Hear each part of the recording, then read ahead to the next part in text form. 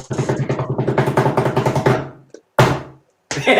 everybody, how we doing? It's Saturday and we are live and kicking. Of course, it's not just any old stream. This one, this is a special one. This is number 15. Actually, there's been a few more than that, but this is like number 15 of the Transatlantic live stream, and that's pretty cool, folks. We've had a few shows in and around. We've had like the May special, our anniversary special. We've had one recently as well. I don't know. We get the odd specials. It's a bit like it's a bit like Star Wars, folks. Like the holiday special, except it's much better. But anyway, we are. This is a bit of a special one, in fact, albeit it's number 15. But this is a special one, folks. We are doing loads of Ninjago sets today, and of course, being a transatlantic live stream, it's not just me.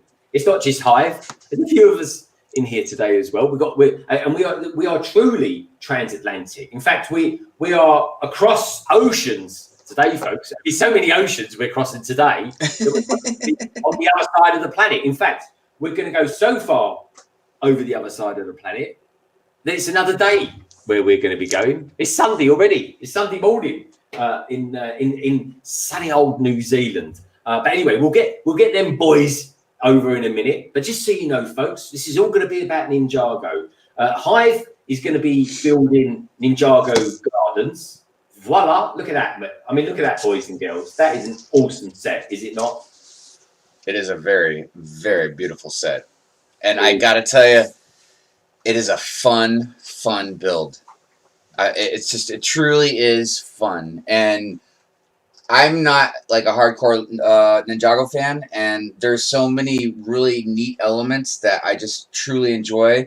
But if you're a Ninjago fan, man, this thing has so many Easter eggs in it. And I just finished building the Ninjago Museum, and it is fantastic, Yes, truly a great set. Now I can't wait to build that Hive. I've actually got one sitting behind me now. I have. Yes, you do. But I can't build it. I can't build it until my birthday, so I've got to wait until May. So it's another one of those ones, folks. It really is. So anyway, I'm sure it will be worth waiting for. That's for sure. Anyway, I think I can show you what I'm going to be building. Actually, I'm going to be building this one, Zane's Mech. Oh yeah, nice. Zane's Titan Mech Battle. How cool is that? I'm loving all the sandy blue and the white and stuff like that. And I get a limited edition Golden J as well, which is kind of nice. I'm liking that. You've got. Oh, that's where the Golden J is. Yeah, Golden J is in the Zane set, which makes complete sense, doesn't it? Yeah, I like the Golden Woo. He's cool, man. Yeah, I think he's the only one that's got a gold. Has he got a golden head? He hasn't got a yellow head. Yes, he does. Yeah. Indeed. Anyway, who else we got? That's us, folks. We'll get the other two geezers on in just a tick. I just want to say hello to everybody that's out there in chatty chatland. Who we got out there? We've got Alan Fox. Evening, everyone. On this account, as Vicky has sided on the AV Weeks. Oh, Alan, you're the A in AV. Now I get you. Alan, do me a favour. Send me a link on Instagram so I know where to find you, please. Because I promised you last night that I would... get over to your channel. We've got Titanium Mum 52 in house as well. Welcome, Titanium J Mum 52. That's pretty cool. Nice. Hi. Isn't it cool? It's like a little family affair, this is. And of course, folks, if you're new around here as well, please hit that subscribe button, become a big part of the LBB family. And everybody who's going to be on tonight, folks, like I always say, it's like it's branded into my brain. All the details will be down in the description below. So, let's put that on, shall we? Here we go. We're going to go and make it a little bit more formal. Welcome to the Transatlantic live stream, everybody. And it really is awesome to have you here. It feels very late to be streaming on a Saturday. It really does. But anyway, it's great to have you here. You've got Brickmaster in the house as well. Barefoot on Bricks. Great to see you, mate. Thank you for being in and around London calling last night. That was great to have you. You've got Will Harper in the house as well. The awesome Steve Reynolds. Steve, I watched it back a couple of hours ago. Last night's stream on the Plastic Architect, man. That was funny. That was hilarious. I really did. And everyone took his seat. It was really nice seeing everybody all dressed up. It was kind of like a one-off. It was like watching a bit of a sitcom. And seeing the skunk back as well, Steve. I'm loving the skunk. Chunk is it, that's for sure. We've also got Snatchy Good Bricks saying, hello, Steve Reynolds, TV. We are spoiled. We are today, folks. So I tell you what, there's some amazing streams out there today. So I'm incredibly gracious to have you lovely lot here. But anyway, talking of being here, let's get a couple of peeps on, shall we? So one is a fairly regular. Actually, do you know what? Both of these guys are fairly regulars, to be honest, for me and for Hive, of course. Who should I bring in first? I'll tell you where I'm going to go first. I'm going to go to a guy that once used to dwell in the United Kingdom. Anyway, he buggered off. He went back to New Zealand. He's, of course, the awesome, the notorious, and we love him really, folks. He's, of course, BrickScene. Hello, mate. What time do you call this? What time do you call this in the morning, eh? Well, it's early evening here in London. What time is it where you are, my friend? 8:10 in the morning. Oh, wow. So, yeah, no, it's a good one. It's a good one. I even went to bed last night and I saw Hive was still streaming. You were still going quite late last night. I streamed for quite a while last night. Yeah. He is a good lad for streaming, I tell you. But he does stream late. I wake up in the morning and he's still streaming. He says, like, yeah, no, mate, there's not often that anyone from the States is still streaming when I go to bed. So he's someone of the States still going. I'm lying there going, good effort, mate, good effort. Yeah, it happens sometimes. It just wouldn't be early morning without seeing you, Hive. It really wouldn't. So anyway, BrickScene, great to have you here. Obviously, this is a bit of an Ninjago themed stream. Yes. So what are you going to be building today? Well, I was going to carry on with my Destiny's Bounty, but I thought that's just going to be too hard basket because it's in a massive bag of parts. So I thought I'll just make it easy on myself and get started on the gardens as well. Sorry to rub it in, Greg, that you have to wait until May, but I do. I genuinely do. Some of us are allowed to open ours. Honestly, I can look at it and admire it, and at the moment, it just holds up the London Wall for all it's worth. But anyway, yeah, it looks good. Anyway, I can admire the box at the moment. I can. It's a massive box too. It is huge. It is massive. Anyway, talking of massive, someone who's an absolute massive fan of Ninjago is, of course, our next guest. And he's going to be building some epic sets today, folks. Honestly, he really is. Take my word for it. It's what he says on the box, in fact. He's, of course, Mr. Ninjago himself, Titanium J, 52. Hello, everybody. Hey, Jay. Hey. How you doing? I'm doing well. I'm building this today.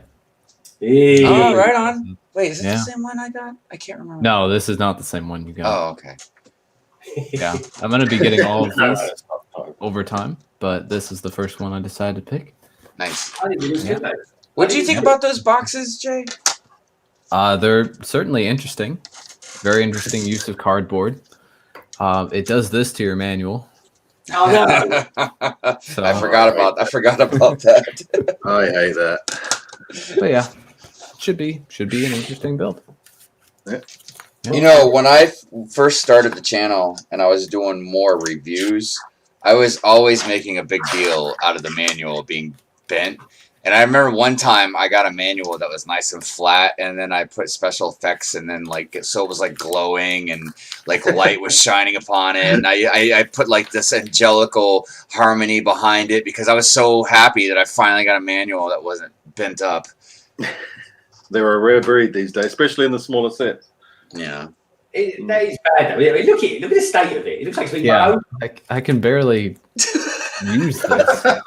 See, now they're going to be like, well, see, it doesn't make more sense to just use an app. It's a good thing this is a short build. Like, I want a manual. I want a physical manual in my hand. I look like I've taken over James' body now in this angle.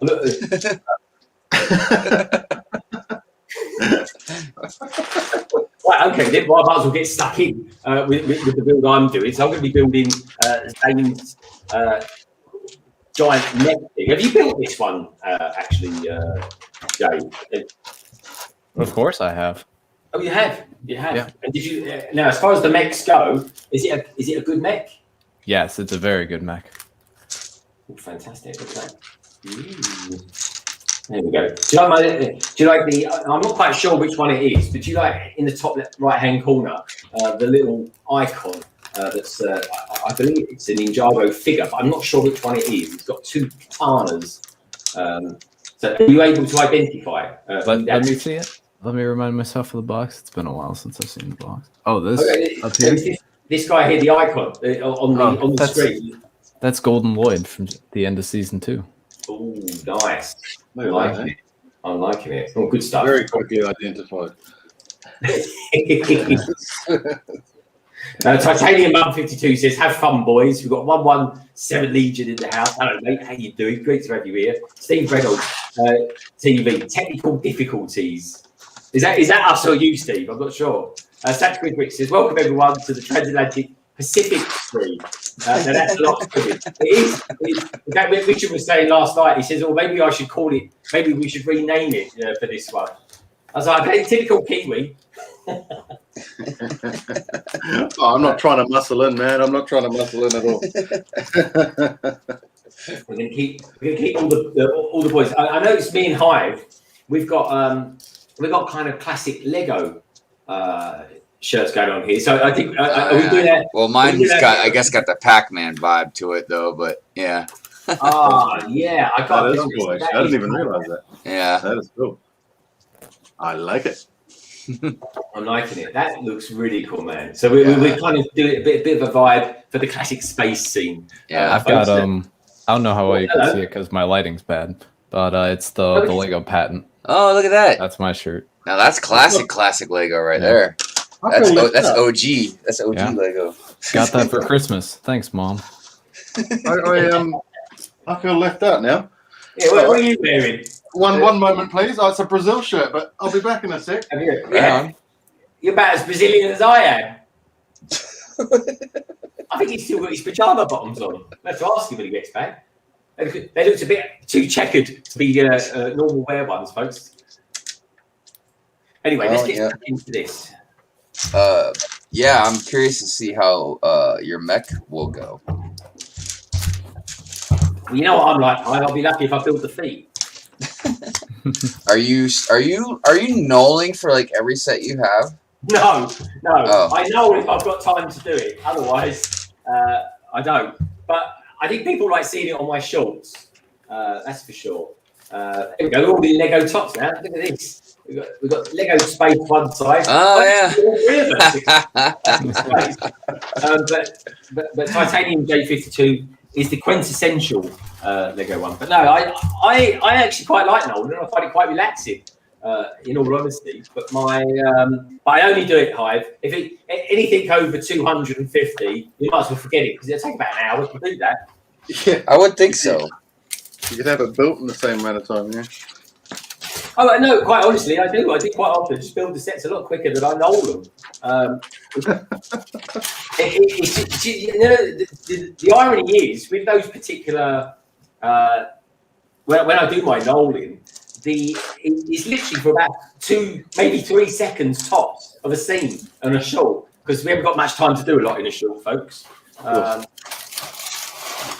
feel like knolling is for a certain type of mind frame. You know what I mean? Because I can do partial knolling, kind of like what I'm doing right now, where for each step I'll take the pieces I need. You know what I mean? Yeah. But I don't think I have the patience, you know, to do like a wide scale type of knolling. You know what I mean? Yeah. But I imagine especially if you like things in order and organized, that would definitely. I feel like if Mrs. Hive built Lego sets, that's what she would do. Yeah, funny. My wife Gemma, she actually quite likes knolling. Like she says, "Oh, that's my favourite part of the whole build is knolling." I'm like, all right, well. On you go. Well, when Mrs. Hive has time, she actually likes sorting Lego. Yeah, she enjoys it. I can't I absolutely loathe it. I can't stand it. No, I'm the same. Yeah, my partner's keen on helping out, you know, with the sorting for the Bricklink store and all that sort of stuff. So that's a bonus for me as far as I'm concerned. Yeah. A huge bonus.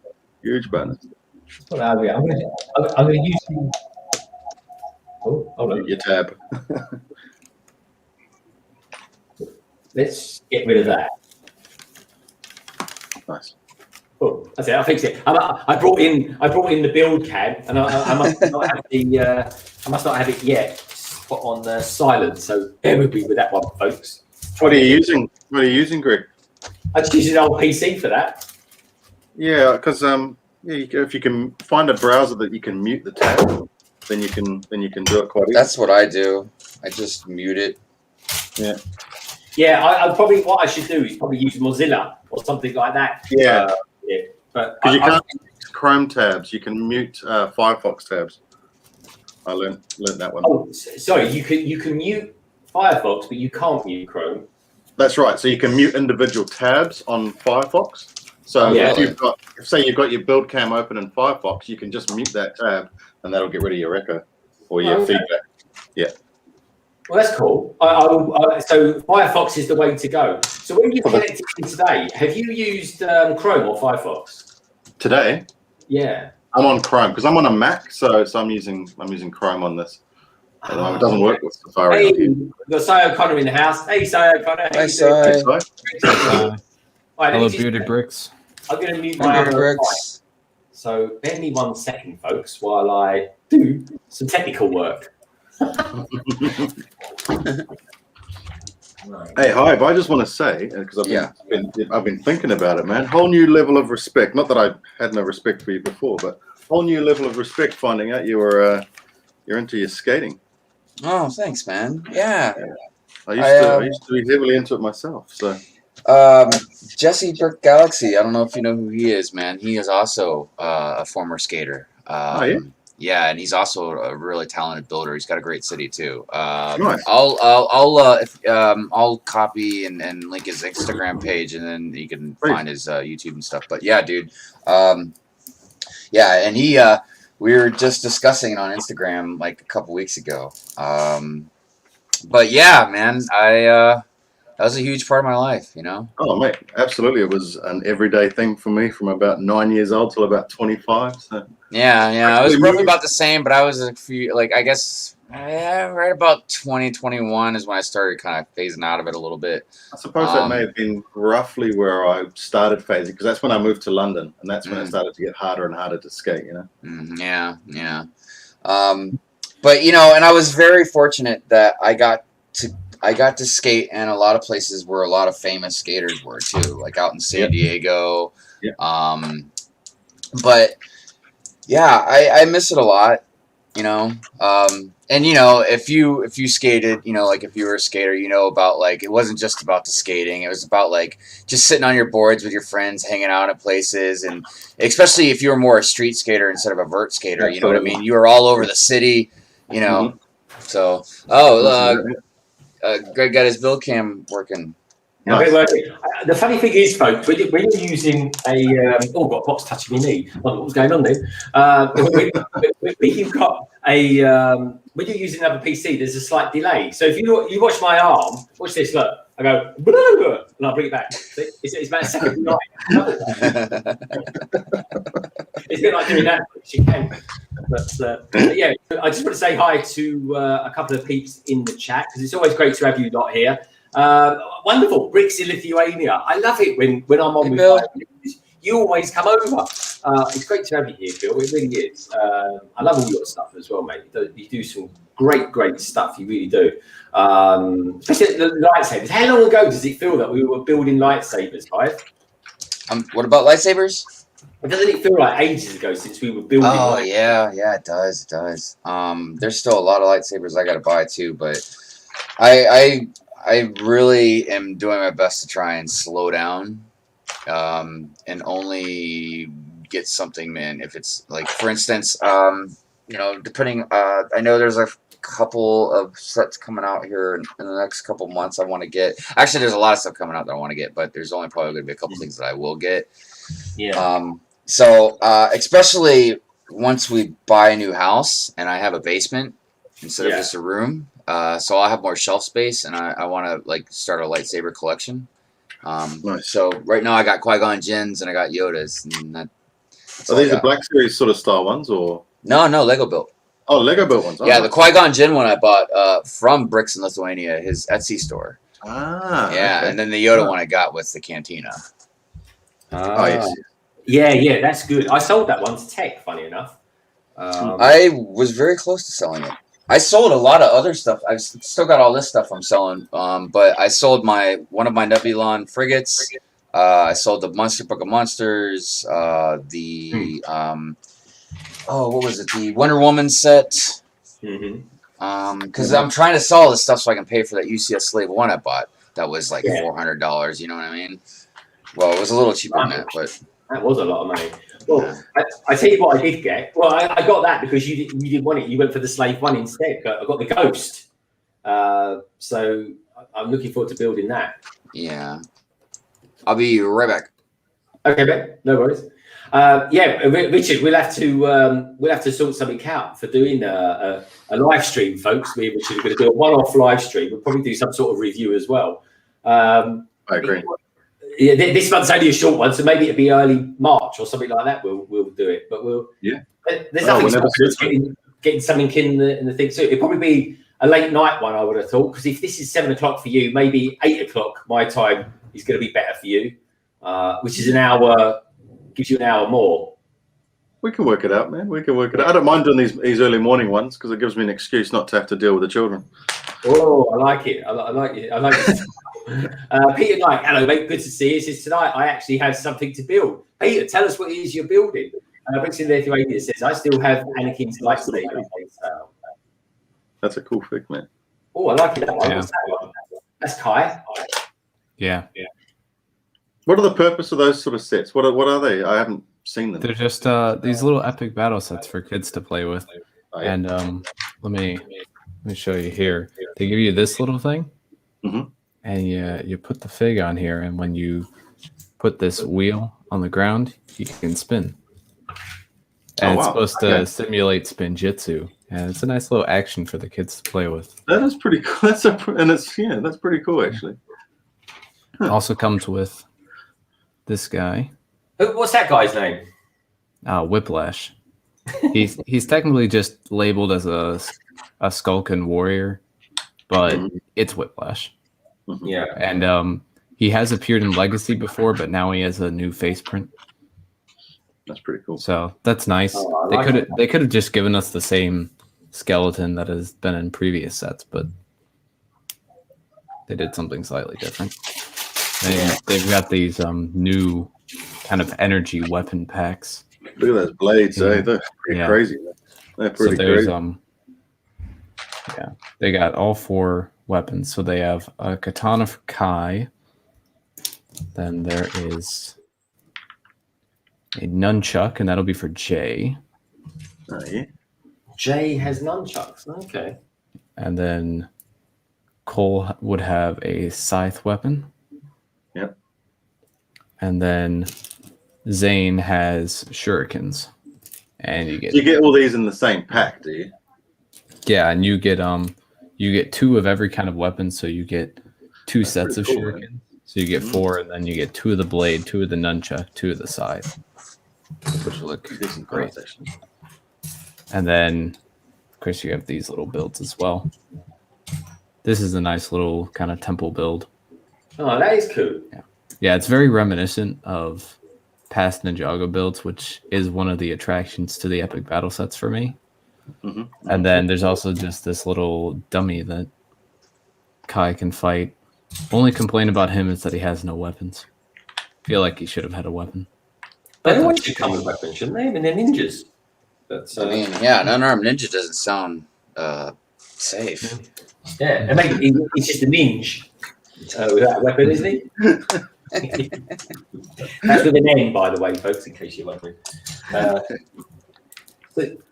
So this is my first ever golden figure that I've built, and I like it. That one's a really nice one. Yeah. I've literally just built my first one too. Let's take a look at Woo, shall we? Oh, that is nice. Woo, that's pretty cool. Yeah, I took away the staff and put a cup of coffee in the can. Hey, guys, how you doing? How's all your lovely family as well, by the way? Oh, good. Yeah, everything's pretty good. I'm so fascinated with this build. You know, and I've already started integrating different stuff into it. Like I put the child, you know, baby Grogu, you know, back here in the pond, you know, in the back. I was like, you know, it just seems like a perfect place that he would like to chill it. We've got Lego the Maniac in the house, right? I tell you what, right? I very seldomly come across Lego the Maniac these days. It's always lovely when he pops in. Lego the Maniac. I know life's busy and stuff like that, but it's always good to see you, dude. And on a Saturday as well. This is one of the nice things, I suppose, about doing a late night for me anyway on a Saturday, 7 o'clock. Because normally when me and Hive stream on a Saturday, we kind of kick off about 3 o'clock or something like that, don't we, Hive? So this is like 4 hours later for us, and it's early morning if you're over in New Zealand or something like that. For all 5 people that live over there. One of them happens to be one of my favourite Lego YouTubers. He's, of course, this amazing-looking man who, quite frankly, I don't know who irons his shirt. They do a bloody good job, that's for sure. Oh, can I ask you a question? As it's so early over there in the morning, do you happen to still be wearing your pyjama bottoms? No. I've got shorts on already. Ah, he's got shorts on. Look at the pins on that bloke. It's true. Look at that. I love it. I tell you, I love a Kiwi. I really do. Jay, Titanium Jay. Don't worry, you don't have to show your pins. He said, please don't ask me to do that. This headband for Kai, this will also be seen in the new season 14 sets coming out in March. Oh. So it's nice. And then they put Lloyd's headband piece in his golden figure in the Tournament of Elements as well. Yeah. And then Cole will have the same hairpiece from the Ninjago movie, but with an orange headband instead of a brown one. And then Jay will also have a headband hairpiece. And that's just new. Yeah. Oh, that's pretty cool, man. Thank you, Lego the Maniac. Yeah, I've had a really amazing probably amazing 6 weeks, in all honesty, really. But yeah, no, the channel's doing very well, and so is yours, mate. I mean, I think Lego the Maniac's channel went up something like 6,000 subscribers in like a day. Wow, that's very good. Yeah, he had I think someone bought one of these. You know, he does these mysterious boxes, the puzzle boxes, and they're really genius. They really are, folks. Well, anyway, a big YouTuber bought one from him and said such good things about him that overnight he just became a sensation. So it's a beautiful thing when it happens. It really is, folks. Honestly, worthy as well. If it's off the back of a nice experience with someone, you know, that's well worthy. They're the best ones. So, Lego the Maniac, you are one of the geniuses, as far as I'm concerned, in our community, and it's nice to see you, mate. Because I don't know why, Hive, but when I started doing streaming and getting into Lego and doing YouTube and stuff like that, it feels like we've gone through a bit of a turnover of people that were around then that aren't around now, and it's good to see that you still are Lego the Maniac. It really is. He says he goes on to say, "Thanks, Greg. Always nice to pop in." And indeed, busy with life as well. Trying to extend my professional skill set a bit these days, so not always time for Lego, unfortunately. No, and you know what, folks? I honestly, I just do this for fun. I certainly don't do it for money, that's for sure. Because I've never met a rich Lego enthusiast yet. Albeit they were rich until they bought a load of Lego.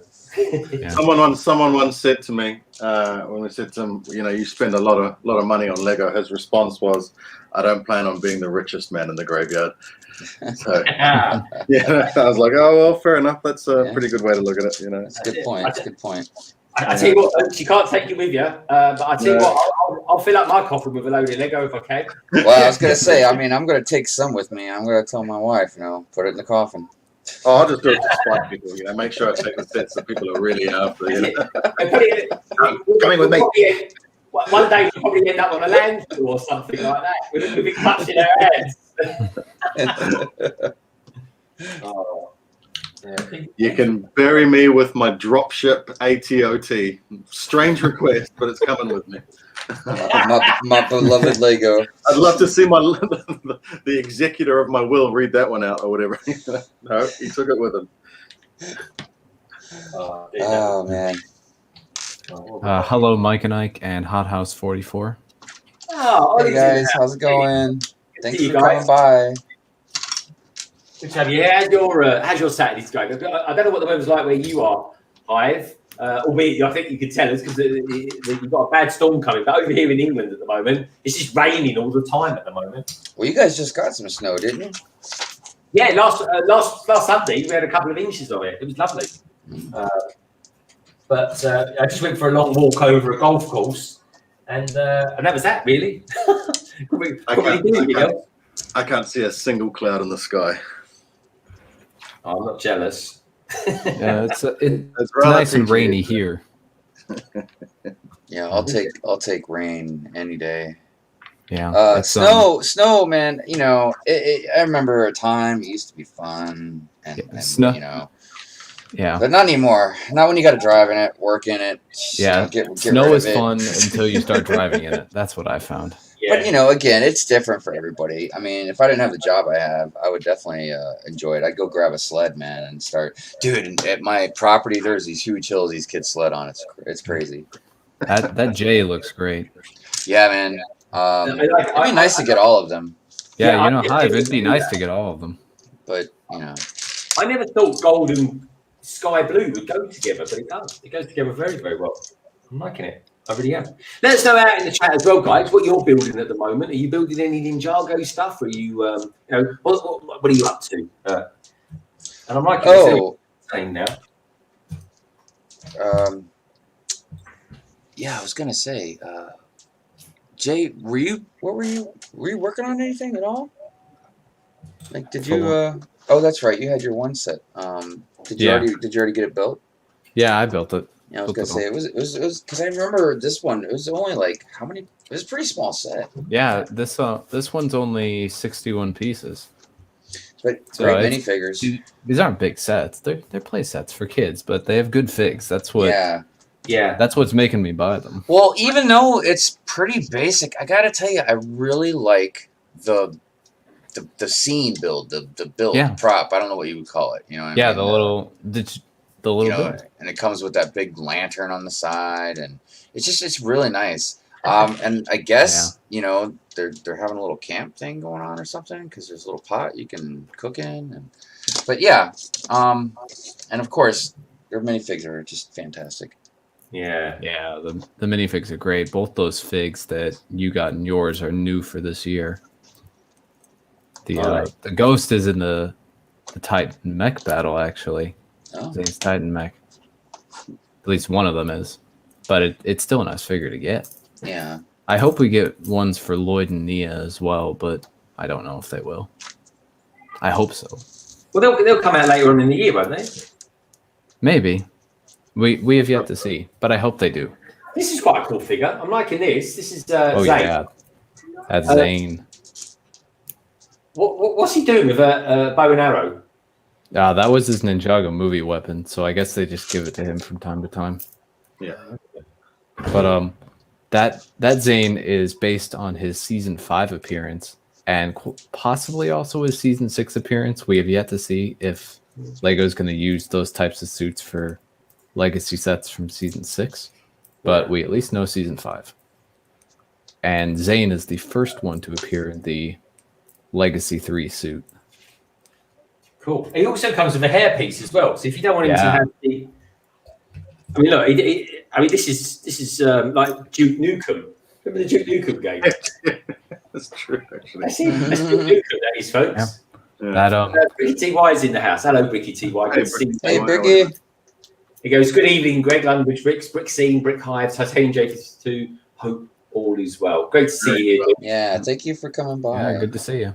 Did you guys notice, well, Jay and Hive, because you guys have both been building the gardens, but the pins don't have the slot in the center. Really? I didn't notice that. I don't know if you're going to be able to zoom on that, but they don't have a slot, like the hollow slot in the center. I didn't really That's notice. You know something else that's interesting, and I haven't gotten to the step yet, but in bag 17 you get You get an orange space helmet. Yeah, that's a reference.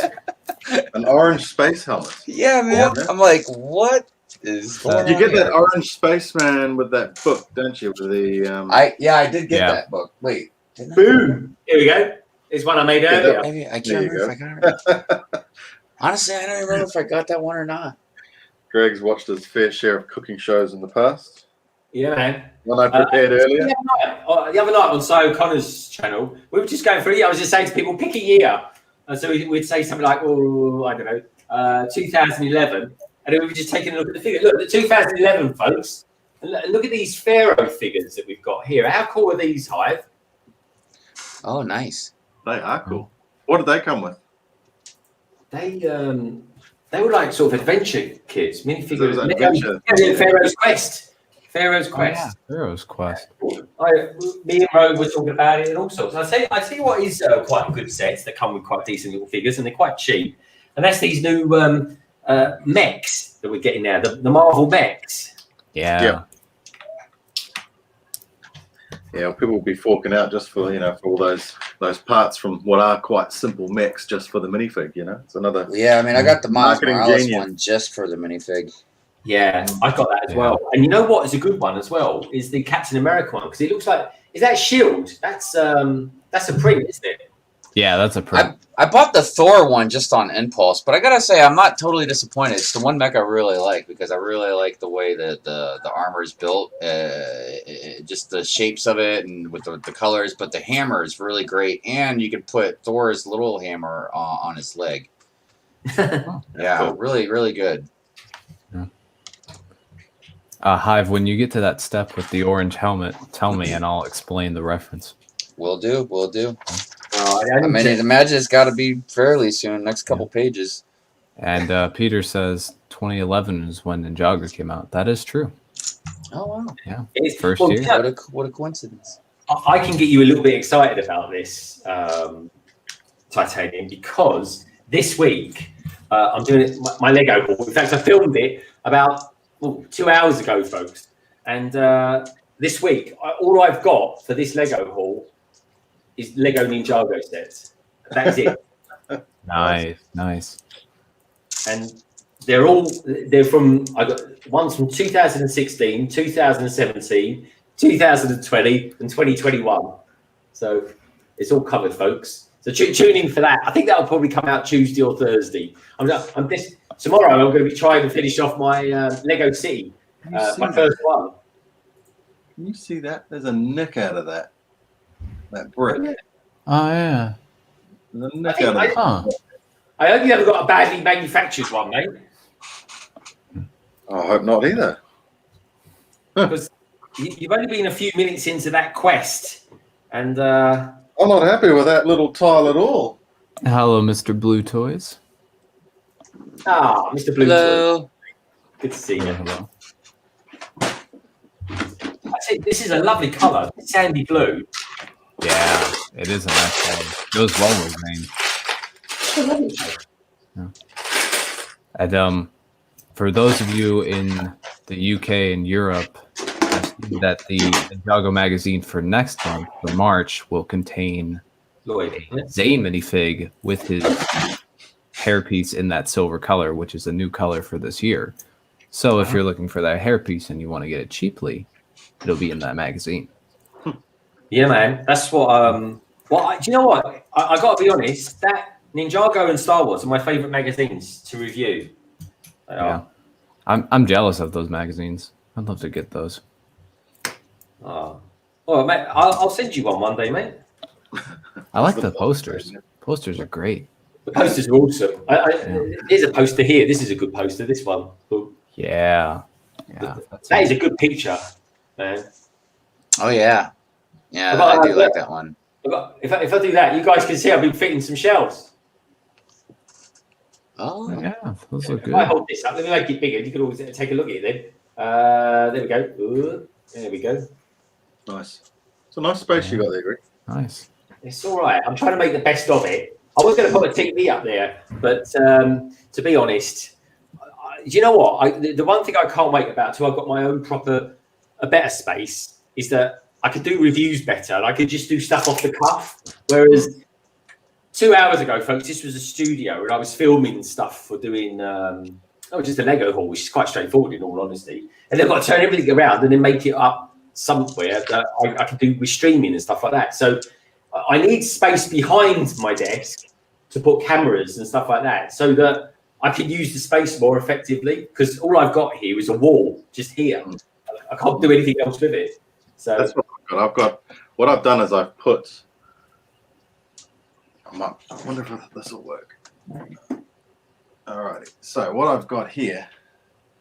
Oh no! it might catch off. Oh, it's not liking this. There we go. So what I've got is I've got everything on a shelf, right?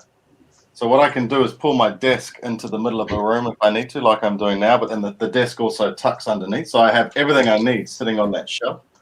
Yeah. Oh. So that's just the USB coming out, and then it's just not the best of connections. But that means what I've got above me is I've got a pull-down blind that gives me my background for when I'm doing my reviews. But then I have everything sitting on that shelf, so I don't have to move stuff around all the time. I can just move this table around however I want. Yeah. So it kind of works. It works for me at the moment, you know. Like, that's what I'm looking forward to doing. Just having a space that I don't have to keep moving things around and doing different things with. So when I get that proper space, I'll be able to have like a desk, like a desk like this, right? And then if I'm sitting this side, I can have almost like just a bit of space where I've got stuff over here looking down at me and stuff like that. But basically, the same sort of setup as Chris at BrickScene. Because no matter what he does, he uses the same space for everything, doesn't he? And that would work quite well for me. That would, or something like that, anyway. But we'll have a different layout, all that sort of stuff. Eventually, I'm going to try and move the whole setup out into the garage, because if I'm going to have the Bricklink store in there, I'm going to start building a city in there. So it's going to be kind of like what Hive says, have that more space just to, when you've got that bigger space, you can just sort of spread out a bit more. But what I did think about doing was having a, going back to the whole skating thing, in the city, having a nice big flat space that I can build on. And that'll be part of my, so you're building within the city, somewhere to build, and it would be a flat space. It would be like a skating spot that you could put ramps and stuff in or whatever, but then you clear it all away, and that's my building space for when I'm doing my streams and I'm sitting in my city. Something I just that's something I'm gonna have when I get a basement in the city. So I'm gonna expand the forest area, but I'm gonna have like a square, like in the forest area where it's gonna be a skate park, because I've got the Creator 3-in-1 skate park. And then I got 2 of those newer ones that I can put together. So I should have something pretty sufficient, you know what I mean? That's decent, you know what I mean, to use. But yeah, that's the way to go. Because I don't think I'm going to be able to have, with the exception of the one roller coaster I have, I don't think I'm going to be able to have like a fair or whatever you want to call it. Yeah, like that, because those Ferris wheels and a lot of those other ones, the merry-go-rounds, like those are really expensive sets. And I don't know, maybe one day, but see, I have all of those, but even then, I don't think I'm going to incorporate them into they take up a lot of space too. They take up a lot of space, yeah, right. Especially the roller coaster, Yeah. So, are you talking about the big one too, right? Like you got the big roller coaster. I just got that Creator 3-in-1 one. Oh, okay. No, the big one that came out a couple of years ago. It's huge. That'll take up a majority of the space. Yeah, I can't imagine, because just the Creator 3-in-1. I mean, that's a big size. That takes up like a couple base plates. Yeah. But it's not on the massive scale like that the other one is. See, I'm definitely gonna pull in the haunted house into the city, but it won't be a haunted house because you have to open it up to actually sort of see the ride, So it will just be a building in the city somewhere. Yeah, there's a couple other buildings that I have tucked underneath the tables, just not finished. I started building a bigger Avengers Tower a couple years ago, and I just didn't finish it. And now that they came out with the new Avengers Tower, I've been meaning to grab one of those so I can kind of expand the one I've already been building. And then I got a Daily Bugle set that came out a few years ago, and it was just the face of the building, and it came with with pretty decent minifigures. It came with like a little jet too that Dr. Doom flies or something. But I started I started modifying that, and I got the bottom section done where it was like an actual building, you know, like that you can make like a modular. But I only got like the first floor done, and it's like I said, it's in a box right now. But once I get, like I said, more area to put it in, I'll go back to working on those. Yeah, it's exciting. So doing your own city, I think it's brilliant. I'm really enjoying doing that. Yeah, I'm kind of stuck myself because I can't, because I'm living at home with my family. When I am home, I can't expand outside of my room, so I'm not going to be doing any sort of city layout until I get my own place. Yeah, but I was going to say, even sometimes when you're not living with your family, you still don't really get that luxury of expanding outside of the room. I want to let you know that. I'm not even considering a city until I get my own space. I mean, I'm very fortunate, you know, with what I have. I mean, I make a pretty good living, but even more so, Mrs. Hive makes an even better living than I do. You know what I mean? So that means that I'm able to have the space that I have. And I don't take that for granted. I will tell you that. Yeah, but you got to earn your money. Hive, it's still hard work, especially what you might be doing tomorrow and stuff like that. You know. Yeah, but I feel almost. Correct me if I'm wrong, and I'm not saying this with every person, but with a lot of people, and I feel like now myself included, that the more room you give yourself, the more faster you try and fill it up. Dude, I mean, look, I've had this Lego room. I was trying to think of when about a year and a few months, maybe. I think that's when I was doing those videos where I was painting it. It was like September of 2020. I don't remember, but it doesn't feel like it's been that long. And dude, I'm literally out of room. Like even like, okay, I'm gonna put Ninjago City Gardens. I was talking to Jay about this a while back. I'm gonna put it right there, but it's gonna block a couple modulars. You know what I mean? It's just not gonna really look right. But at least I'll have a place to put it. But my USS Slave or UCS Slave 1, I don't know where I'd put it, dude. Unless it just sat here on the table. I don't have any room. I don't even have wall space anymore. I am literally out of room. And I don't know what to do because I can't, unless I just start taking stuff down and boxing it up, which I guess I'm going to kind of have to do soon anyways. But no, that's what I've got to do, man. That's what I do that too. A lot of my stuff is in a box, unfortunately.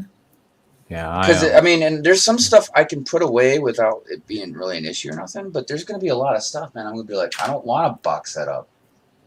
And I'm going to get to a point where I'm like, I don't want to box anything up, man.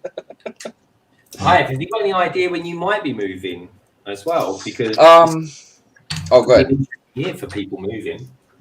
Well, our plan is in spring.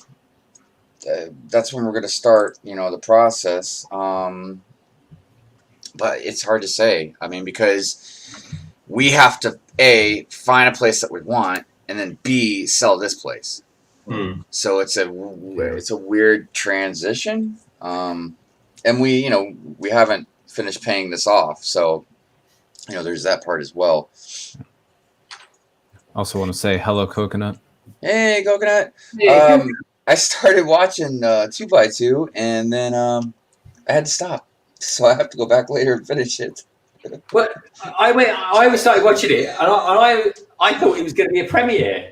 Yeah, I know. I was like, wait, are we live? I was like, what? Yeah, Coconut. What happened there? I thought we was going to do a premiere of it. I was like, wait a minute. I was like, where's the live chat? Well, I got in there. I was like, hold on a minute. And I thought I'll watch it back later because I started getting ready for this actually, so I wanted to watch it anyway. But it's actually very cool in it. I will say that it looked good. Anyway, it looked really good. Oh yeah. It was. That's the one you do with Solo and Coconut, is it? Yeah. Yeah, it's in case anybody doesn't know, 2x2 is our podcast that we do, and it's me, Brick Hive, Coconut, and Solo Brick Builder. We all get together and we just talk about Lego for anywhere between half hour and an hour, really. I think this one's around 45 minutes. I think it's going to be. Yeah, something like that. It was like I think about 40, 45. Yeah. Yeah, it's our version of a round table discussing things, showing things, just general randomness, and, kind of in a fluid way. Mhm. Yeah, I enjoy it. It's a good laugh. Yeah, and it's fun when you mesh well with others. Hey, Red Carnage. All right, Red Carnage. There we go. I will say it's tough to keep up with stuff. Yeah. I don't know. Maybe it's more just me because of my work lately. But yeah, I mean, when you're trying to run a channel and keep things going and fresh and new, and you want to keep stuff good for your and good content coming out for your fans, and then when just collaborating and stuff like that, it's a lot to keep up with. But the good thing about it is it's just really fun, and I don't know. It's like, I don't know if the right word would be like a sense of accomplishment. I don't know. I always feel good after every collaboration I do with people, like the Transatlantic Stream, or or like a 2x2, or something like it. I don't know. I always come out of it feeling good. I like spending time with all of you. And I could easily just say it's because of Lego, but I just truly enjoy everybody's company. It's nice to have friends, you know what I mean? Especially when you have friends that enjoy the same things that you do. So you can share that excitement, I don't know about you guys, but my whole we're about the same age, the three of us. I know you're a bit younger, Titanium J, of course. But I'm at the. Me. Oh, that's right. You're a spring chicken too, aren't you, Greg? Sorry, mate. Sorry. I'm more chicken than spring, if I'm in all honesty. But look, I guess maybe over the last sort of 5 years, I've gone through a process of not feeling the pressure to hang out with people that I just don't really care for hanging out with anymore, and it's like, I'm doing what I want to do these days, and I find I'm spending more time, online with the likes of you guys, because this is where my interests are. This is what I'm enjoying at the moment, and it's about enjoying yourself, man. That's what you realize as you get older. It's about having Right. Yeah. I mean, I have to be quite honest. I don't know.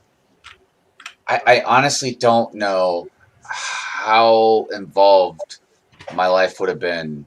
Like, I would say, like, maybe my early 20s, or something like that, maybe my mid 20s. I don't know how much time I would have been able to invest in it, even if I would have been invested in it.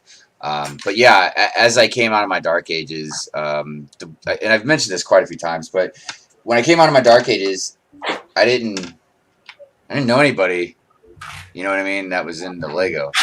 And I mean, well, like my friends' children, you know what I mean? But I'm like, I don't want to sit down and hang out with their kids, you know what I mean? Like, it just seems like that'd be weird, you know what I mean? So, but to try and find people that are at least, or even T-falls, you know what I mean, that you could talk to, or about Lego or whatever. So, yeah, when I found out about the Lego community, that was a really, really awesome thing. And I have to say, we mentioned this the other night, I think, on a Hive stream about us Lego builders have been at least fortunate enough during these COVID times that we actually almost thrive, indoors. You know what I mean? Because we're Lego builders. You know what I mean? Not that it's been easy on any of us, but at least that's something we've had in our corner to keep us occupied, to stay in touch with each other so we're not alone. You know what I mean? Like, just all these general things, I think have been a really, really good thing for all of us during these very difficult times. I remember when I remember all the way back to last March, and there was a meme that came out. It was a guy from Goodfellas. He was laughing with some of the other gangsters in it. Yeah. And they said, oh, the government has just told us that we've got to stay locked in our houses, and the Lego enthusiasts, you know. Yeah. Rejoicing. And especially if you're a Lego builder and you're an introvert like me. Yeah. Like it's almost crazy to think, again, going back to skateboarding, you know, how much skateboarding was a part of my life. Because I lived to just go out and skate, you know what I mean? Like that was just, you know, I mean, not every second of the day, because I was an artist as well, so I like to stay home and draw too and stuff like that. But especially once I became an adult, I've never been part of like the nightlife. I mean, occasionally, you know, we go out with some friends or something, but I've never been someone that likes just go out and party or go out and drink all the time or go out and even really do things. Like even when I've gone to concerts that I really, really enjoy, I have a great time. Even when I've gone every year, we would go to Baltimore Comic-Con. Even that, something I truly, truly enjoy. You know what I mean? Even Brick Fair, Virginia, and that stuff. After a few hours, I'm like, yeah, I gotta get out of here for a little while or something, because it just being around people for so long. I don't know. I don't know how to explain it. The thing is, Hive, do you still feel that you are an introvert, even after all this time of doing live streams and that? Because you are, like, when I don't know, people out there, so tell us what you think as well. But when I think of live streaming, right, you are definitely in my top 5 for go-to people that live stream and stuff like that. Thank you. And I kind of feel we started that journey together. Yeah, we did, yes. Back in the day. I remember you being on my first live stream. I remember being on your first. Because I can't remember. I don't think your first live stream was a London Calling on a Friday. Not your very first live stream. Maybe your first London Calling, but I don't think it was your. I don't remember. No. My first one, because I used to do it with Paul, the channel with someone else, folks. Oh, yeah. And it was called Double Bubble, which is a Cockney term for, you know, doing overtime, where you get twice the amount of pay. So we called it Double Bubble. And that's a good way to put it. I call everything that. I mean, maybe one day I'll do another stream with someone else or something and call that Double Bubble or something like that. But I always like to name my streams. Instead of, I guess what I do, instead of, some people like say, take Jang, for example, and I'm nothing like as big as Jang, I never will be, but he segregates what he does by, he does his little branch off channel, doesn't he, under his channel. Whereas I just name a particular thing differently. So, for example, there's a great big tourist attraction in London called the London Eye. So when I want to stream on my own, I just call it London Eye. As in I'm playing with the word I, but it's just me, myself, and I. When I do Fridays, I do London Calling. I just thought that would be quite marketable, a quick and easy one for people to relate to. You know, it's kind of getting it out there, getting people in and having fun and stuff like that. And then but even before that, when we decided to do a stream together, when we were thinking of a name, we were thinking of names like Across the Pond and all those sorts of things, folks, before there was even anyone doing anything that we were doing. And then we said Transatlantic live stream, and it's perfect because it's exactly what is between us. You know, it's just a great idea. It still is a great idea. You know, definitely, yeah, man. We're still going strong, so you know. I'll tell you, when I first started getting back into, I got back into Lego a little while ago, probably a little bit before, and I was sort of on the Facebook groups around here in New Zealand. But when I started looking more international, Hive was the first person that I came across. Wow, really? And you would have had maybe 300 subscribers at the time, maybe 200, 300 subscribers. And I remember thinking, who's this guy? He's about my age. And I just saw a mirror of myself and you. And I was just like, you know what? I like this guy. So that's when I started following you. And you're probably the first of the live streamers that I followed. Of course, I'd seen Ryan's videos and I'd seen, you know, Jang's videos, the reviews and all that. But as far as live streaming and having that interaction, you were my first, Hive. You were my first. I you know who sticks out to me as far as the first ones I remember when I first started noticing YouTube was just really it was the big guys. It was Jang, it was Ryan, but Hoosier was the other one. Because he had such an awesome city, you know what I mean? Oh, he still does, but I don't know. I remember then growing and meeting more people in the community like Bricksmith and Blaze, and then starting to notice like BFab and people. And I remember I remember seeing Greg's channel, and then but it was not too long before he actually reached out to me, and yeah, I mean, and yeah, it was just like a snowball effect, man. You meet this person, and then that person knows like these people, and then you meet those people, and then those people know these people. I mean, and soon there were just these circles of friends of mine, and by nothing intentional or unintentional, you would just get closer to some people quicker. Some people more over time, you know what I mean? Some people you definitely get to know, but they're just not quite in the same frequency as you, so you just you don't cross paths with them that much, you know what I mean? And it's to be expected because, dude, there's hundreds and hundreds of us, man. You know what I mean? So you're only gonna be able to, do so much with so many people at so many times. So like I have so many friends, and I love everyone, you know what I mean? But there's like these different circles, like inner and outer rings of circles of friends that I interact with just either all the time or more fluidly sometimes, or it's pretty wild, and it's crazy because like with Greg, I'm in constant interaction with and conversation and just popping, dinging each other, or pinging each other, just, kind of racking each other. I mean, a lot of it's because every month, literally, we collaborate. Yeah. And sometimes a lot of times in a month, you know what I mean? Yeah. And it's so crazy because I never would have thought this before I'd known Greg and he'd been my friend, but like the 5-hour time difference. Like I always just instinctively, automatically generate 5 hours ahead of myself. You know what I mean? When I know I'm talking to him or we're messaging each other, which I imagine he probably the same way with you, Greg. Like you just think backwards. I literally, as soon as I think of a time, I think, what is that time in America? What is the East Coast time? It's ingrained. I go literally, and also as well because the firm I work for now has merged with a large American firm. I'm dealing with a lot more Americans. Oh yeah, that's right. So it's like the only problem is the day you're working, folks. Blimey, I could work till 10 o'clock at night if. But it's just the way it is. But I mean, for me, we always try and do. I think we've always pretty much achieved it. Maybe once or twice we've gone 5 or 6 weeks without doing one. Yeah. But equally, sometimes we've done 2 in a month. And I'm not gonna lie, and I'll be truthful with you guys. I'm almost scared to do it, but I almost wanted to take a few weeks off.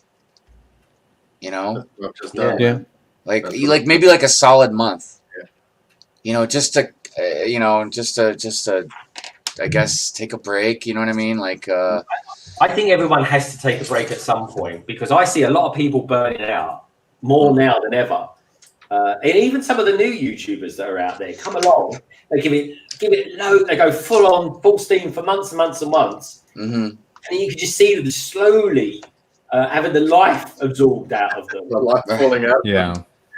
I got my senior year of high school, I kind of burned out because I was simultaneously doing YouTube, and then I also had I was in improv at the times, and we had a show, and I got sick, and so I just kind of stopped uploading regularly after a while. I mean, and look, I can see, and I don't mean this in a slight against anybody that's able to do it. You know what I mean? But I can see if you didn't have to work like a full-time job, you know what I mean, or something like that, and you had a lot of time. You know what I mean? I could see where it could be less stressful.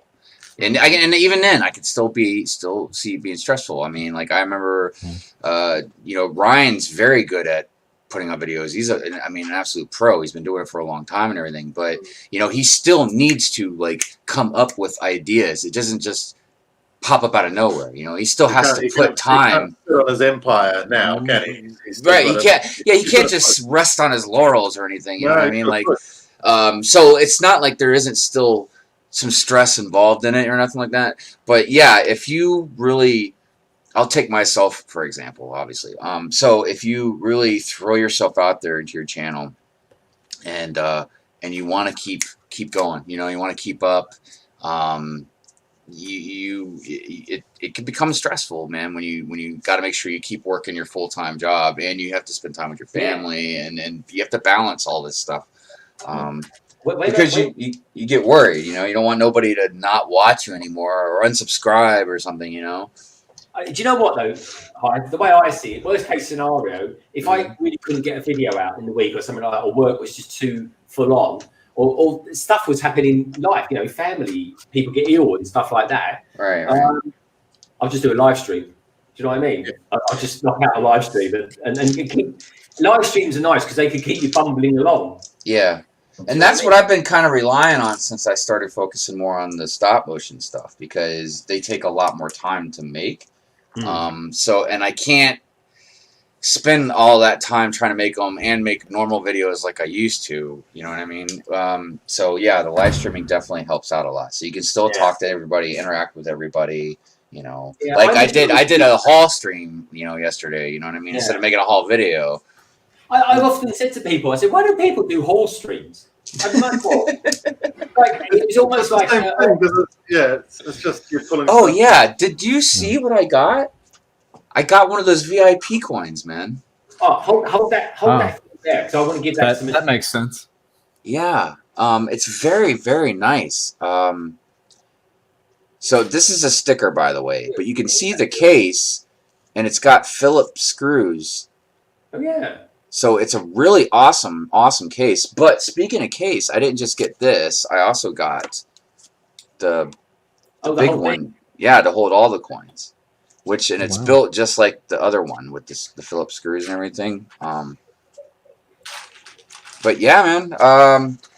I bought it more impulsively than anything. I don't know. I don't know. We'll see. I don't know how the whole format's going to go. Like if they're going to have a new coin every other month, or how they're going to do it. If it's going to be limited, or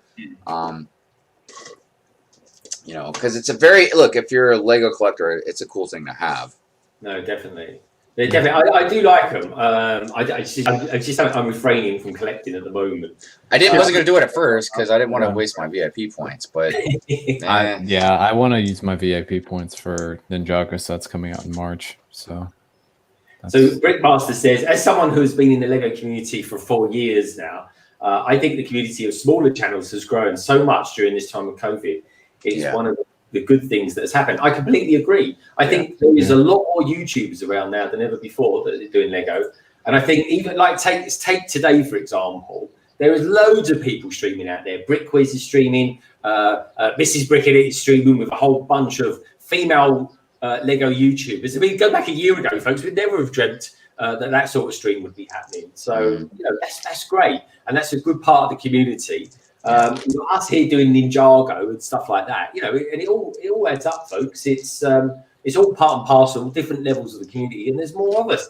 And I tell you what's great about live streaming is that you not only connect with people that are like-minded, but you get that sense that you've actually spent an evening, some time with other people. Yeah. Which is what we all need at the moment. The lockdowns, you know, especially in these times of lockdowns.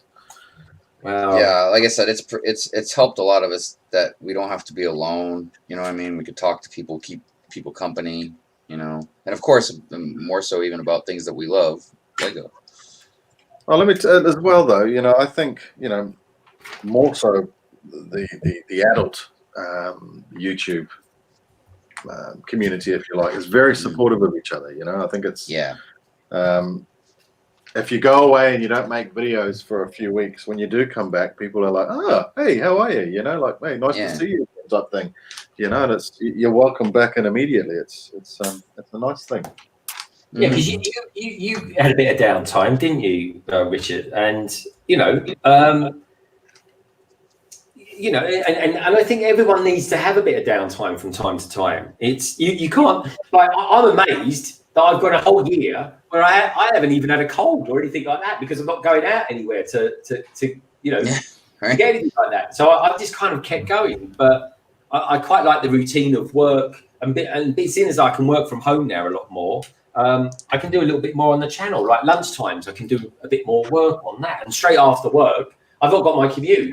So, and it's strange because there's pros and cons to that as well. Because normally on my commute, which is like 20 minutes, folks, I'd be reading up on stuff about Lego and stuff like that. Whereas more recently, I've kind of been a lot more kind of focused on the channel in that respect, which has been a good thing. Right. So I'm quite lucky that my job or my business I run from home anyway, and I employ people who also work from home. So it's not, I never had to go out and do something. So now, look, while my business is not doing that great because of COVID, basically I do background checks on people who are going for jobs with my clients, and people are not moving around so much at the moment, so business has taken a hit. So I needed to find something else to do from home because I couldn't go and find another job that would take me away from here because I still need to be around for my clients. Hence why I've decided to start a brickling store. I think it was probably the only option, really. Not the only option, but it was definitely an option worth looking at. So Hive, did you use that orange classic space helmet yet? Negative, not yet. Give us a little insight, Titanium, because I'm intrigued. So there'll be another thing that goes along with that little helmet, and it's a pair of rollerblades. Actually, it's a reference to Ninjago season 4. There was a particular episode. It's called Ninja Roll, where it was Lloyd versus Camille, the Master of Form, in the Tournament of Elements, and they fought their battle on rollerblades. And all the other fighters that were currently in the tournament were there, and they chose teams. And it was a great episode. But Camille used the orange helmet, and that's a reference to her team, which makes it even weirder that they didn't include her in this set. And I still think they should have. Well, could they have done without a minifigure that they included to replace? That she could have replaced. Like, is it Clutch Powers? Oh. I mean, Clutch Powers' appearance makes a bit more sense now because it looks like he's going to be in the island sets or in the island little. It's not really a season now. It's been confirmed that it's a 45-minute special, kind of like Dave the Departed. But apparently he is going to be involved in that, so his appearance makes a little bit of sense. But I still would have preferred to see another exclusive character. I don't know. I think you're right. I just want the last Elemental Master, because now we evolve them except for Camille. Which is also slightly ironic when you think about it, because she's the Master of Form and could look like anybody. Oh, right. Oh, is she like a Mystique of Ninjago? Is she? Yeah. Yeah, a little bit. I've got a question for you. Why did we not, in Ninjago City Gardens, get a Garmagon? Probably because he just hasn't been involved much in recent seasons. He his last appearance was in season 10 against the Oni, and he kind of disappeared after that. There's an image of him in season 11 in a mirror, because Lloyd looked in some sort of magical mirror and it showed him Garmadon, which might have been a reference to Harry Potter, I think. Okay, but, that's pretty wild. But no, he hasn't been involved much. They haven't really seen him. There's been mentions of him occasionally, but nothing. No appearances. His prison in Cryptarium prison. his particular cell was also converted to be a cell for Asphira, who is the fire snake from season 11. Which that was really cool. Yeah, man. I'm just looking at Coconut Brick Studios comment. Yeah. No one knows more about Ninjago than Titanium. I don't think anyone's going to argue with you there, Sunshine. Peter Knight says, London Bridge Bricks. I have 2 of the Tournament of Elements sets, and I'm putting them together to make an arena. Oh, that's cool. Yeah, man. I love them all. That's really cool. That set is actually based on Chen's Palace from season 4. And it's a bit more accurate than its kind of predecessor that is based off of Dojo Showdown. Mm-hmm. So it's a really nice inclusion. It's a really nice set and a really good way to get 4 or 3 more Elemental Masters that we've been missing. Yeah. So I'm just going to grab a coffee. 1 second, folks. Do one of those myself. We'll have to see what Ninjago comes out with in the summer. There's rumors of an underwater season. Have they done anything like underwater? There's been a couple episodes, an episode or 2 that have been underwater, but No, I mean sets. No full season underwater. It'd be interesting if it was, and it includes a rumor of kind of like an underwater bounty. I guess like a submarine bounty, which would certainly be interesting. Yeah. And then there's also rumors of a legacy ultrasonic raider, which would be another very interesting one. That was the ninja's vehicle that they created at the end of season 1 and would go into use during season 2. That'd be really nice to get. Yeah, and it sounds like something a little different, you know? Yeah, it's a giant ninja tank. And the original was cool. I bought the original one semi-recently. And it was really great. 117 Legion just donated $2.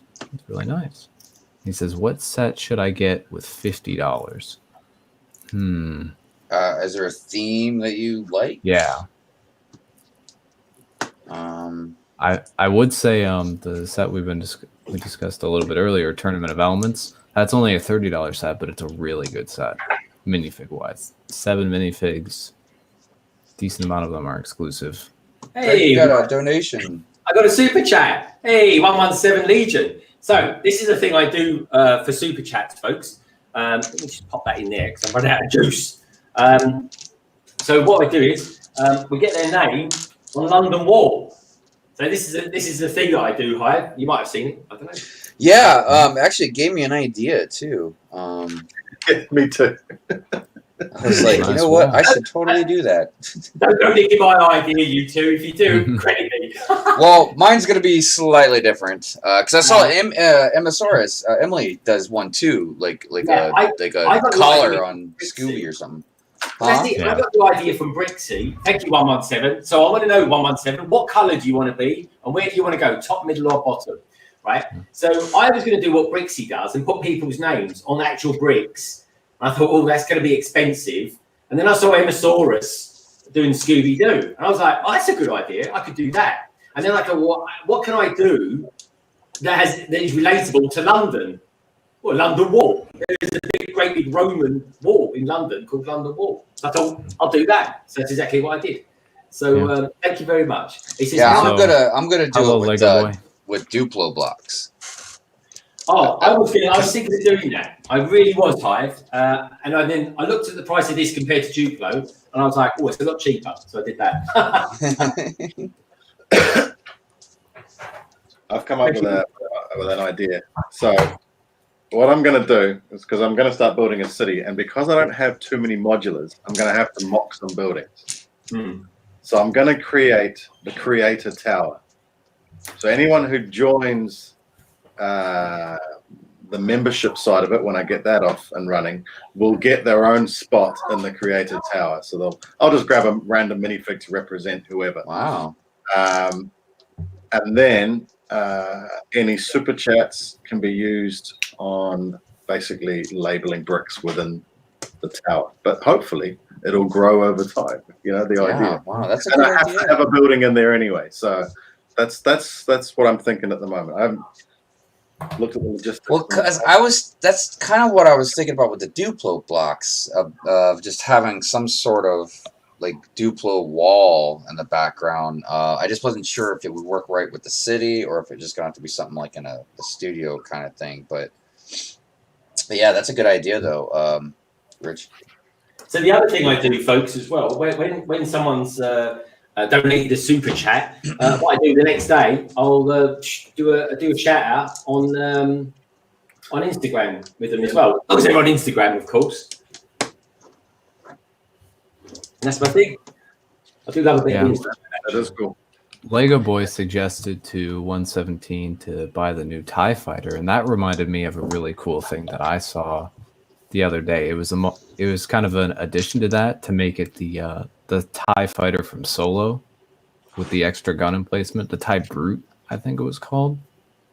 Yeah, I remember that came with a really good stormtrooper, like a mud trooper or something. Yeah, there was a TIE Fighter from that movie that they never made that had the extra little gun emplacement in it. Oh, I don't remember. Yeah, I saw somewhere that someone made like a little addition to the new TIE Fighter set to make it the TIE Brute. I'm probably gonna get one just to make Moff Gideon's TIE Fighter. Yeah, I've seen the mock of that. Yeah. By the way, Jay, I did get to the step now with the orange helmet, and I guess it's literally just an Easter egg. It's not like it's not part of the structure. You're actually kind of hiding it under the roof. Yeah, it gets hidden in there.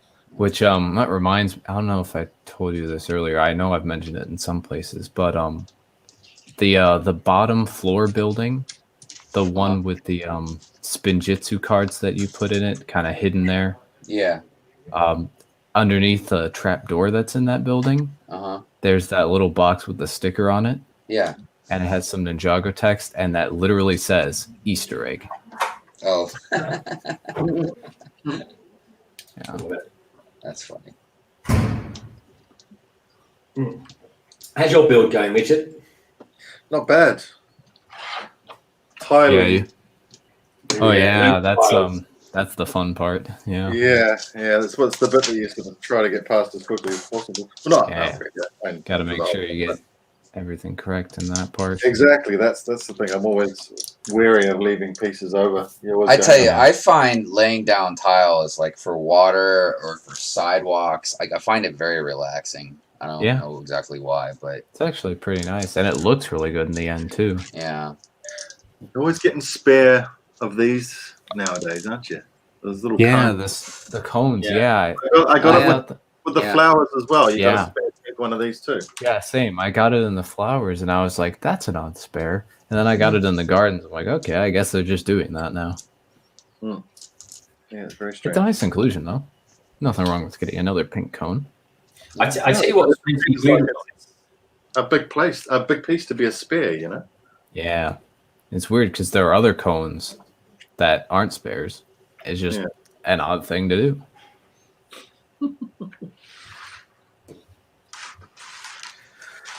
Looking good though. The Chinese gardens. There's like these 1x2 tiles that are carp fish. I mean, they look great. Yeah. Yeah, I'm surprised none of those were in the gardens, the Ninjago Gardens. That's not bad stock on Lego. I've got some in my BrickLink store because I've parted out some of them. Yeah, get some. There's a deal, Richard. There's a deal. When are you going to sort of tell everybody once you get it going live and stuff like that? It'll be going live any moment now. I'm just waiting to hear back from BrickLink because you have to have it approved. Oh, right. So you basically have to send in a photo of you holding a newspaper in front of, for the date in front of your inventory, and then you get approved. So that's where I'm at the moment with it. I've parted out. I've got about 35,000 parts in there so far. We've still got a few sets to part out. I'm super proud of you doing that. I love the fact that Lego YouTubers have got quite a strong relationship with BrickLinkers as well. Yeah, there's definitely some bricklinkers out there with the channels. Yeah. Oh, I thought it would, look, we're talking about, ideas for content and all that sort of things. And, as someone who's been doing YouTube as a part-timer, which is, I call myself a weekend YouTuber, so I'm either making a video on a weekend or I'm joining live streams because of work. But, as work wasn't so busy, I've been sort of thinking about ideas and what you can do to make content. What can I, you can only do so many reviews unless you want to take out a few more mortgages on your house. Because there's not really much point doing reviews on old stuff. It doesn't, unless it's. Yeah, I mean, there's some things are better than others. I mean, the Ninjago sets that they make legacy versions of now, those are really cool to do reviews on. But again, because it's still people spending money to do it. That's the thing. Also you can just do a comparison because people like to see those as well. Comparison between the old and the new. Yeah, true.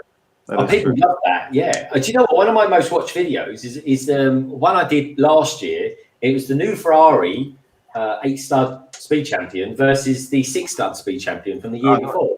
Both Ferraris. I think it had like 1,000 views. And I very seldom.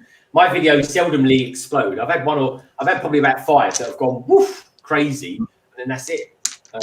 Everything else is very average on my channel. I did a comparison between the first X-Wing and then that orange and white pose one that you guys built a couple of weeks back with Tech. Yeah, they did all right. So I don't know. This is a great part, by the way. This one here. Check that out, folks.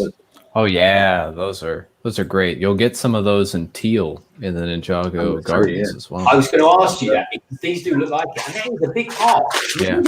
Big sections. Yeah. It's amazing, isn't it?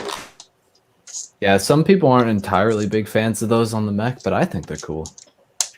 Oh, I think they look good. Nice little shoulder armor. And then as far as like my videos go, my most popular video is just a video on how I store my Ninjago weapons. It's got like 7,000 views, and then the next one is on my minifigs, how I stored those back in the day 2 years ago. That's got 1,000 views, and then below that some hauls and reviews because I reviewed a couple of the 2019 legacy sets pretty early on. Those got a little bit, but people love collection videos. I think that's what it is. People love seeing what other people have and how people sort. My biggest video is so weird. It's a review of the Technic Land Rover that I did a year and 3 months ago, and it's still every month it's still my biggest video, like the most viewed video each month. Really? That's nice to have one ticking over though. Yeah, but I mean it's just so weird because I've barely looked at a Technic set since. That's pretty cool though, man. I've got the one that I've had just ticking over since the minute it came out is my Mario one. And it just keeps going on and on and on. Like it might really drop, but it will still pick up at least sort of like, I don't know, like a 50 views an hour or something like that. You know what I mean? It just ticks over quite nicely. Nice. Yeah. I'm not getting anywhere near 50 views an hour on anything. Yeah, but I mean, that was the one that exploded for me. That's 700 views that daily had. And I was pretty late getting on the old Shorts bandwagon. It really was. I mean, saying that, folks, I've seen what happens to YouTubers when they shoot Mario, so I'm not going to be doing that. That's one of my most hated videos. I just say that if you want to see a hate video, go and watch BFAB's Bionicle one. I put at least 2 minutes into that video as well. I can't believe it got so much hate. Yeah, I think I might have triggered some people. I lost a couple subscribers last night. Did you? But why was that, Hive? Oh, I don't know. It could have been a number of things I said, but I don't know if it was the political talk, the religious talk, or the Bionicle is crap talk. I don't know, man. But I made some people There's a good mad. cross section of reasons there, man.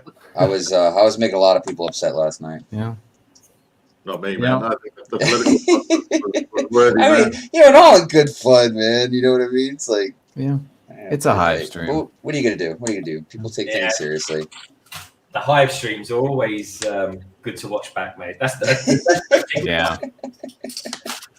But, I was like, I'm sorry.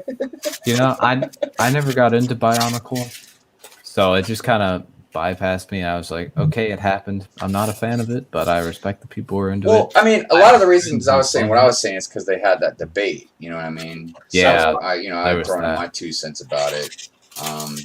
And my point really was, look, if you like Bionicle, that's great, man. You know what I mean? But Yeah. to me, just like Technic, you know, they are Lego-ish. They just don't feel like Lego to me. It's Lego-ish, you know? Yeah. Like this is Lego. These are building blocks, you know? Yeah. The other stuff is just really weird pieces that you put together. But, like I said, you know, people like them. That's cool. Hi, what's your thoughts on the new Porsche set? I'm not going to buy it. Isn't that weird? Oh, man, I'm shocked. Why is that? Yeah, I know. Because it's just... I mean, look, obviously, if I just had tons of money to buy whatever the hell I wanted, man, you know, I'd definitely buy it. But it's just not going to pull me in enough. It's a nice-looking car, man, but it's just, I don't know. I don't know if it's just because it's all white looking. I don't know if it's because I was just hoping they'd do something a little more different than a Porsche. I don't know. Right. And it's a beautiful-looking build. You know, I don't know. I think I'm just... I think I just wanted something different. You know, I was hoping maybe they would have gone with some type of licensed theme, maybe, or something, kind of like how they did the Ecto one. Hello, Ingrid. Hi, Ingrid. But it is a beautiful car, though. I will say that. Do you collect those cars, Hoy? I do, and that's the thing, you know. And look, I probably if I have the money and I come across it at the right time, I'll definitely probably pick it up because I would like to keep adding it to my collection. But it's just, it's not like the other cars where I was immediately drawn to it, huh? I think, Hive, in my February, because I've accumulated, I've got something like 20,000 VIP points now.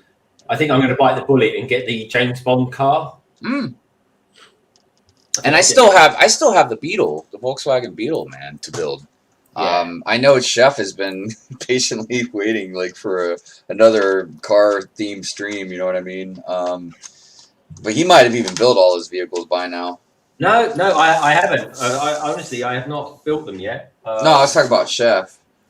Chef, yeah, because Chef had really gone all in with a lot of them vehicle builds. I think he literally got like all of them almost. Hey, Ingrid. Sorry, I didn't even catch you there. How rude. Man, this garden build is so great. I honestly think, right, I'm gonna call it now. I think this is the Gardens is gonna be the best build of the year. Dude, I think so too. Like, it is a really What was your best build of last year out of interest? Honestly, for me, it was probably the Cantina. Yeah. For me, it was probably Skull Sorcerer's Dungeon. I thought that set was really cool. Really? Because that's not an expensive set. That's not even an expensive set. I mean, it's $100, so it's semi-expensive, but but you could get that in a sale for a lot cheaper. Yeah, but you know, I didn't collect a huge amount of stuff last year, but I thought it was a really good build. Oh, cool. What really nice. Ninjago sets would you recommend from last year's one? Because I'm still a big Prime Empire. I thought that was a really good season. Oh yeah, Prime Empire was great. Let me pull up all the. Hey Jay, I like the safe that's on the back of this. Oh yeah, that safe is interesting. Yeah, uses that that kind of newer crate piece or whatever that is. But yeah, the Ninjago sets from last year were pretty good. Thunder Raider was great. That was one of my first ones from last year, and it was a really nice build. That's a legacy, but it's still really, really good. Destiny's Bounty was another good one. That's just great for fans of boats as well. Because I mean, it can just function as a regular boat, but it can also be the Ninjago ship that is well known. That's what I think about the movie Destiny's Bounty as well. I think that's I want to get the movie. You're into Ninjago or not? Yeah, the movie Bounty is one that I missed out on, unfortunately, when it came out, and I'm gonna try and get it at some point. I'm kind of working on that. Hey, what is the price of the Porsche? Stab says it's quite expensive. It is. It's I think it's about £120. Let's see. For us, it's the same price as the Mustang. It's $150 here. You could Wow, that is expensive. buy the blacksmith shop instead. That to me is actually more appealing because of the Yeah. city stuff. I reckon that blacksmith shop's going to make a great pub in a city. Yeah, yeah. You've got I to think- turn that into a corner pub, man. That'll be awesome, I reckon. Eh? Yeah. Well, you call it the blacksmith. Yeah, That's exactly, mate. You know, Yeah. it wouldn't look out of place at all. It wouldn't actually. Do you know what? Legondon should have that. It would be like Fleet Street or something like that, wouldn't it? There's loads of old pubs. Nestled in between some modern buildings as well. Something that's been there and stood the test of time, like some of these old pubs in London. You know. Yeah, I agree. Yeah, and there's some old pubs. They're literally ancient pubs in London, folks. There really is. There's that one on Charing Cross Road. Have you ever been to that one? Right down by the theatres there. They claim to be the oldest pub. The oldest, yeah. There's a few of those, Richard. Tiny little room. It's a tiny little room, and you go to the toilets, and you've literally got to bend down backwards to go down the stairs. Like the roof goes down. That's so weird, man. You know, I was getting ready to look up the Porsche just to look at like the piece count, stuff like that. Cause yeah, 150, you know, which just again makes me think of something that I probably bring up way too much, and it probably gets annoying. But I mean, does anybody think Lego's gonna just get too expensive? I mean, I know we can get deals and stuff sometimes, but because I found myself, especially like where I'm starting to have to be very choosy, and I've probably spent way more than I should have. You know, Well, I'm even more choosy than I used to be, Hive. You have to be. You have to be. Yeah. You have to be picky about what you get, man. You can't. Yeah. Yeah, that's why I usually stick to Ninjago, because pretty much no matter what I buy, I always feel like I'm getting a good value for it. That's right. Yeah, Ninjago's good for that, man. So that's just what I've gone with, and But I Hive, haven't been disappointed so far. your point specifically, Hive, I'm going to say no. And I'm going to say no because of the new Star Wars sets. That new X-Wing and new TIE Fighter is an indication that they can pull out cheaper sets that people will enjoy. Yeah, it's just at the cost of the set, you know. But I don't know. That's a whole different subject. I mean, and that depends on your preference as well. Because I think it is nice that they're doing that. It's just, I don't know. And I really would like to know, like, why they did it. I personally think that if they pulled out another X-Wing and TIE Fighter at the same price point of what they did a couple of years ago, everyone would go, oh, geez, not another one. And if they made it more expensive, people would be like, damn, Lego's getting way more expensive. So to pull a cheaper one out, I think it's probably quite a wise move because A, it's something different. People sort of moaned about it initially, but I haven't heard any really bad press about it for people who've got their hands on it. So, I don't know. Yeah, If you like want I to said, do I it, think please. it's a lot of it is what your preference would be probably.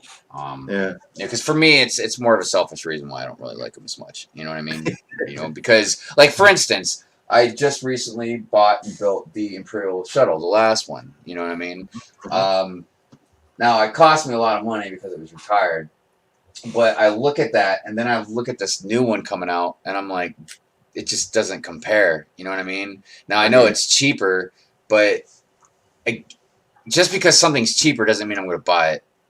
If it looks lackluster, then you know. I don't know. I don't know, man. You know, I'm probably gonna get the TIE Fighter so I can modify it into Moff Gideon's TIE Fighter, and I'm probably gonna get that X-Wing eventually because I don't have that X-Wing. I got the blue one, like posed blue X-Wing. So I'll probably get it just to have a normal X-Wing. But I don't know, man. I don't know. Lego is going through this weird transition with a lot of stuff. And again, Victoria. I think it's great that you can buy an X-Wing and a TIE Fighter for basically $100 now. Yeah. But to me, I'm like, yeah, I think the set should be a little cheaper, but not at the cost of the set. I think it's just a matter of like, is Lego just charging too much for their stuff? You know, and I know that's a hard thing to like, who makes that call? You know what I mean? But you know, and I know we'd have to lay out all of the, you know, their production costs. But again, I don't know, what was it, 4 billion last year they profited? You know what I mean? So it's not like they're hurting. You know what I mean? They're not Exxon. You know what I mean? Like, dude, seriously, like. So I mean, I don't know. I know, and the other thing that's kind of bothering me is you're charging a lot because you're trying to say it's a high quality product. Now, do I think that your interlocking brick system, the mathematics behind it, and everything is on point and just it hasn't been matched? Of course. But if I wasn't into Lego and I had a kid, I would be buying Mega Bloks probably more than I would be buying Lego. Because I just would be, I couldn't justify it, spending the amount of money that we spend on Lego sets. Because, yes, is it high quality plastic? Yes, but it's still plastic bricks you manufacture on a factory floor. Nobody is hand carving these bricks. You know, and even like I've seen what the cost percentages for like the licensed team, and it's a drop in the bucket for them. You know what I mean? So that's where I'm like, and I've even taken into consideration the cost of molds, you know, prints, stuff like that. You know, I take those things into consideration, but I just think that basically Lego's being snooty about their product, and they're saying like, we're too good to go to a lower price. You know what I mean? And I don't know. There's something that just rubs me the wrong way about it. You know what I mean? Do you think that's why they're rubbing shoulders with like Lamborghini, Bugatti, and Porsche these days? Yeah. I mean, I don't know. They make some weird decisions. I mean, and don't get me wrong. Obviously, I've said it before. I spend thousands and thousands of dollars on Lego. I love them to death, and I think they do a lot of great stuff. And I think they make a lot of great themes and products and all that.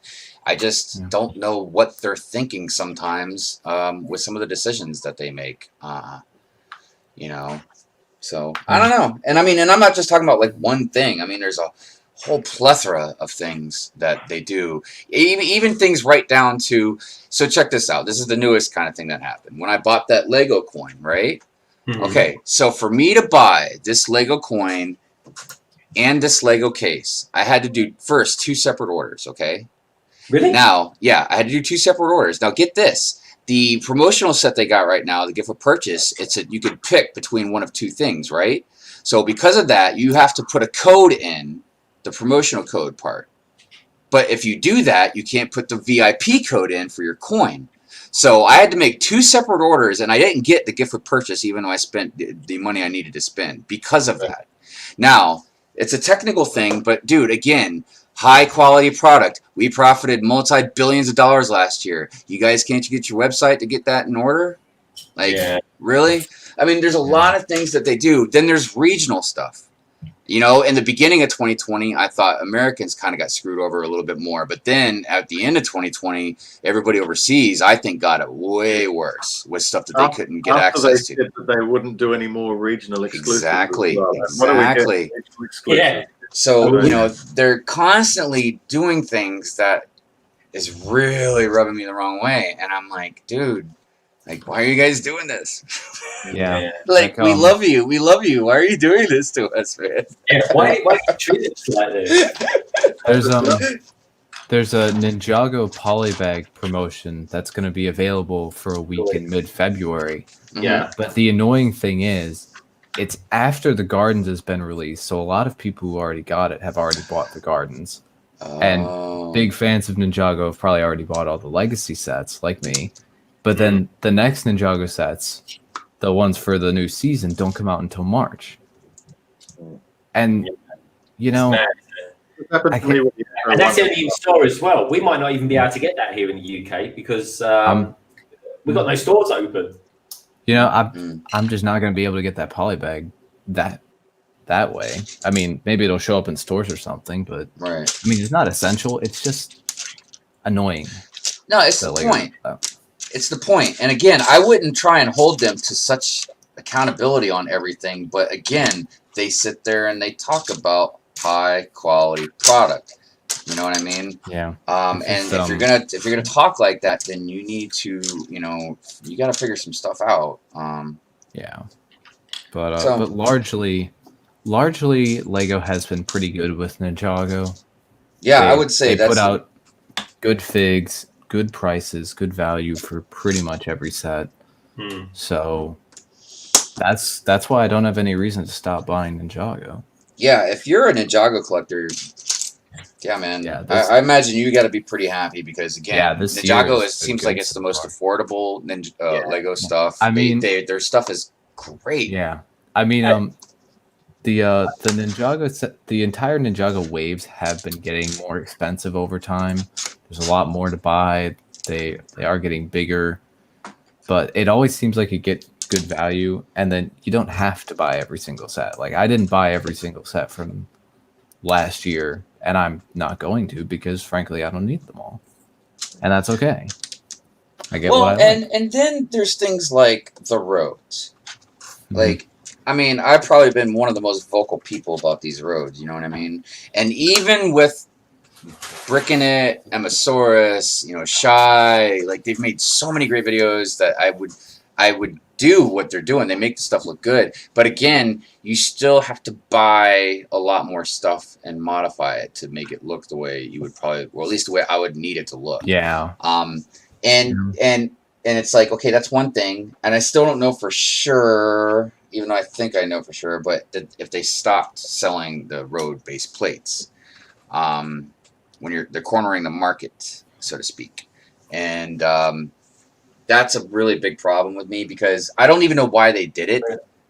Because I know over the years the road-based plates, they've modified them and stuff like that, but I don't understand what the need was to make something completely different. You know what I mean? Especially when they know dang well how many people have, infused these road base plates in their cities and stuff like that. You know what I mean? I don't know. Yeah, I do agree with that. I can also kind of see where they're coming from with these road plates because I think they're primarily targeted towards kids because they're just easier to connect and play around with, which is what kids want to do. Right, which is okay if they don't discontinue the other base plates, the road base plates. Yeah. The other thing that I like about the new road base plates is that you can fit more buildings in a city because the road base plates are only like half the width, whereas the new ones are only half the width of the old ones, which I think is decent. Yeah. It's just for me and the main problem is the height difference. And that's really the issue. I've got a fix for that I'm going to be mentioning in my first city update that I ever do, coming out hopefully in the week. I've got my solution for it anyway. People might hate it.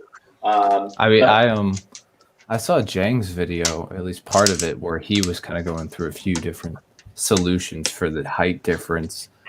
And some of the solutions he's suggesting aren't too bad. But it kind of goes back to the point, though, too. You keep having to find solutions. You keep having to modify. You can't just put it in. Yeah, I don't want to spend the problem I'm having to make it fit. Right, because again, just like you said about like they're not as big, but they also, unless you make them wider, they're not fitting like the bigger like Speed Champion cars.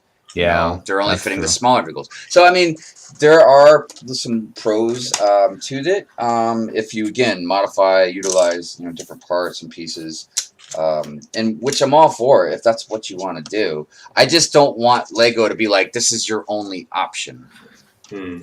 Just like when they. Yeah, I understand. You're right. Lego is meant to be part of a system, and we shouldn't be having to come up with solutions to kind of integrate that system. And I'd say that lightly because obviously we're talking about building blocks. So the whole point is to build, you know what I mean? And we modify stuff all the time.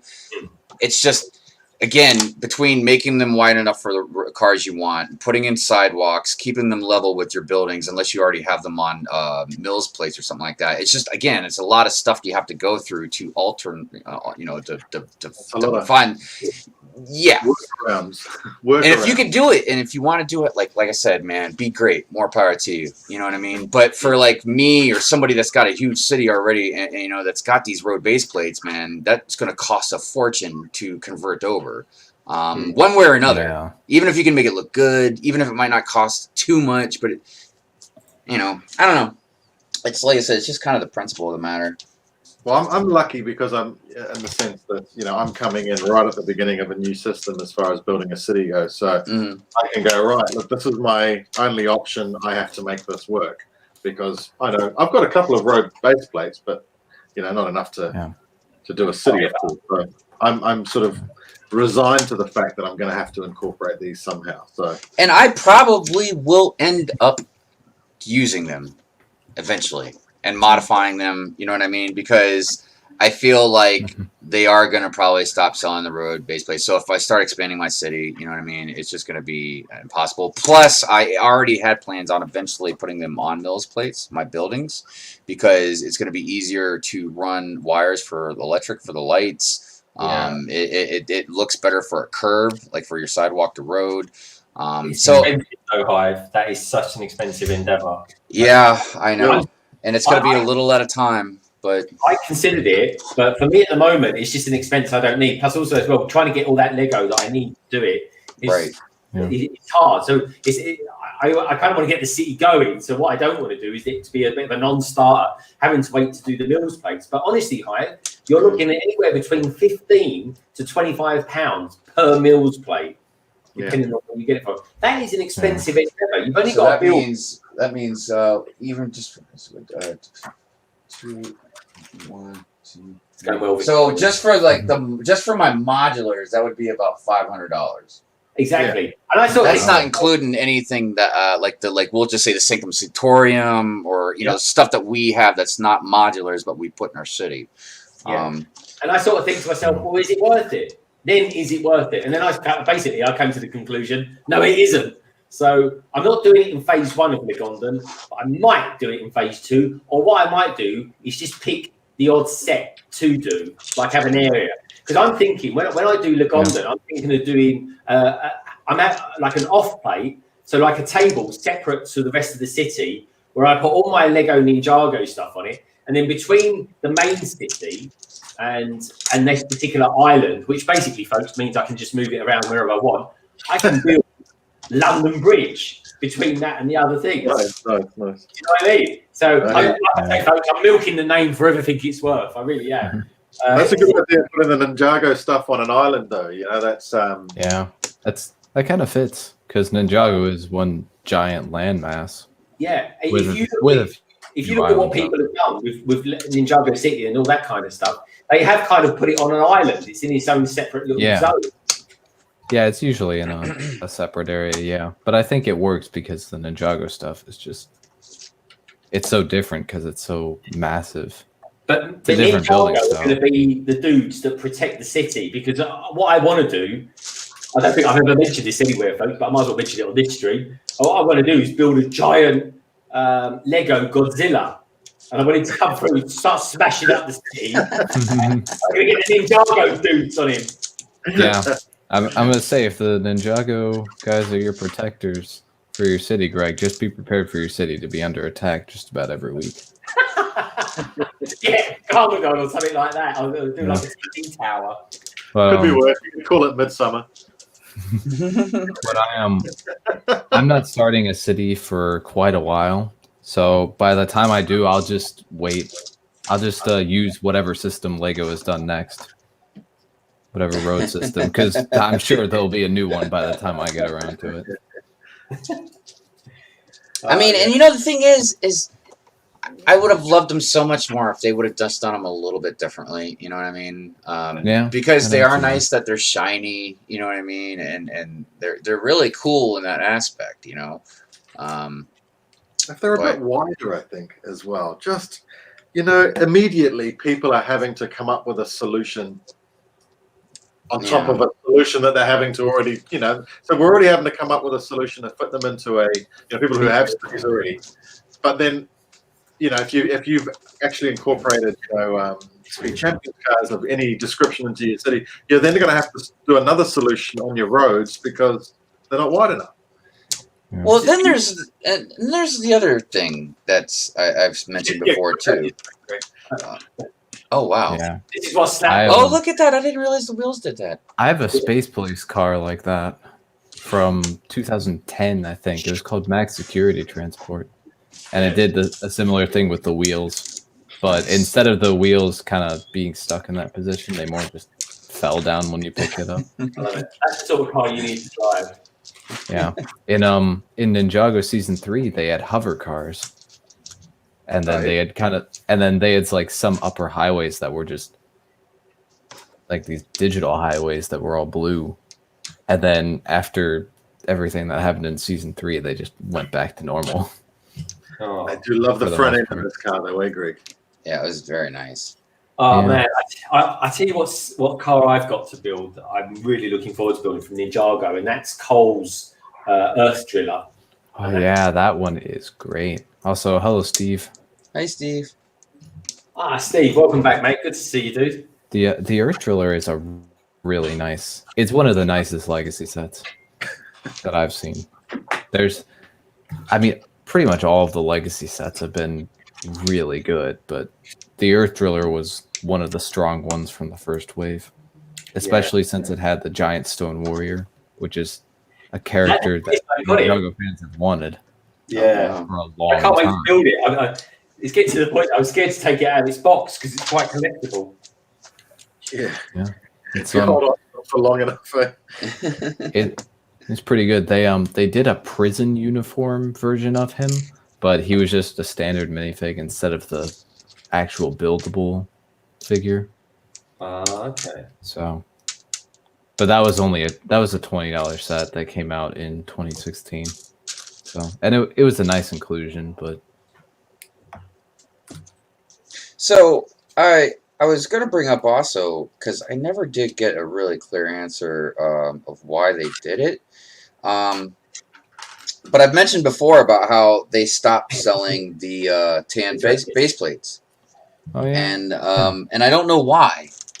Because think about it. Let's say you don't really sell that many of them, but why wouldn't you just maybe lower production of them? You know what I mean? Like, why would you retire a tan base plate when you put out Star Wars cantinas, you put out beach stuff? You know what I mean? Like, people need their tan stuff. yeah. I mean, and I've been fortunate enough where I've found some pretty cheap, or I've traded a bunch with I've traded a bunch of my either green or blue base plates with Ninja because he had some tan base plates. Because I have a beach, but also when I got the cantina, I was kind of make a kind of desert area, and I still need a couple more. But yeah, I just why would they do that? You know, I mean, I just don't understand.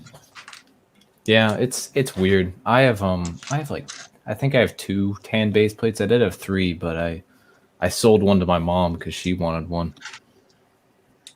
And I just yeah. I just charged her the retail value because I didn't want it. We're just messing with you, Jay. She wanted it for a display she was gonna do. So Did it work out?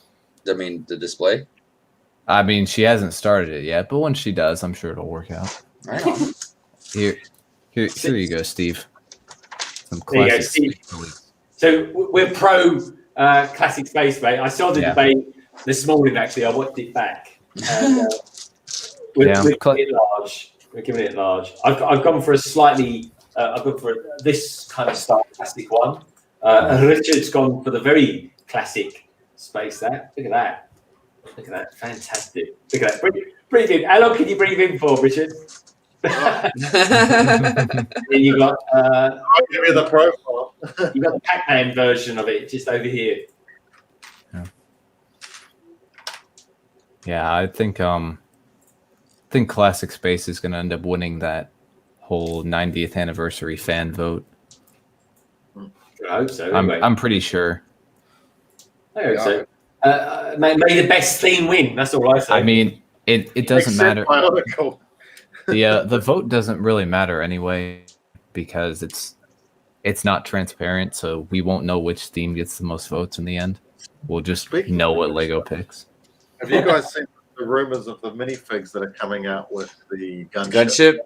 I heard about. haven't I seen know it yet. Mace. I heard Mace, but I don't know what the other one was. That'd be possible. Mace would be good. Captain. But like, how can those two figs be what the people chose? Let's be honest. Well, they Like- chose the set. They didn't choose the Like- figs, did they? But I'm pretty sure that more than 50% would have said Rex or Cody. Yeah, it'd be nice to get a more exclusive. Clone Well, Trooper, Lego has a habit of I wouldn't be surprised if they did. not really doing what the fans want. Yeah. Yeah, but I think what would be really nice would be to get a clone pilot, but with a more accurate Phase 1 clone pilot helmet mold. Mm. Yeah. Because the Right. ones they've Yeah, done because you in the can see their past have the faces fin- through the helmet and everything. Through No, for those pilots. No, that's for the that's Phase 2. That's later. Oh, But the Phase 1 in past minifig forms, they put him with the regular clone helmet, but the Phase 1 clone pilot helmet doesn't have a fin on the back. It's a bit different. they are a bit different, aren't they? So, I don't know. It's a strange one. yeah, I hope that rumor's wrong for obvious reasons. we'll have to see. Yeah, but I think that 90th anniversary is going to go to Classic Space. Hey, everybody, we've got No Leg. Yeah. Hello, No Leg. It has. Hey, No Leg. Say hello to your mum and dad for us, mate. How you doing? hey, how you doing? Show No Leg some love, everybody. I mean, the what were the top three again? It was Classic Space, Bionicle, and Pirates were the top three. Okay, I mean, they're good. I mean, I'm not the biggest Bionicle fan in the world, not by a long shot. But, you know, they're three big themes, at least, anyway.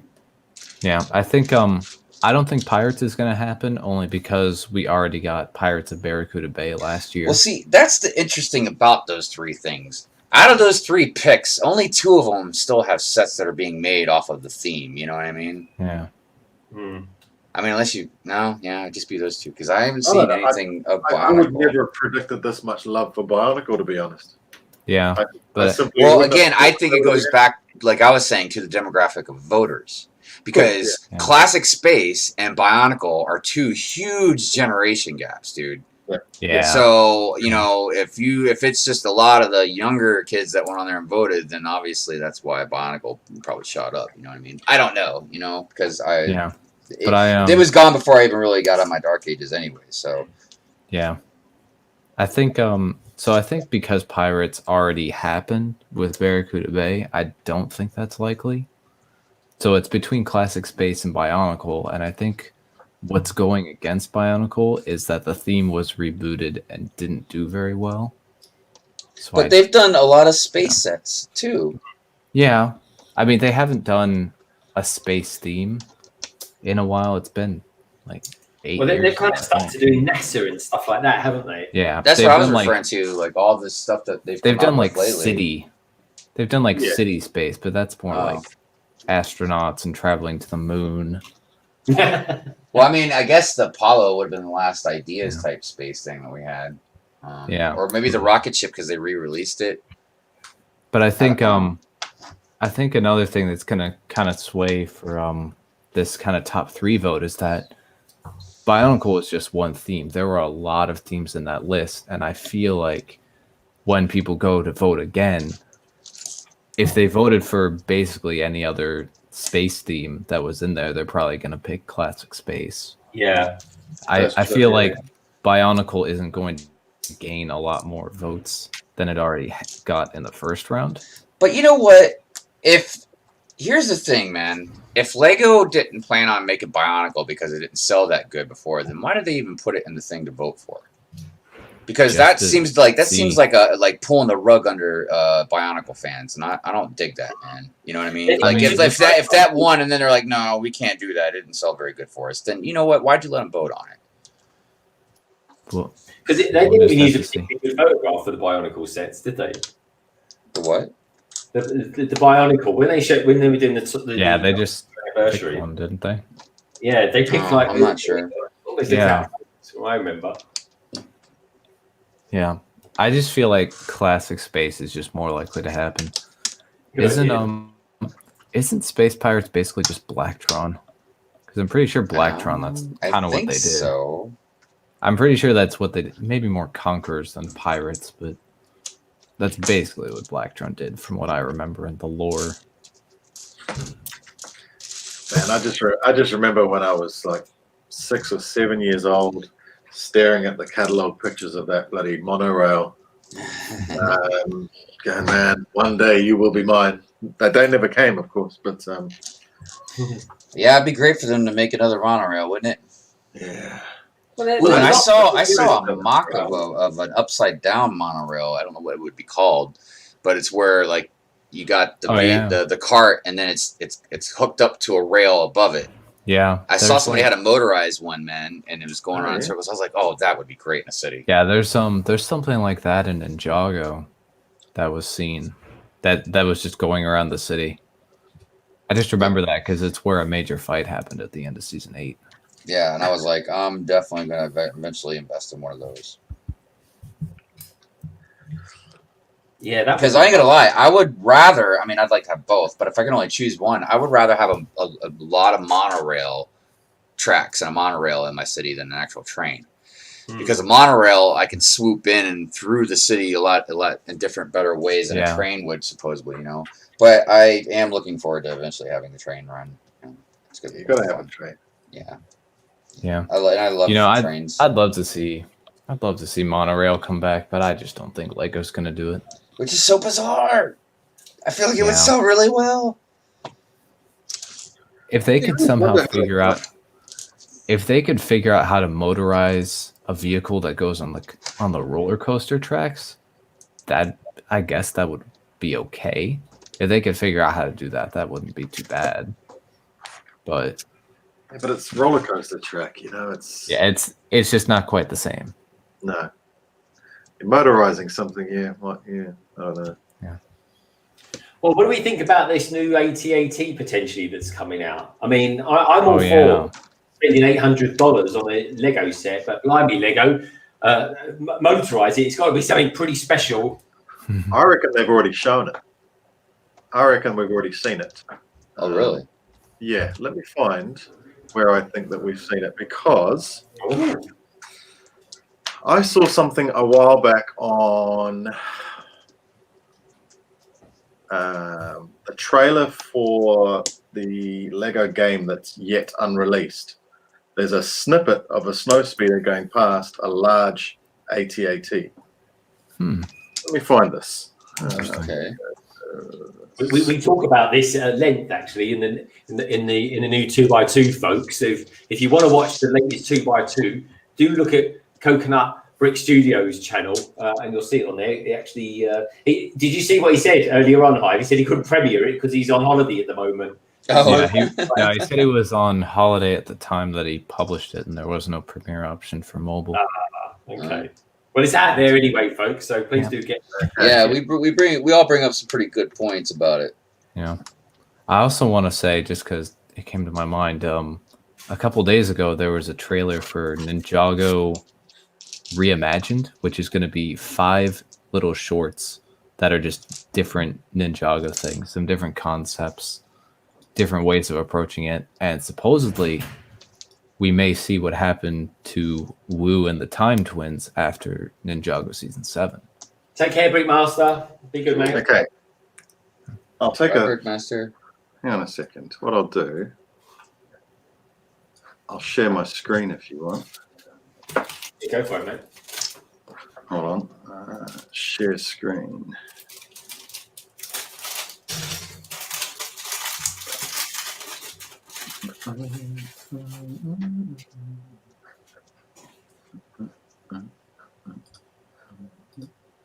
just trying to find it.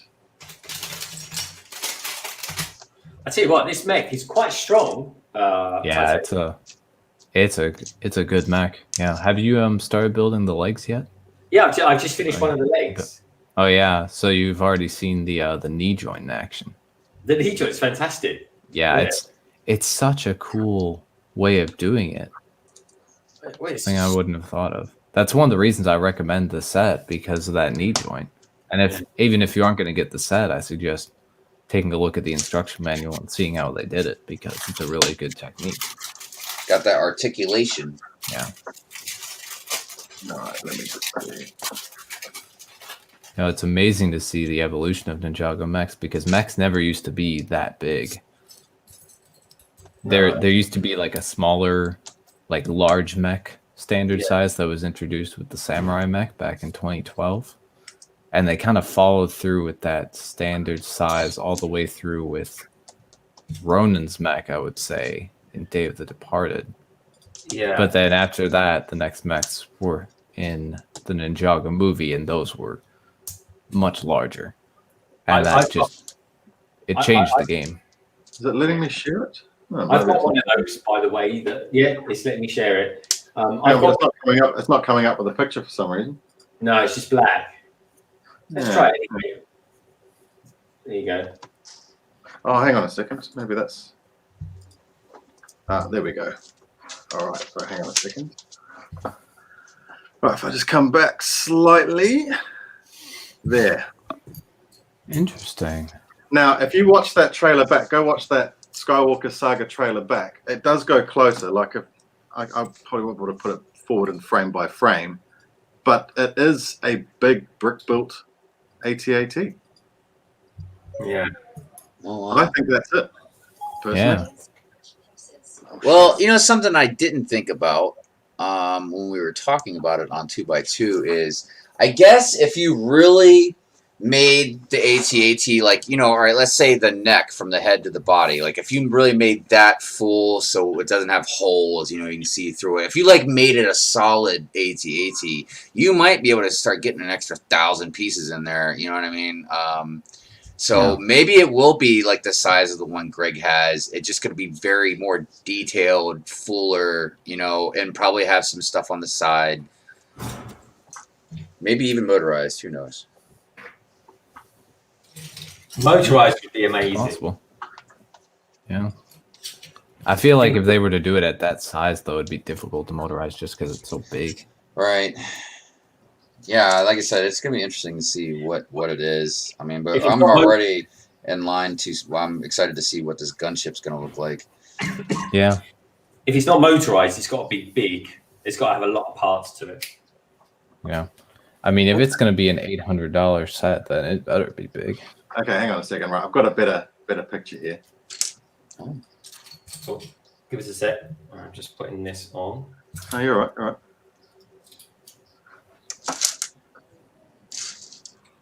Here we go. Boom. I genuinely think that is going to be it. So you reckon we'll get the snow speeder as well with it? I don't know, but this is from the movie, right? So if I... Okay, what am I doing? I mean, because it definitely looks solid. Yeah.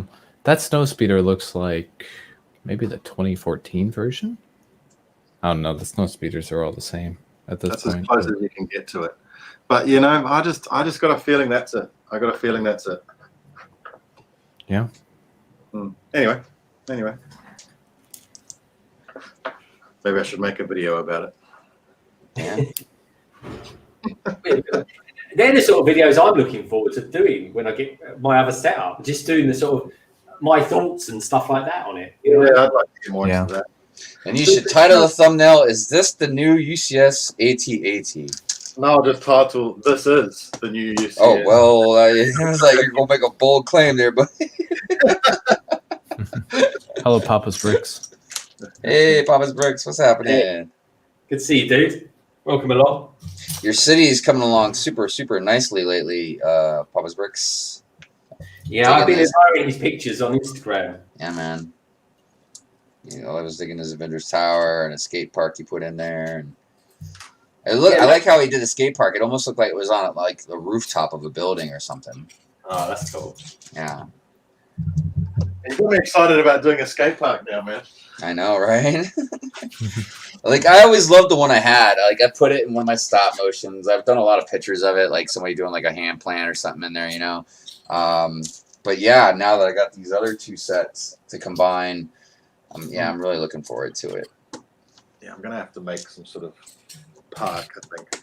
I just don't think that new set quite delivers. That's why I was saying if they got rid of the car, gave us a couple of rails or a little set of steps, or something like that. Well, and that's why I didn't mind buying another one, because I was like, yeah, I'm just gonna make them half pipes, man, instead of just a bunch of quarter pipes. Face each other, yeah. I'll just mute while I open another bag. I am absolutely loving this mech, though. It's very strong. Yeah, it's a good mech. Titanium, what's your favourite mech that you've done? Oh gosh, there's been so many. That one definitely is up there. Another one would be the Quake mech from the Ninjago movie. That was a really good one in my opinion. The Quake mech, is that the one with the one wheel? Yeah. Oh yeah, that was really an unique. Awesome one. Is it? I really regret not getting that. I saw it on sale once, dude.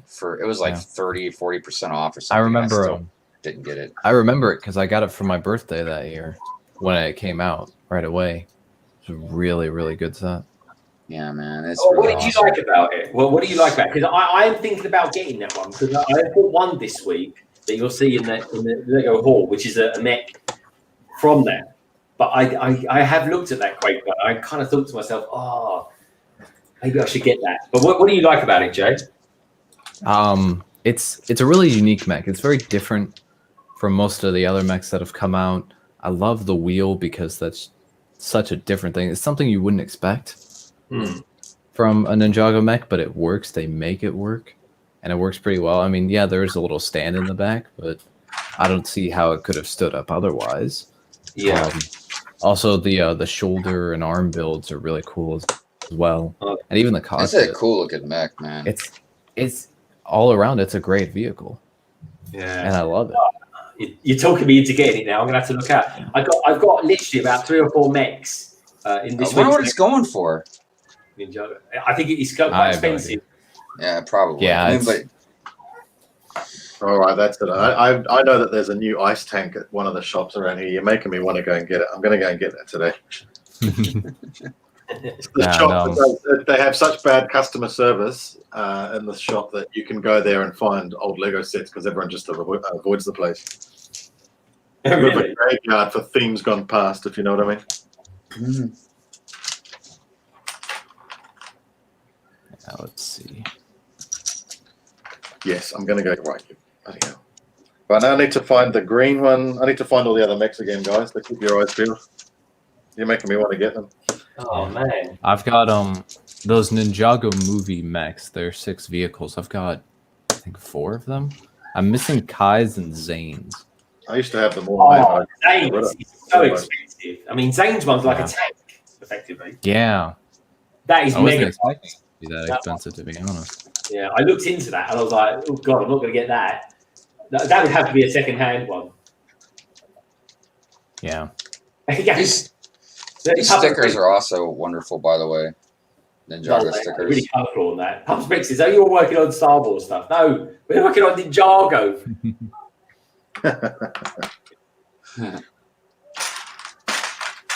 There's some nice pieces of this, isn't there? Hi. Well, and Jay, you've built this too, haven't you? Yeah, there are a lot of pieces. Yeah. Some of the colours and things coming together. It's gorgeous. Gorgeous. Yeah, another good mech that I really liked was the Dawn of Iron Doom. What was that one?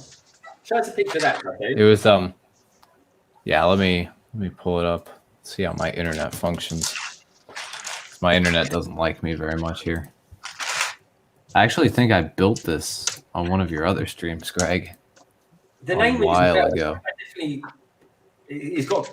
I wouldn't say it's a catchy name, but it's the sort of name you remember. Damn, you've made me want to go out and bloody get those mechs. Okay. Gotta pull up. Honestly, Richard, watch my Lego haul this week, mate. You'll love it. No, because it's going to make me want them even more. All right, there. This guy. Oh yeah. Wow, he's well weird. Oh wow. Yeah. And he's got attachments for the 4 time blades. Dude, that is a wicked looking And mech, man. that allows it to travel in time. And then it's got a snake tail, because what could happen is these guys, the Vermilion, they can transform into these little snakes, and the Time Twins here had them go into the mech and make the mech move. Mm. And it was a really cool mech. And then they also had like these little side builds here. You had Jay and Lloyd and Wu. And these side builds were actually pretty good as well. What's that at the top? Is that some sort of egg? I've never seen that before. What is Yeah, that? it's a Vermilion egg, so the snakes would hatch from these eggs. I mean, that is worth a lot of money. That part alone. Yeah. And what you could do with this is you could kind of move this spear, and it causes the flag underneath to tip up, and then the egg drops and breaks and releases more snakes, and can also fall on this, which if you attach a sword here, it'll launch the sword out. There's a lot of features to this, and it was really cool. Yeah. Very nice. That was another one of my favorites. I'm trying to just remind myself of the other mechs that have come out, because there's been so many. I'm loving this ladder that you can build, that you can lower. Oh yeah, the little ladder to the hidden ninja base. That was a really good one. Yeah, man, that's pretty sweet. Yeah. I don't want to ruin it for myself, but one of my favorite parts of the city, the Ninjago City and the docks, were the cash machine and the vending machine for the drinks. Yeah. I'm assuming there's going to be something similar in this. I don't think there was. No, But there's an arcade. Okay. There's a little arcade game, and that has a feature. I won't spoil that feature for you, but once you get to it, I'll know about it. Yeah, you'll like it, I'm sure. Yeah, I I thought that was so cool on the other. Was that little money machine, and it spits out the cash. Yeah. Another a good small mech that came out in 2015 was the Electro Mech. Oh, show a picture of that. Yeah, I'm just gonna do this instead. But here it is. Yeah, that's what I do when I'm showing people's photographs of. Yeah. Yeah, let me make it bigger for us. Yeah, so it was a $15 set. Jay, aren't they redoing that one? Yeah, but as a 4+ set. Okay. So it won't look as good as this, but it still looks good. It was a nice little thing to get.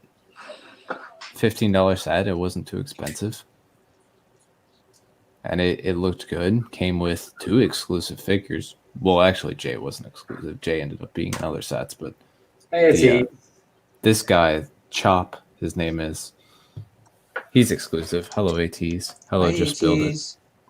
Yeah, it was a good small mech, and that's what I liked about it. Yeah. No, it's cool, man. I got all I can say is I got some cool mechs coming up in this week's Lego haul, folks. I really have. And Richard needs to watch it, and he needs to go out and buy them all. I'm just getting in touch with Paulina. I remember selling her some of the mechs, so I'm going to see if she's still got them. Well, I tell you what, guys, the best mech I've ever built is Voltron, and without doubt, he makes the Monkey Kid mech look like a midget. He does. Hey, Papa's Bricks. Hopefully this week I'll have an update coming out about Legondon. I kind of started it, and I'm kind of trying to work on a sort of vibe that I want to do with my city updates. So I'm kind of working on that. It relies on good daylight as well, because I kind of do it downstairs. So I've got like a sort of studio setup.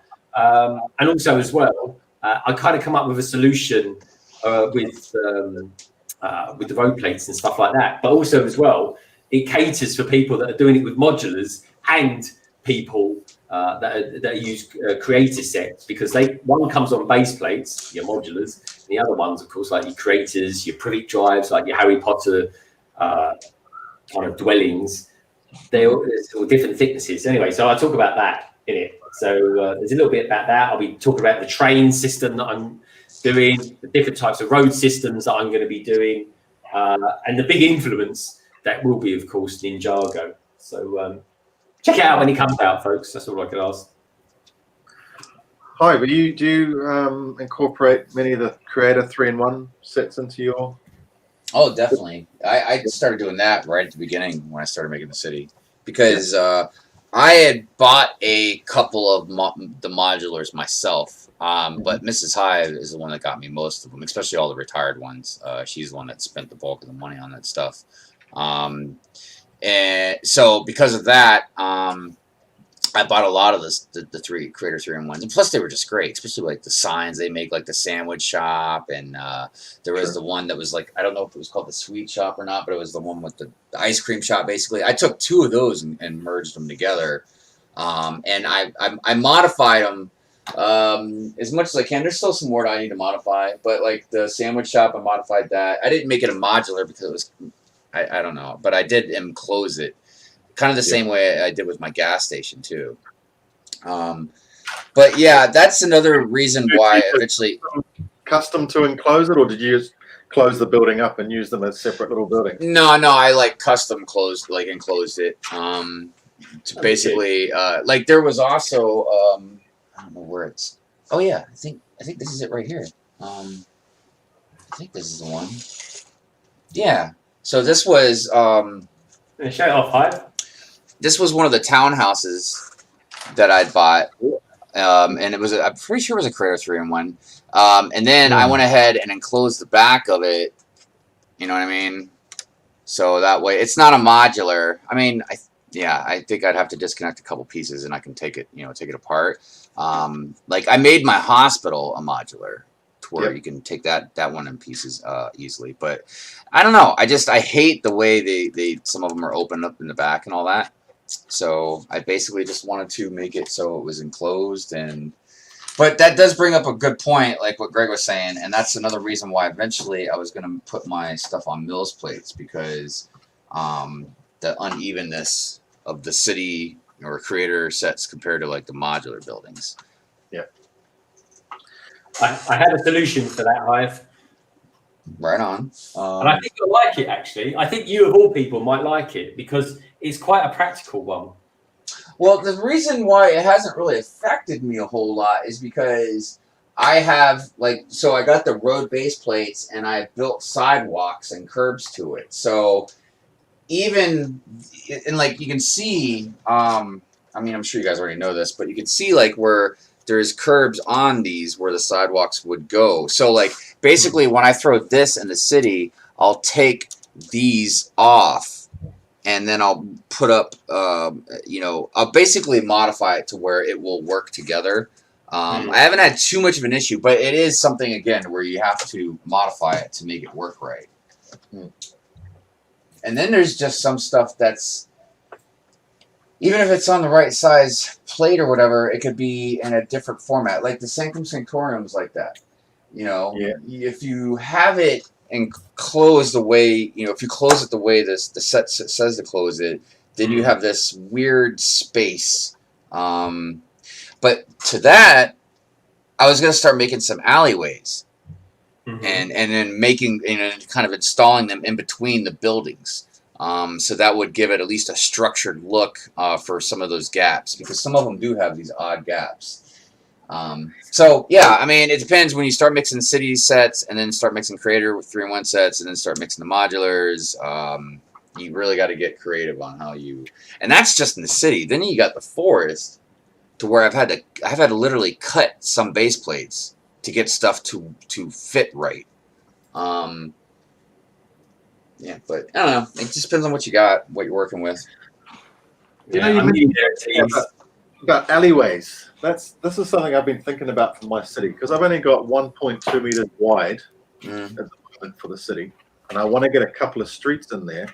And because I'm going to move to the new road base plates, or the new road plates, I'm going to be getting rid of my base plates. So what I'm thinking about with the modulars is, you know how you've always got 6 to 8 studs behind the modulars? I'm thinking of closing that right up so that it's only 4 studs back to back. Yeah. You know what I mean? Yeah. Because most of them, you might build it, I don't know. I'm sure some of them stick out a bit more at the back than others, but bring them in so that it literally is a 4-star wide alleyway. So, Hey, Si. Welcome back, Si. Good to see you, mate. Hey, Si. Yeah. Like for instance, the way when I first had the city over kind of set up like this, I had the modulars pulled away from the wall about I don't know, 7 inches or so, because originally I was going to have the train run behind the buildings, and then come out through here. But then I decided, and I guess it's going to be kind of irrelevant now because we're buying a house and stuff. But then I decided I was actually going to have the train tracks run along the side here. But I don't know what to do because again, I'll be tearing everything down eventually here within a reasonable amount of time. I mean, we're already getting ready to go into February. Yeah. Hive, have you started decommissioning any of your city yet? Not exactly. It's on my to-do list because I think I need to start doing it sooner than later because of the massive amount of stuff I'm gonna have to move around. have you got a move date? Have you? Huh? Have you got a moving date? Have you? No, nothing like that. But we have a crawl space that goes under the whole rest of the first floor of the house because we have a split level home. So I have tons and tons of storage to put all this stuff if I need to. But it's just a big process. Because when we bought this house, I had just gotten out of my dark ages. I was like within the last year, so I was barely collecting much of any Lego sets. So I have no idea what it's like to do a move with this amount of Lego. Well, let us all know. Yeah. But I'm sure I'll let you guys join the journey with me and film it. It'd be good though, Hive. Do you know what? I enjoyed watching you put your room together, and I'm definitely going to be doing stuff like that for my one when it's being constructed. Yeah, man, it was I mean, I don't want to say it was like the funnest thing I ever did, but it was definitely. I appreciated it and enjoyed it a lot more than I would if it was something else because it was my Lego room. So, yeah, you know, I remember when I finally got the painting done and then we got the floors put in and stuff like that. I mean, I'll ask the chat. So, chat, here's the thing, then. So, hopefully, around March, April time, I'm going to be building, well, not me personally, anyway. It'll take forever, folks. It really will. I'll be building or having constructed for me, if all goes well, an outdoor building. Basically, it's an outdoor office, except instead of having office stuff in it, we're going to have a Lego City and kind of Lego stuff. It's going to be a Lego room. It's a glorified Lego room, folks. So if you'd be interested in kind of watching how that comes together, literally from the ground upwards, let me know in the chat or let me know in the comments as well. I'd be interested to know if you're interested. Hello, Lorraine. Hi, Lorraine. I think that's going to be awesome, Greg. I think that's going to be a great process to watch. I'm looking forward to it, mate. It's an expensive endeavour, folks. Believe me. I could buy a nice car for what I'm going to be paying for this, but it's the way to go. I mean, the worst case is at least the good thing about it. It's an outbuilding. It'll have electric. It'll have heating, and it will add value to the house. You know, it's a glorified shed, really, folks. But hopefully, it'll be worth doing, and then we could continue the adventures of London Bridge Bricks down there. But when we were talking about earlier on, Hive, about when we first met and stuff like that, I used to I absolutely adored watching your reviews that you used to do on your coffee table. I still love them. I really do, man. Yeah, those were the days. But it proves that you just have to turn on your phone and start doing it. We've got like Miss Bricks of Fun and people like that who, you know, she just does it in her lounge. It's like, you know, why not? Even like the Lego Architect, she does it as well. So anyway, hello to everybody who's coming into the chat recently. Hi, everybody. I think one of the streams must have ended or something like that. I think the girls' stream ended. Oh, okay. I mean, that was a long old stream that went for. Anyway, I hope it was good, folks. I guess it would have been. The numbers looked amazing on there. But what a great get together of where we are now. Go back a couple of years ago, folks, when I first started in this community. I'm pretty sure that would never have been thought of back then. But anyway, what a celebration! It's a celebration of our Lego community. Absolutely, man. Hey, I'm really liking what some of the new content coming out from people like Claire. I like her approach to reviews and things like that, and that debate thing that happened yesterday. Just something different, you know. It's It's really, Lego, but not as we know it, Jim. Exactly. I'm really enjoying it. I think it's cool. No, I'm a big fan of the Lego architect. I think she'll really, because she has a different way of looking at things. I can really appreciate what she has to give to the community. Well, you know, it's the adult collectors. You know, the adult collectors are looking at, you know, they look at things in a different way. Maybe, I don't know, but I'm really enjoying it. Yeah, Claire's good people, man. And she puts out some good content. She makes it a little different. You get a little kind of like a little history lesson with your review. You know what I mean? Yeah, well, you're learning something at the same time. You know, and that's kind of cool. Yeah, and I told her about the debate thing. I was like, start a debate club. I was like, I'll be there all the time. Yeah, get Hive on there, man. Get Hive in there. Yeah, that's what I told her. That's what I was saying in her chat yesterday with that debate. I was like, I'll debate the crap out of anybody, man. I was like, bring it.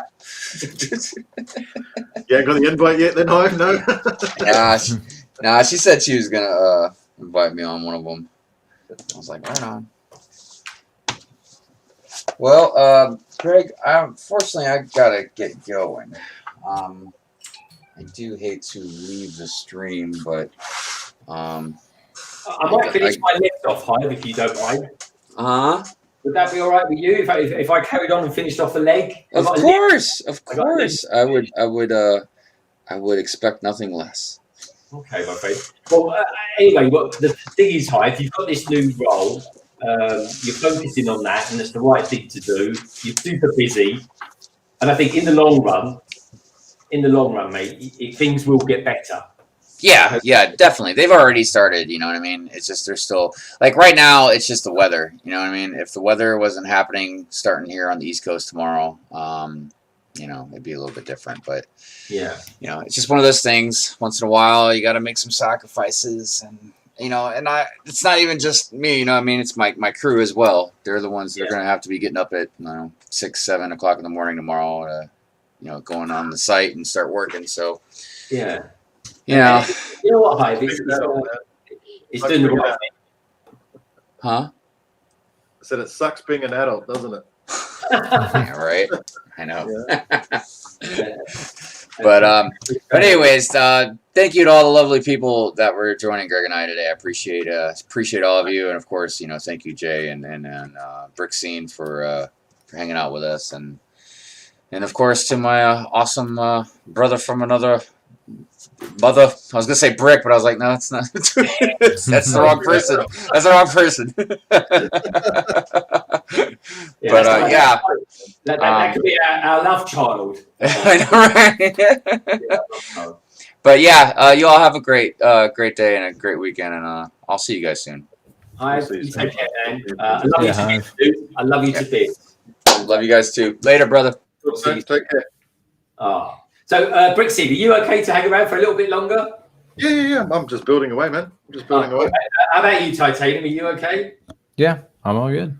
Oh, fantastic. All right. Well, what we'll do is, folks, so think of this as a bit impromptu, really, because Hive's had to go and do adult things, which sounds a bit weird, but it is true, folks. I'll give you my word. So it's.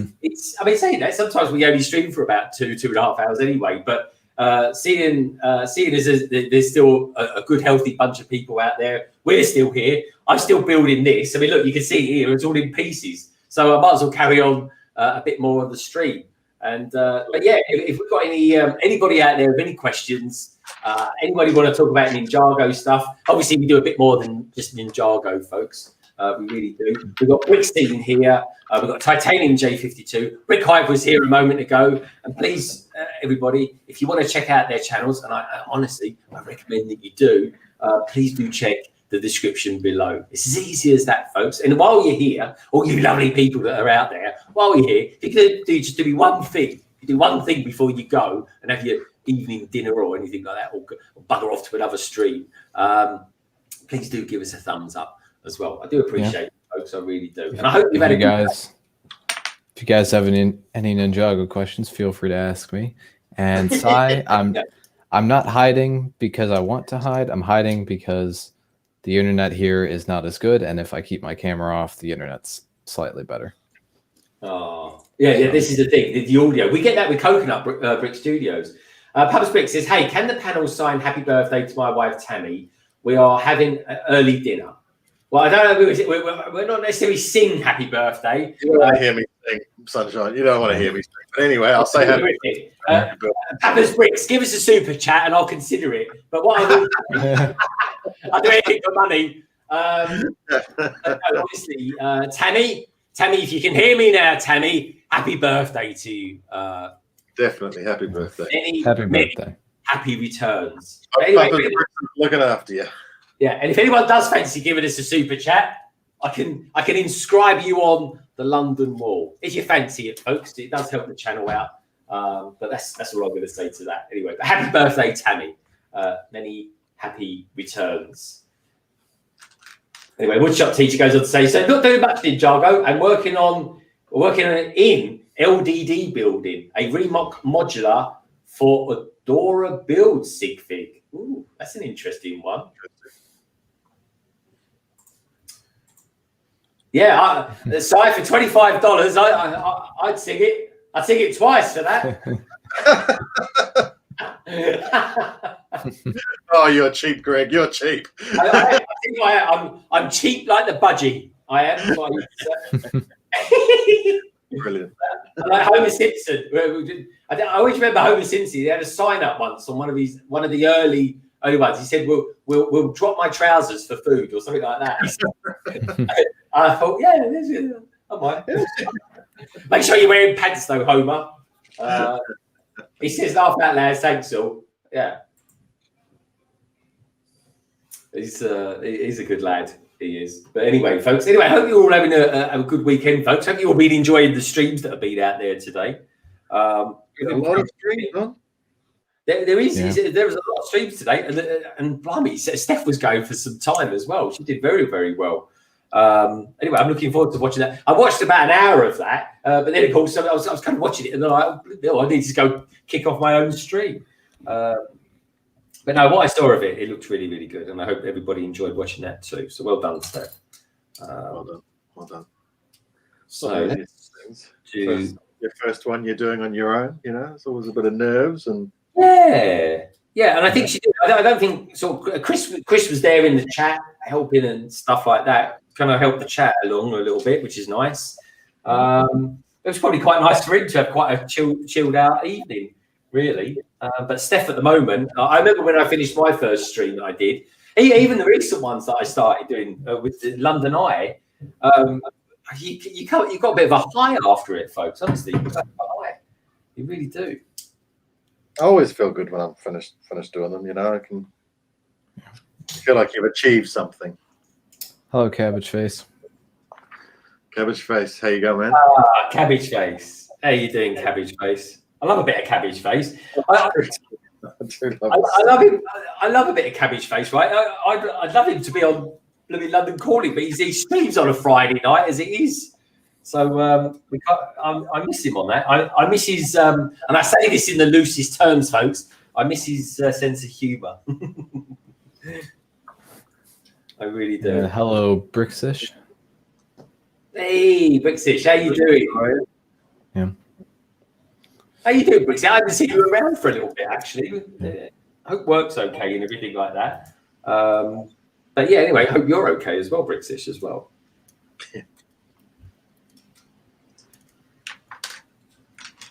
But how are you lot all doing on your Saturday evenings? Because what time is it now? It's like 9:45. And we have Mama Lego in the chat. Mama Lego. Hello, Mama Lego. Welcome to the stream. Great to have you here. I do a lot of chat reading nowadays on do you know what, Titanium? But yeah, feel free, mate. You do me a great I favor. do for I do these streams with on BrickSmith's channel on Wednesday nights at 7 p.m. Central Time. So that's Yeah, like give it a plug. Give it a plug. that's about 3 a.m. in the UK. Okay, well, I'll never be able to get to that unless, of course, I wake up in the middle of the night. They've been doing these. BrickSmith and Strawbricks have been doing Lego's Ultimate Build series. They started out with the Apollo, the Saturn V, and then they did the. Well, it was one of my first Lego sets I built when I came out of my dark ages. Yeah, and then they did the Endgame Quinjet, and then now they're currently working on the Ideas Treehouse. And I pop into that stream every week as well. And while I'm not building anything, I read the chat forum and keep an eye on that. And it's a lovely discussion. Lovely discussion, nice place to hang out. So if any of you can make it, it's good to hear. That's 8 p.m. Eastern, 7 p.m. Central, 3 a.m. UK. In the UK time. What about New Zealand? Titanium. I don't know. No, come on. Who cares? Who cares? Let's see. I need to know. What time is it where you are? Right now it's 10 to 11 in the morning. Okay, it's almost 11. It's almost 4 here. So yeah, that's gonna be tough for me to translate. That's What time is it in the UK? Sorry. Yeah, I can translate it UK time. Papa's Bricks, thank you so much, mate. So UK, it's almost 10. Papa's Bricks. Seeing as you've given me a super chat, that obviously you directly go straight to the London Wall, my friend. So where would you like to go? Tell me where you'd like to go. Top, middle, or bottom, as they used to say in the 1980s with their game shows. We've been through this, Greg. I know. And top, middle, or bottom. I'm saying. But no, thank you so much for the super chat. And what colour would you like to be as well? You can be any colour of the rainbow, as long as it's these colours. There we go. I've got it all sorted out. You're going to see all sorts of people nicking this idea in the future, folks, I tell you.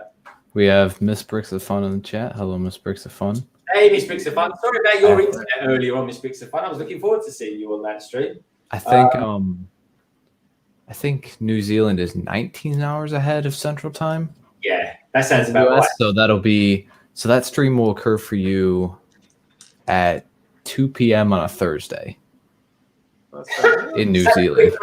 Says, yeah, sometime next week. Yeah. All right. Well, no, 2 p.m. I'm usually watching streams. That's when I'm usually giving up work. It's on BrickSmith's channel. Oh, yeah. He's there. Strawbricks is there. We have another guy, Dave Morgan. He's there as well. Yes. Yeah. Pretty cool people. We just check it out, man. I will check it out. They build, I moderate the chat, and we have a fun time. Yeah, no, that's cool, man. Do look out for when Papa's Bricks says where we'd like to go. Papa's Bricks, where would you like to go, my friend? Where would you like to go? Top, middle, or bottom? And what colour would you like to be as well? He says blue for the color. Oh, blue for the colour. Okay. Did he say top, middle, or bottom? I don't think I've seen anything yet about placement. Okay. I'll put you on there. Don't worry about that, Papa's Bricks. But you've got your choice: top, middle, or bottom. I'm like a 1970s game show host. I am. Mate, you'd host a game show with zero problems, man. Oh, dude. I tell you, anything that said keeps top, middle, or bottom, or the price is right, come on down. I love all this. You know what I mean? I love classic game shows. They're so much fun to watch. Yeah. I think I like them, man. There's a channel that's in my home region, so I don't know what the channels are in the region I am now, but there's a channel in my home region that just runs old reruns of classic game shows. Nice. It's a really fun channel to watch. You get classic Family Feud, you get Match Game, Press Your Luck, Lots of good. Yeah, man. Lots of good game shows. I used to. I genuinely. I don't know. I like game shows. My favourite game show that I like watching at the moment. I mean, Who Wants to Be a Millionaire? I like watching that one. I mean, quite frankly, I would never even get to the £2,000. I don't think on that. But the my favourite game show is probably The Chase at the moment. Let me know in the chat what your favourite game show is at the minute. The Chase is good. I like The Chase. He hasn't said where he wants to go yet. This Bricks of Fun. Says London Bridge Bricks. I was quite upset that my internet was so rubbish. Yeah, that's a shame, this Bricks of Fun, but there'll be another time. I'm sure Steph will do another stream. Woodshop Teacher says, still raining here in Wales. Oh, yeah, I didn't know he was in Wales. That's quite cool, Miss Bricks of Fun. Something it's kind of more southern than that. It's still raining here, too. I'll put Papa's Bricks. I'm going to put you on there now because I don't want to forget you. And I will put you. Where will I put you? I think I'll put you up near Moto, actually. I think I'll put you up near Moto. Yeah. Hello, Guava King says Weakest Link was always my fave. Yeah, the Weakest Link's good, quite good. Anne Robinson, that was always a good one. I used to like The Weakest Link, actually, yeah. The only time I've ever seen anything related to The Weakest Link is that one Doctor Who episode in the future where Rose ends up on The Weakest Link. And then if you lose, the robot disintegrates you. Damn. Yeah. Well, that's motivation for you folks. There you go, Papa's Bricks. So I'm doing like Chris here. I've got a couple more pieces extra than I thought I would. There you go, folks. There you go, Papa's Bricks. Thank you for that. So the deal is, folks, if anyone wants to give us a super chat, which I always appreciate, folks, because it supports the channel. Lego is an expensive thing after all. Then what I do is I pop your name on here, top, middle, or bottom, colour of your choice. And then tomorrow I'll throw something out there on Instagram about it as well. If you look at my Instagram feed at the moment, you'll see what I mean. So thank you to everybody that does support the channel. It does mean a lot. It genuinely does, folks. I really, really do appreciate it. 117 Legion is back. Welcome back. Papa's Brick says he needs to eat now, so he'll be in the background. All good. And then Snapdragon Brick says his favorite game show is Are You Mocking Me? Yeah, I tell you what, that is actually quite funny. It's a very loose term for a game show, I'd say, but that is a good game show. It's very funny. I mean, it's all comedians for a start. I wonder if that's where the name that Solo Brick Builder got the name of his stream from. Ooh, because he does like are you mocking me or something like that. It's called. Yeah, that's the exact game show that he does. Yeah, that is. I wonder where we got the name. But anyway, good choice. I think, and do you know what, folks? I've been on that, and I should have won. In all honesty, that's what I'm going to say to that. Gallifrey Bricks says he likes that episode, the one with the weakest link. Yeah, with the android that says you're the weakest link and then destroys you. Nice. Season 1 of Doctor Who is a really good season. Do you know what? I don't watch as much Doctor Who as I should, and I love Doctor Who. Do you know what? My favourite two ships. Guava King. He's super chatting me. Top man. Thank you, Guava King. That really does mean a lot, mate. It really does. Let me pop that on here. I tell you, I've got 3 favourite ships that I love in the universe, folks. Actually 4. But my top 3 is this. The Millennium Falcon, Starship Enterprise, and it might surprise you to know this, but my 3rd favourite spaceship is the TARDIS. I love the TARDIS. What a great concept. Yeah. TARDIS is great. I love it. Well, not many people. I've got the Lego Ideas TARDIS. Okay, yeah, the ideas one, yeah. Yeah, I bought that. Yeah, because so do I. Yeah, Jay, when you bought it, I was like, oh, I'm going to go and buy that as well. So yeah, I did. I was just getting into Doctor Who at the time. I'm like, I need to get this set. Yeah. And I got it sealed, which was really nice. Well, Paid a hefty price, but it was totally worth it. I had a complete result, folks, on my one. I thought my store was going to fall over then. I had this great result. The guy was selling it on eBay. He said, I'm not selling it. It's not it's not sealed. So because it's not sealed, he couldn't sell it as being brand new. So what he did was, All the bags were sealed, and the box has just been unsealed because to look in it. But it's like it's a Lego Ideas box. Who cares? You know what I mean? It seals up quite nicely. Yeah. In effect, Yeah, those boxes close up anyway. Yeah. So it was brilliant, and I got it. I got it for some. It was £45, which is a bargain for that set. So maybe I'll do a stream one day. I'll do a Doctor Who stream. Maybe I'll do a London Eye like it. I don't know. Yeah. Anyway, Guava King. I've got to ask you, mate. What colour would you like to be? And would you like to go top, middle, or bottom? And Guava King saying, here's to 10K soon, Greg. I don't know about that, mate, but let me get to 7K first. I think I've still got a bit of work to do to get to 7K. But we've also got 501st Bricks in the chat. Hey, 501st Bricks. Good to see you, mate. Let me know, Guava King, what colour you want to be and where you are. I have this. Yeah, so I think he was a good doctor. Yeah, I'm currently working my way through Peter Capaldi. I've watched all of season 8, but season 9 is next.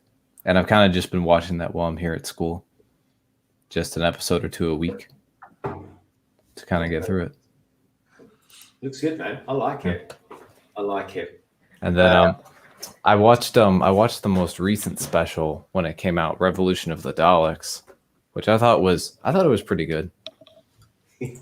Yeah, I like the Daleks. I haven't seen the new Daleks. Apparently that's a bit controversial, but I wasn't a fan of them reusing the Dalek design from the last special, but then I watched the episode and it made more sense. Yeah. And they actually had an explanation for using that newer design. Oh, did it? Oh, okay. So it made sense, and I was like, okay. Hold that thought just there then, Titanium, because I want to know a little bit about that. Yes, you was a judge on that one. You did me no favours whatsoever. I still love you though, Si. What else we got going on there? Guava King, it's Hey Si. Lots of love for their Gallifrey Bricks. Here we go. He's a Doctor Who fan. He says, I still haven't got the TARDIS set. Really? And I've been a fan as long as I can remember. I've been looking out for a good deal on it. Honestly, mate, I was so lucky with my one. The day after Titanium told me he got it, I was like, oh, I'm going to get that. And I did. And do you know what? It's a good set. I love it. The concept is brilliant. Throw me in the blue. Oh, what did he say? I saw it there. He says, throw me in blue, mate, in the middle. Blue in the middle. You must be a Chelsea fan. Sorry, Titanium. Good on you. Good on you. I'm going to show you when you need him, mate. There's a guy down here, Greg, that does custom Lego printing, right? All right. And I'll share this with you because this might be right up your alley. Oh, hello. Hang on a second. Let me just share it. Let me write this in first. And I saw that out first, and then I'll. He's going to go. He wants to go in the middle. I tell you what, I'm going to put him near next to Tech.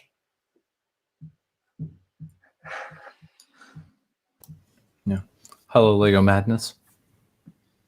Hello, Lego Madness. Good to see you, mate. Oh, there you go, Guava. There we go. Thank you so much. I tell you, Guava King recently, folks, built the amazing Lego Star Wars Ghost, and he streamed it, and it looks an amazing set. And I'm going to be doing a stream with Richard in there over the course of the well, maybe the next 4 weeks or so. We'll sort it out. My people will talk to his people. It can be done. We'll have a management meeting. It'll like rumble in the jungle. It will be. Guava King, thank you, mate. I really appreciate it. So here we go. Let's add BrickScene to the scene, so to speak, and tell us what we're looking at here. Well, this is a guy who does custom Lego printing down here. He's done some Star Trek stuff. Now, I know you're a Star Trek fan. I love a bit of Star Trek. So he's done the Kirk. Hang on a second, that's something different. But he's done the seat and the control panels as well. Oh, I love it. So once he releases it, I'll grab one for you, Greg, and I'll send it over. Dude, I'd love that. He's just working on it at the moment. But once he releases it, I'll grab you one. I said this the other day. To Peeps, right? If I could be one person in any sci-fi, right, or anything like that, I wouldn't be a Jedi, right? I wouldn't be Han Solo, right? I tell you who I'd be. I'd be Captain Kirk for the Starship Enterprise. Because I tell you what, he knew how to be a captain, get everyone else to do the hard work, and he just go off and have a laugh with the opposite sex. He's a lad, old Kirk, wasn't he? Well, I never thought of it like that, I must admit, but yes. Get everyone else to do the work, and yeah. I tell you what, folks, Kirk, he knew how to delegate. All he needed, Kirk was a good chief engineer, right? Someone who knew what they were doing with an alien anatomy, right? And some clever spark that couldn't be bothered to be captain, i.e. Kirk. So that was it. Sorted. Yeah. Guys and girls out there, right? Don't bother doing the management courses or anything like that. Just watch a 1960s episode of Star Trek. And that's the best management course you'll need for the rest of your life. I promise you. God, it's 60s, isn't it? That's 70, sorry, 60 years ago now. That's, it's... Yeah, oh, wow. I tell you what, old. I know, but I tell you what, the great stories still, they really are. Absolutely. Yeah. I totally agree with you. Yeah. What's this? 501st Brick says, Greg, I've honestly been considering that question all day and haven't come to a conclusion. Do you know what? And this is the thing, folks. My favourite character, one of my favourite characters is actually Moff Tarkin. One of my favourite Star Wars characters, right? But if I had to be one character from the Star Wars universe, right, I'd be Count Dooku. It's as simple as that, folks. Count Dooku. He's my favourite character. Really? Yeah, he's pretty cool. Yeah, he's a dude, man. He was the Jedi. He wielded the dark. I mean, blimey, it's lightning. I mean, Christ, and he's got that curved lightsaber. Yeah. Although he's not the only one to have a curved lightsaber. Darth Bane, he's my favorite Star Wars character. He also had a lightsaber with a curved hilt. And he was the Sith Lord that created the Rule of Two. And I've read the trilogy on him. Me too. Really, really good character. That trilogy is what Star Wars should be doing now, in my opinion. Yeah, I think I want to see live action or at least animation Darth Bane. Me too. I mean, they put him in the Clone Wars briefly, and he talked to Yoda for a little bit, but I want to see more. What's the one that's about to come out that's going to go back into the more dark, or the beginnings of the Sith? What's the name escapes me now? Isn't that the High Republic? Nah, there was the other one that got announced. The Acolyte? The Acolytes, that's it. Yeah, that one interests me. I want to see that. Because I love Sith lore. Sith lore is great. Yeah, well, I'm just hoping it's going to be dark. I hope it's going to be a dark sort of side of Star Wars, that we'll Yeah. I'm looking forward to it. Well, to be honest, right, I mean, the Jedi's were their own downfall. I tell you, going back to the management thing, folks, right, don't do a management course, right? If you want to learn something about how to not procrastinate, right, watch the prequels to Star Wars and just look at the Jedi's. When the universe, or the galaxy, as they like to call it, right, is imploding and going completely pear-shaped, what did the Jedi's do? I'll tell you what they did, right? They just sat around in a round room going, Jedi's did, folks. Yeah. They got those fantastic powers of healing, and there was that strange one that came up in the last movie, wasn't it? Where they could what would they call it? Like Zoom calling. That's a new force power now, where they're Zoom calling to each other between Rey and Kylo Ren, of course. Yeah, that was some weird force connection. I quite liked it. I mean, he's pretty buff, his old Kylo. I'll give him that. But what did they do? They just procrastinated. Luke Skywalker did more action than what the whole of them did. The Mandalorian, for example, boom, he did more action in Mandalorian than Mace Windu did in the whole of the bloody prequels.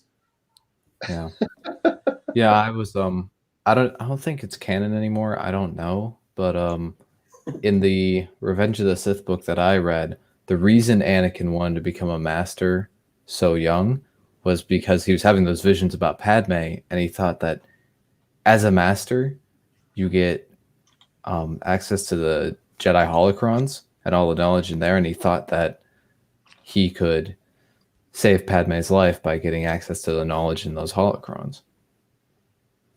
So, you know, if they had just given him the rank of master, maybe he would have found what he needed. Yeah.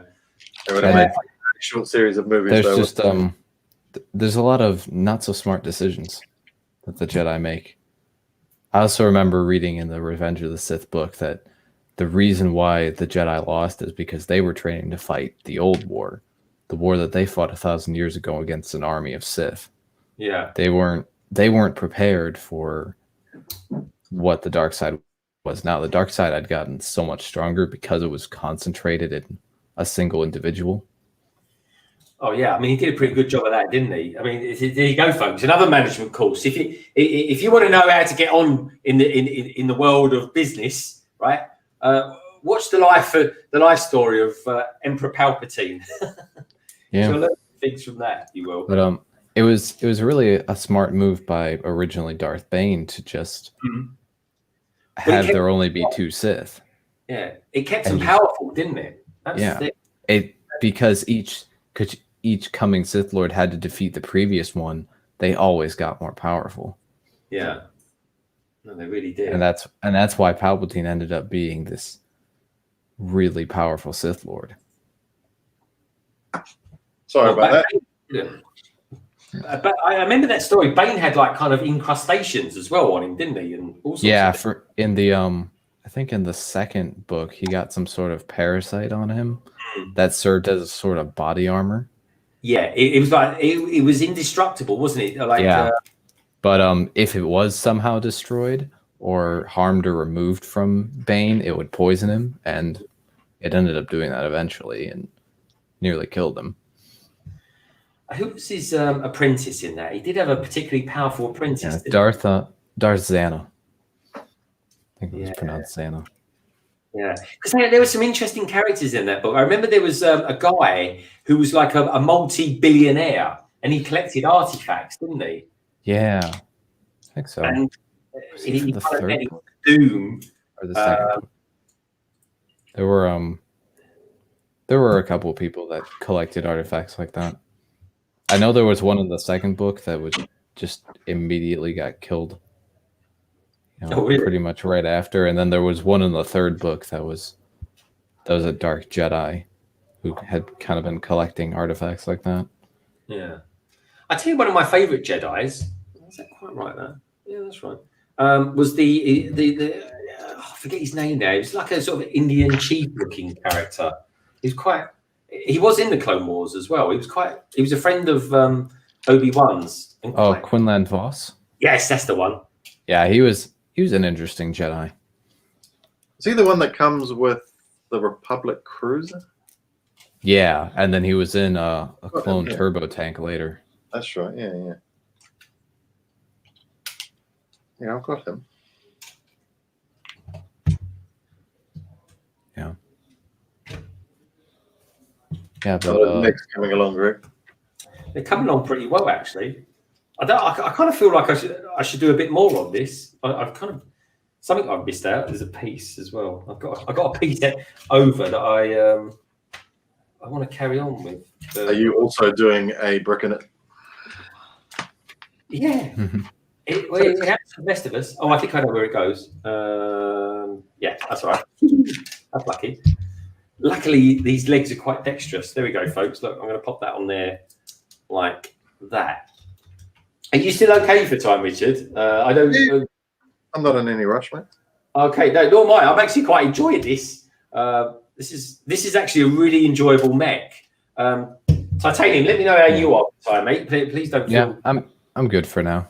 Okay, cool, man. All right, as long as we're all good. Folks, as long as you lot out there are happy with us sort of hanging around still, then I'll continue this. But look, this is where I've got to so far, folks. With this, let me give you this here. Oh, not here. Blimey, I haven't built in. If I built him, I would want my money back. I tell you what, folks, all of you lot that have just arrived here, check out this. How about that for a t-shirt, eh? Quick, breathe in, Richard, breathe in. Look at that. Fantastic. That's the one. I love it, honestly, Richard. And you're who ironed that shirt, or did you just literally is that a brand new shirt? Straight out of the closet, mate. Oh, Straight out off the hanger. Fantastic, I love it. If only I could iron as well as that. Oh, it's not been ironed. I can assure you of that. It's just been. I'm not in bed, Si. This is not. It's not in bed. There you go, Si. It's a nice pair of pins for you. Look at that. Oh, someone's at the door. 1 minute. All right. 1 moment, please. Someone's got ring. There That's we go. me. I'll tell you what, folks. It's a great use here of stuff in there. I'm loving it. Anyway, as long as you lovely lot out there want us to sort of hang around, we'll hang around. Why not? There we go. Anyway, so I think for there I am. Now then, what have I got going on here? There's something. Oh yeah, there we go. I'll tell you, whenever you get a couple of pieces left over, it always kind of makes you a little bit nervous as to where they should go. But you do get, I don't know, you do get a fair amount of parts left over sometimes. I've got those as well. Now, where would they go? I've got 2 of those left over, and that seems. There we go, folks. I've got 2 of those. Where would that go? They should go there. But yeah, they're there already. So that's cool. Just make sure they're not anywhere else. Anyway, tell us, folks, how your weekends have been. Are you not all good out there? You got some major pieces left over, have you? Well, no. I've got 2 cheese slopes, but I can't. There's only one place where they go, and they're there. So no, I'm fine. I'm happy with that. It's equal anyway. I can't see anywhere where they're actually missing. So yeah, there, and there. Yeah, that's cool. That's good enough for me. They're only cheese slopes. Right. Okay. What am I up to then? What bag am I up to? 76. There we go. Okay, I'm doing some shoulder work. Are there 6 bags? I think. Yeah, it is. I'm on bag 5 now, folks. So I'm cracking through it. Anyway, let me just do this. If I hurry up, I might even finish this. But as long as my comrades are okay for time, that's the main thing. No, I'm all good, mate. All good. Yeah, I'm good for now. I'll have to go in like I think 45 minutes, just because I have to go down and get food from the dining hall. But yeah, okay. Well, that's not right away. We'll max it out then. We'll see if I can finish this in 45 minutes. I'll do my best. Come on, Si, I can do this. Yeah, I'll see if I can get this done in 45 minutes as well. I'm up to here. Yeah, give us an update of where you are and yours. Richard. Yeah, it's looking good. Well, I've done the tree. Oh, well done. Yeah. And you've done the Easter egg. Yes. The pond there. I'll just get in front of my face. So now I'm just building this little room here, which looks pretty cool. That's Ronan's shop. Yep. Down on the lower levels. Yeah. I've got that 50 first. Got a lot of good references in that one. Yeah. I love these builds though. Just, of all the themes, these big Ninjago sets I really, really enjoy. I really enjoy them. They're on par with me as a Star Wars fan. They're on par with Mr. Greg. I love that. Star Wars sets. My godson calls me that, Si. He calls me Mr. Greg. It's Mr. Greg, you're going to make some Lego tonight. And I'm like, yeah, okay. Right, let's do this. I'm loving these parts here. This is fantastic. Yeah, those are lovely parts. This is a good mech, folks. This is a good mech. Right. Yeah, I would recommend. It's very good. Right. I'm definitely running out to go and grab the ice tank after this. Assuming it's still there and no one's managed to get their hands on it yet. Hold on, what is this Zane's ice tank from the movie? Yeah. I was in a shop the other day and I saw it there, and I was like, I should buy it, but didn't. But it's a lovely set, mate. It's a lovely looking set. So it's really expensive. Yeah, it's a couple $100 New Zealand, but yeah, is it probably more than that now? Well, are they selling it at a retail price or are they selling it? Yeah, it's retail. It's retail. Oh, dude. And they still got it. I mean, that's That's what I'm saying. The place has such bad customer service that the general Lego community here don't shop there, and it's a graveyard. You can still get stuff from Last Jedi there as well. So, Oh wow. it's a bit of a graveyard for themes gone by.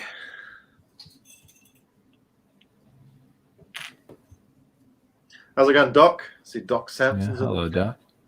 Oh, Doc, how you doing, mate? Here, Doc, your favorite ninja.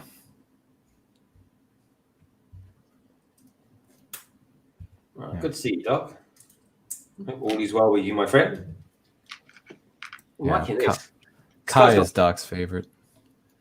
Oh, is he? Yeah. Kai, yeah, Kai's good, man. Kai's good. Yeah. Anything with the name Kai in it seems to do quite well these days. Kai's good, but Jay's better. I have to be honest. I haven't watched much of the Ninjago series stuff, but does Lloyd get called La Lloyd? Only in the movie. Only in the movie. Never in the show.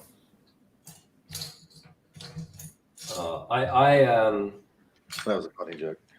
I like it, the fact that he calls him the Lloyd as well. I do too. I think it's hilarious. I think it's a really funny movie. I was thinking about this the other day. Why is it that the Ninjago movie, in my opinion, didn't do as well as the other ones? Now, if you look at the Lego movie, all the scenery is brick built. Everything is brick built. The Batman Lego movie, some of the scenery is brick built. But the Ninjago movie, none of it really is. Yeah, I mean, the city's brick built, but everything else, like the nature, is just... Yeah. And I don't know if maybe that's what detracts from it a little bit for me. I don't know, but yeah, that was just something I sort of was thinking about the other day. I don't remember watching that thinking that, oh, there's not much brick built stuff in this. I thought there was quite a lot of brick built stuff in it. I mean, the city's definitely got a lot of bricks, but then you go into the jungle and it's I'm a lot in more favour of just this. I think the Ninjago movie does get a lot nature. of. I think that comes down to the fact that it doesn't marry up with the TV series, doesn't it, Jay? Yeah, that and it didn't have as much as the TV series had, which is why I think fans of Ninjago prefer the TV show over the movie. But if you look at the movie without looking at the TV show, then it's great. I think it's all right. So hello, Chef. Chef T. Yeah, but nothing against the movie at all. Yeah. It's really difficult because it's like what, a 2-hour movie, and they've got 6 main characters. Yeah. They can't give character development to all of them, so they've really just focused on Lloyd. Yeah, but they didn't have to do that though, did they? Because they had all the character development done. Well, since the movie's in a different universe, the characters in the movie weren't really developed at all. This was the first we were seeing of the movie versions. Yeah, and that's my point. They didn't have to go down that route. They could have just stuck with the characters that people knew and loved instead of reinventing the wheel. I think people, when they initially heard Ninjago movie, they thought it'd be a movie based on the show. And that was one of the things that upset people. And then the new designs upset everybody. Basically, Ninjago, the summary of Ninjago is something new happens, everybody gets upset about it, and then they gradually get over it. That's like the community in a nutshell. Ninjago fans are a very passionate group. Yeah, and I tell you what, who are as well, Bionicle, blimey. Who would have thunk? Yeah. Well, anyway, I mean, do you know what I mean? It's good that people are enthusiastic about what they believe in and stuff like that, or how they like to see things, and that's why I think we all have our own thoughts and feelings on Lego as a whole, anyway. Because let's face it, folks, we've spent enough on it, so we definitely have earned our right to say what we think about it. Yeah. I'm not the biggest fan of the Ninjago movie. My favorite part of the is the news for the Lego version of the Good Morning Britain. Yeah, I think that's good as well. Good mate. morning, Ninjago. That was Yeah. pretty good. Hey, Chef. I think I'm missing a piece, eh? No way. It's a very small piece. It's that little, you'll know, Titanium J, that little silver piece holding the flower on the wall here. It's holding the little red flower. Oh yeah, those you know that bag just full of random parts, like with the roller coaster pieces. That it should be in there. Ah, well done. Well done. And then you'll use those pieces throughout. Yeah. Much like with the green weapons pack. Yeah. It's pretty much used by now because they're all plant bits. Eh? Yeah. Oh, well done, mate. I would have been looking for that for ages and getting frustrated and cursing and maybe even taking it out on my family. Who would have known, eh? Yeah. Do any of your kids or anything like that, are they into building Lego at all or anything like that, mate? Oh, yes. My little boy. He was my excuse for getting into it in the first place. Yeah. You know, I was buying a couple of sets for him when I decided that's it. I'm going to start buying Lego for me. And of course, now we have two separate collections. We have the Lego, then we have Daddy's Lego. Daddy's Lego. Daddy's Lego, yeah. Daddy's Lego. You're not allowed to touch that. But your channel, Daddy's Lego. But no, he's well into it, and he he can build pretty much anything. But what really impressed me with him was that when he was young, as he would get, say, like a new police station. When he was 4 years old, right? I got him the Lego police station, the city police station at the time.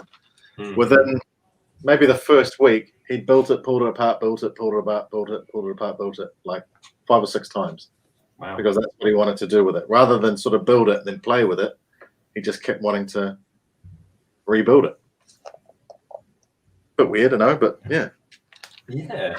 Well, it's interesting though what people do, isn't it? What everyone does different things with it. I mean, so I know people that build a Lego set, they'll take it apart and they'll try and build it quicker. Yeah, no, that's not. And they keep doing it just to better themselves at it. And I sort of think that's quite a good idea, really. I mean, you do kind of remember. I mean, sometimes even I've done a live stream and I thought, oh, do you know what? I'm going to do a speed build or something like that of this set, and I've taken it apart, and I would never do that to a particularly big set. And I kind of thought to myself, yeah, it's you kind of remember it going back together. It makes the speed build look better because you make less mistakes. Well, the other Lego YouTuber down here that he's part of the LAN. He gets sets sent to him, so he'll do his review. He'll get the set built, do the review ready for the release or for the embargo, or whatever it is. But then a couple of days later, you'll see him. He's pulled it apart already, and then he'll build it on the live stream because he streams on Twitch. Okay, that's. So he's quite often doing that, where he's obviously building a set and then he pulls it all apart and rebuilds it. Yeah. Just to make more content. Well, the thing is as well, I think when you're a Lego YouTuber, especially, I think it does pay to actually you use your materials in more ways than one. And that's definitely something I'm always looking to do. Let us know in the chat as well, guys and girls out there. Come on, throw some questions our way or something like that. We've got Titanium J52 doing the MCing for us here. Yeah. How do you do it? Do you like to build your sets? Do you like to, obviously you do, but do you like to rebuild them, or do you straight away mock them or something like that? I used to like to take apart and rebuild my sets, but then I find out that it kind of wears out certain parts, usually clips, if you take them apart and rebuild them a bunch of times. Yeah, I just don't have the room to keep them all made up, unfortunately. Yeah, so I stopped doing that. No, I have to. They get a bit of shelf life. I mean, hopefully with my expanding into the garage, I'll be able to start keeping more sets built up. But yeah, I'm always having to recycle what I've got on display behind me here. What do you do with your sets then? Do you just bag them up and put them away, or do you sell them? Literally, yeah. I've got, maybe a dozen or so big 60-liter bins now full of sets that are just been built, displayed for a while, then broken down and chucked in there. Yeah, I've started to have to do that with my Ninjago sets. I certainly don't want to do it because you'd rather have them all out on display, and it just seems like a bit of a waste having them all away like that. But yeah, I have actually been thinking, God forbid, selling quite a few of them on. I'm thinking, will I ever build them again? I don't know. Maybe I should sell some of them on, buy new stuff. But I can't bring myself to doing it, unfortunately. Yeah, it's a funny thing though. I mean, like Slave One. I mean, think of the money you could make on that at the moment if you sold that on. Yeah. Oh, I wouldn't sell anything like that. Yeah, I mean, some things. It's like the Ghost. I'll never sell that on because that is like one of those sets that people want. It's gold dust, isn't it?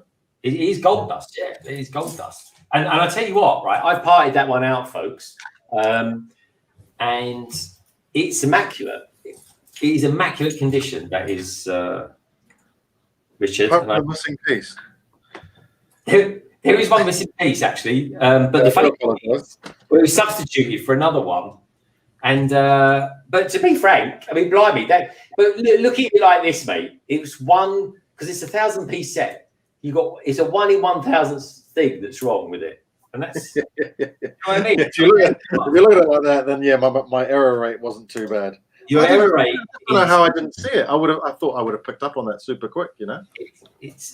Dude.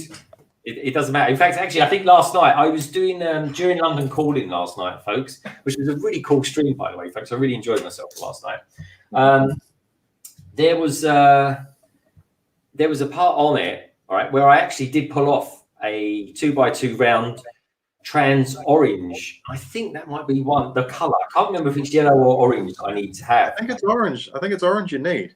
Yeah, I think they're all orange.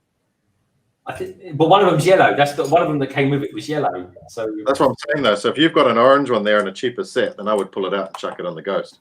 Yeah, and I will do. Yeah. And if that wasn't the right color that I did have, then I'll just pie out or just buy it off breaks and pieces. But like I said, I can live with a yellow trans as opposed to an orange. I've got one here, mate. Just yell out and I'll send it to you.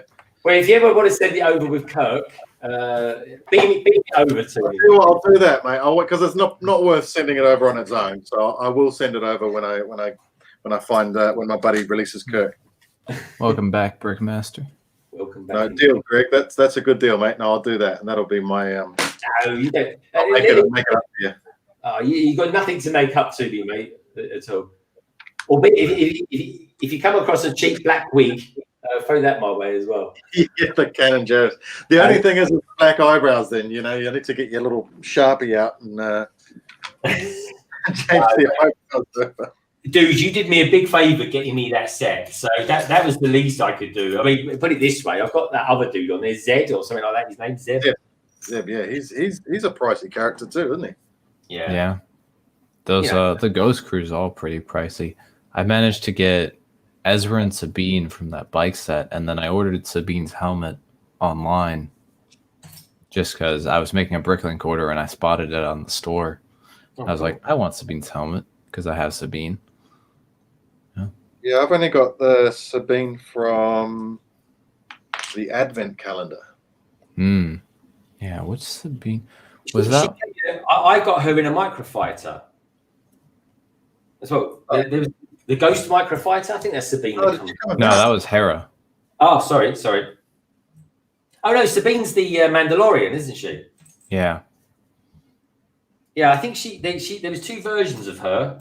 Yeah, there was an earlier version that came in the Ezra's speeder bike set, which had Ezra's speeder bike and a Stormtrooper speeder bike. Oh, yeah. And then also in the Imperial Assault Carrier, and that version, that set had her helmet. Yeah, that was the only one to have Sabine's helmet. Yeah, and then another version came in the Vader's TIE Advanced versus A-Wing, and that same version, I'm assuming, came in the advent calendar in 2017. Which Just 1 second, guys. No worries, man.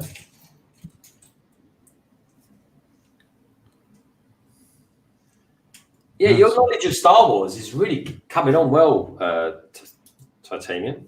yeah, I know a decent amount about Star Wars.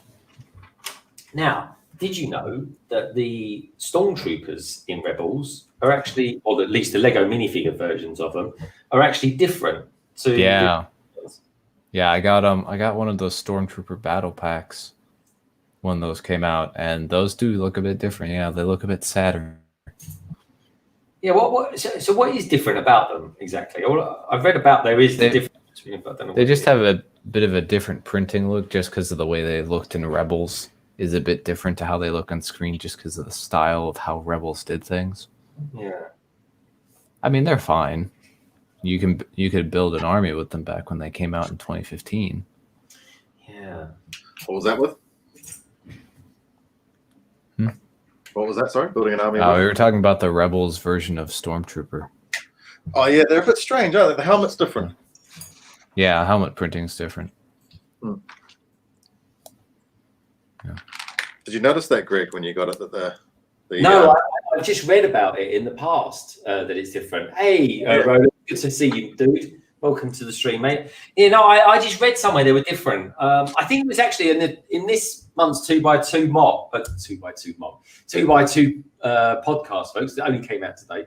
I remember there's a mock in it from last month. That's what made me think of it. That I chose. So my mock last month, when I hosted it, there was a piece in there whereby there was a great big mock that I was showing. It was amazing, this mock, folks. But they used the Stormtroopers from the Rebels cartoon series, and I always thought, oh, I wonder what the difference is. But I don't actually, until I just asked Titanium, I didn't actually know what the difference was. But I do now. Thank you, mate. Doc asks, would you rather have a set from Rebels or Bad Batch? I personally would prefer Bad Batch because I love Clone Wars. Yeah, I like Bad Batch. I think Clone Wars was better. Yeah. I think Clone Wars is better than Rebels, but Rebels still has its shining moments. I think Rebels sets are probably a bit harder to come by, though, aren't they? You know. Yeah, there's not as many. Was the other one? Yeah, there's just not as many of those around. Yeah, they kind of did a decent amount of those when the show was popular, and then kind of fell off with it. Yeah, it looks like everyone, the general rule seems to be Bad Batch people want to go for. Yeah, people are saying Bad Batch, Brickmaster, and 501st Bricks. We are getting a Bad Batch set, aren't we? Yeah, we're getting the shuffle apparently. That's the rumor, at least. Isn't it funny, folks, how much we know about Lego and what's coming up? I mean, they say a rumor, but 9 times out of 10, the rumors do end up being true, don't they? Like, could you imagine we were into other things like I don't know, watches or something like that? Say that was our thing. Yeah, you know, we know all about that. We'd be thinking like, oh yeah, Omega.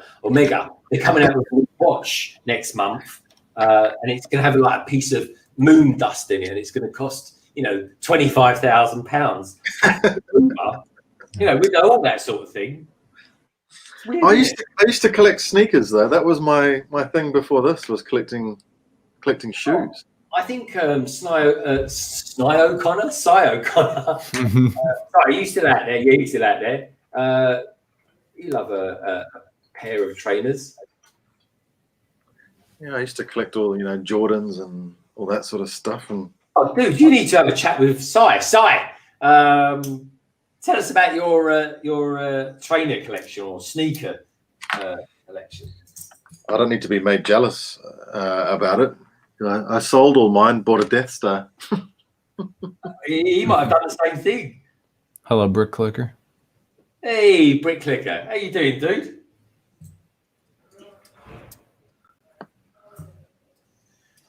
Right, I'm nearly done this bag. Look, people now talking about our T-shirts, voting on our T-shirts. Which one's better? Far out! I got a fly here that's annoying the crap out of me. God, have I been still that long? Get out. Is it a big one? It's one of those blowflies. It's just buzzing around. I'm surprised you can't hear it. Now you're just going to have to put up with the... Well, I can't hear it, mate. You can't hear the insects outside? No. Oh, okay. Well, that's good then, because they're loud as heck. New Zealand, folks, is full of insects. Full of weirdos. Now, why is that not sitting on that properly? We don't have Australians, though. That's our bonus. Yeah, I know there seems to be a bit of rivalry between the Aussies and the Kiwis. As much as there is between you guys and the Scots. Well, there is no competition between us and the Scots. Well, not competition, but you know what I mean. You take the piss out of each other. Yeah. Oh, I see. You got me there. Now that goes on there. Yeah, that goes. I'll tell you whether you know how to make an Englishman mad. Is try to pay for something with a Scottish tenner.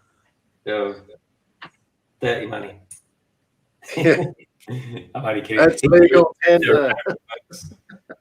Legal tender. Go away, God. There we go. Maybe there's a corpse outside that I'm not seeing. All right, it's gone. I'll close the door. I'll give you that 150 first bricks. I love the Scots, really. One of my favourite characters in sci-fi was Scottish, Montgomery.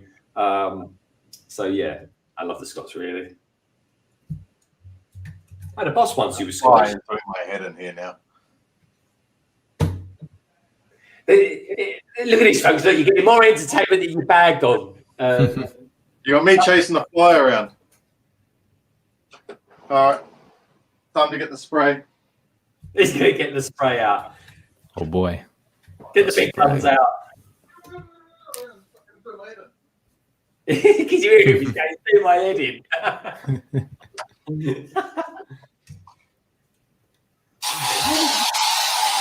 Oh, here we go. You should shout out exterminate while you're doing this. Yeah, you can hear their bloody their tones changed when they get caught by the spray. Die. There is Scottish money, Doc, but it's legal tender, like I say. Hey, Brick Clicker, good to see you, dude. Hope you're well. Snap to Quid Brick says, so we have solo. What's on the rad Brick C? What type of bug? Yeah, this is it. This is what type of bug? Actually, should we? I think. What shorts are you wearing today? Show us your shorts again, Richard. What's that? Show us your shorts. Look at these shorts, folks. Look at him. Look. The golfing style shorts today. Yeah, you've got to have some balls to wear them. I'll tell you. He looked at the shorts. Do you remember them? Blimey. I used to love the old Bermuda shorts. Yeah. Oh, how does that go then? So that stays up there like that, and then this goes in there like that. I just really don't get that. Oh, okay. I mean, this is clever. Yeah, it's a really nice build. Yeah, for the awesome. Yeah, that's pretty cool. This could end up being my second favourite mech. Of course, my first favourite mech is the one that I built with the awesome Dr. Samson over the course of 5 streams. Right. Okay. I'm doing this bit again. So. God, man, these flies are doing my head in. Oh. That is one nice thing about being in the UK. About the cooler weather, you don't get so many flies and stuff like that.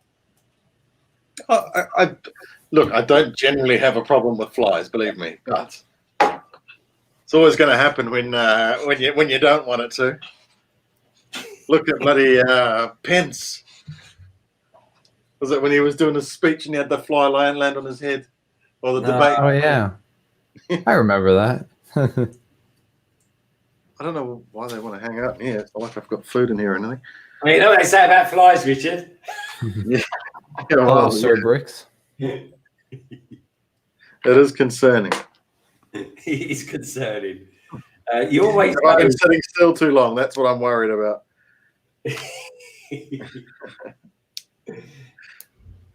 Okay, so Lego has made a big Kai mech, a big Lloyd mech, a big Cole mech, a big Zane mech. We need a big mech for Jay. It needs to happen. Have we not got one? No, I mean we've gotten like really the only mech we've gotten is the Electro mech, and that wasn't that big. The first mech I bought ever, I got from Boots the Chemist of all places, and it was the Fire mech from the film. Yeah, Oh, yeah. that's a pretty good mech. Yeah, I've not built it yet, but I will do one day. Yeah, I never got it myself, but it was all right. I liked what they did with that and the Voltron as well. Is that they had the tires on the bottom to give it a bit more grip. Oh, you need it, mate. Honestly, it's ginormous. Yeah. Yeah. A Voltron is absolutely humongous, and I tell you what, it's my favourite Lego idea set. No, I got rid of mine. Doc asks, "Is this going to be more favored than that white and gold Ninjago mech you already have, Greg?" I think it is, Doc. Cool, well remembered, mate. I've got simply. This is kind of like a large mech, whereas I don't know, the other one's not that much smaller, but it is smaller nonetheless. Yeah, that one's based on the kind of scale that we had for the Samurai mech back in the earlier days. Yeah. Doc, that's just because they're saving Jay for the end, best for last. I'm telling you, a J mech in this scale would be fantastic. Yeah, not off. Not off, mate. God, Right. yeah. I'm on my last bag. Oh, yeah? Yeah. I'm loving this, though. I think this is better, actually, Doc. I mean, the other one is a lot cheaper, mind. Blimey. This is, I think at 55 quid. Honestly, I think this is a steal. I really do. I think honestly, the Ninjago is such good value for money in comparison to Star. I mean, look at these mosaics over here in the mosaics. You could buy the mosaics from Argos for 55 quid. That's 50% off. That is. And John Lewis will match that as well, folks. Now, Brick Clicker, I know you're a Ninjago fan, so do tune in later on this week because I've got a Ninjago orientated, if you pardon the pun, Lego haul. In fact, I say it's orientated. The whole haul is Ninjago. So, Titanium, maybe you can help me out here. I'm trying to think of a word to describe a massive Ninjago Lego haul. How would you describe it using Ninjago terminology? Well, what I thought of was the Colossus that Garmadon created in season 8 at the very end. So I would say colossal. Colossus. Do you know I used Colossus once? It was the in a short of all titles. I called it the Colossus Colosseum. I think about 50 people watched it. yeah, it was the only Titan. That was the giant Colossus that Garmadon created, and it was a set. Wasn't the greatest set, but it was still a decent set. Well, this is great. Look at this, folks. This is like a proper star. Yeah. Look. Yeah, that piece first came out in gold in summer 2019 and was used on Lloyd's mech and the Land Bounty and the Katana 4x4. And they finally made it in silver. Yeah. Well, I tell you what, folks, if that was made of metal, right, that would be classed as a weapon. Not quite a weapon of mass destruction, mind you, but it would be classed as a weapon. Gargantuan. Oh, that's a good one. Gargantuan. Yeah. I like that. Yeah, that's another good one. I think I even used that word actually earlier on in my Lego haul when I was describing this. I think I described it as I think it was gargantuan and something else. Can't remember now. Honestly, folks, the reason I don't remember is because it's not like I script it or anything like that. When I do my Lego hauls, well, you probably know because you've watched some of them anyway. I just literally sit here, I line everything up. I think to myself, right, where should I start? And then I just go with it. It's like doing a live stream. I really do. I just go with it. And I do it all in one take, folks. The whole thing is one take. I promise you that. They're one of the easiest things that I do, simply because there's not a lot of editing involved for them. I just kind of do them. Albeit, I know there's a lot of people these days, always got a good sword, doing this edit thing now where they do lots of little close-ups. So there's someone about the snap in, snap out type thing. Yeah. I mean, what's all that about? Is that the terminology called for it, where you zoom in a little bit closer and zoom out? Yeah, I don't know. Yeah. Definitely a popular edit at the moment. So, yeah, that mech was, those two mechs were a $60 set back in 2015. Oh, So this set costs the same amount, but just for one mech. But this mech's a lot bigger. Yeah. How you doing, Sir Bricks? Good to see you here as well, mate. As always, thanks for hanging out with us. How are we doing for time? Okay, I'm on my last bag, folks. I'm on my last bag. We can do this.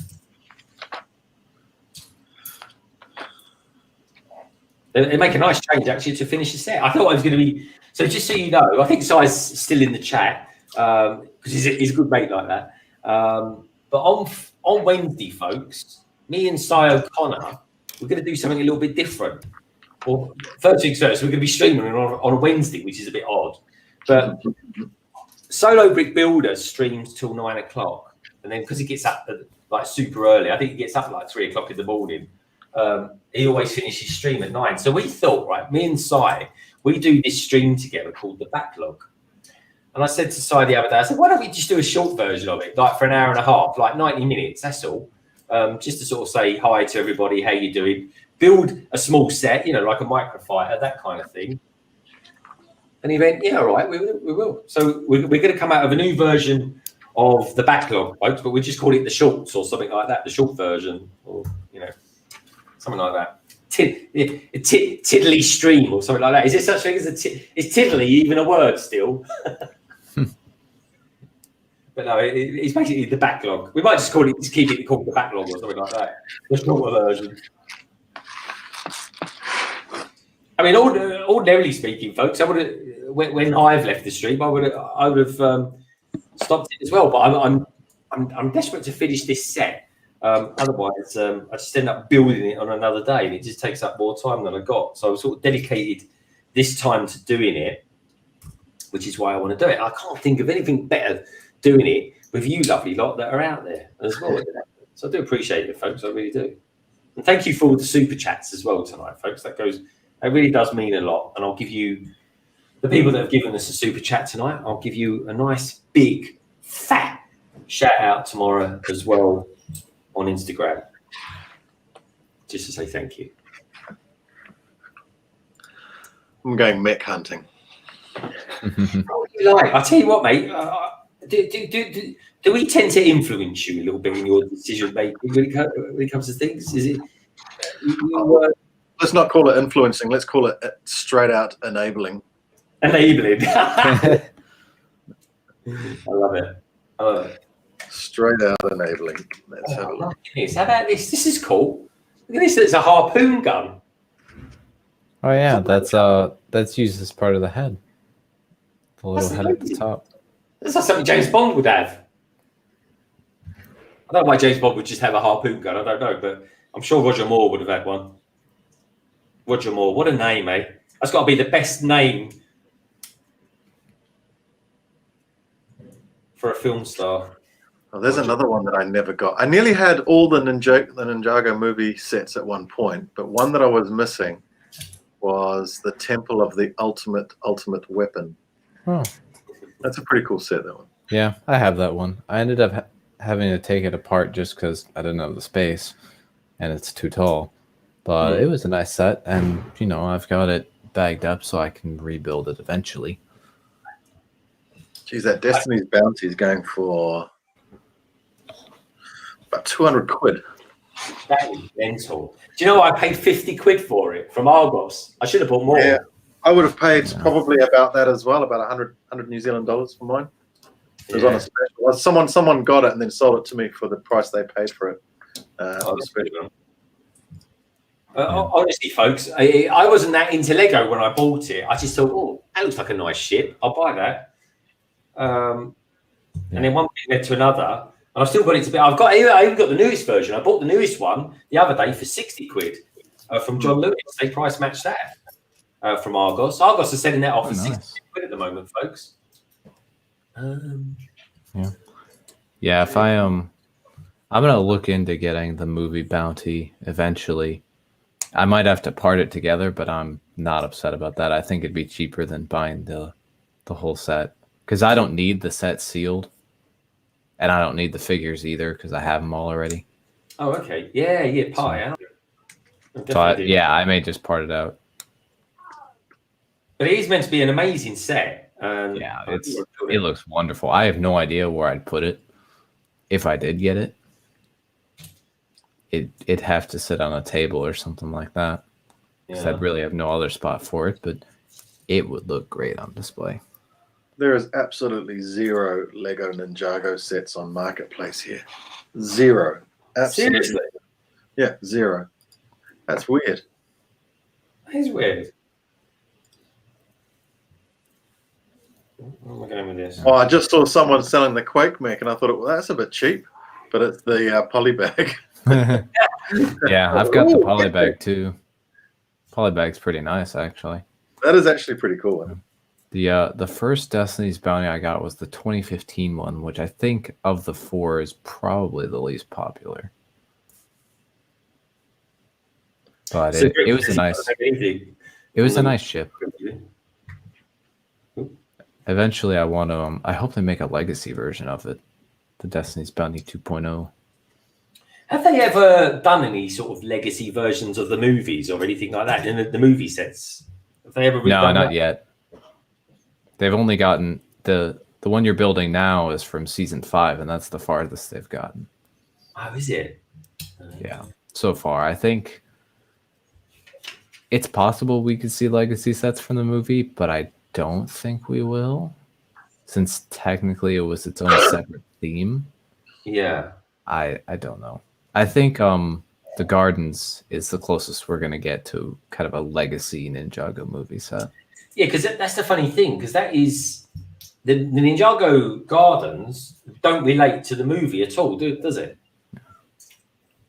Right. Yeah, no.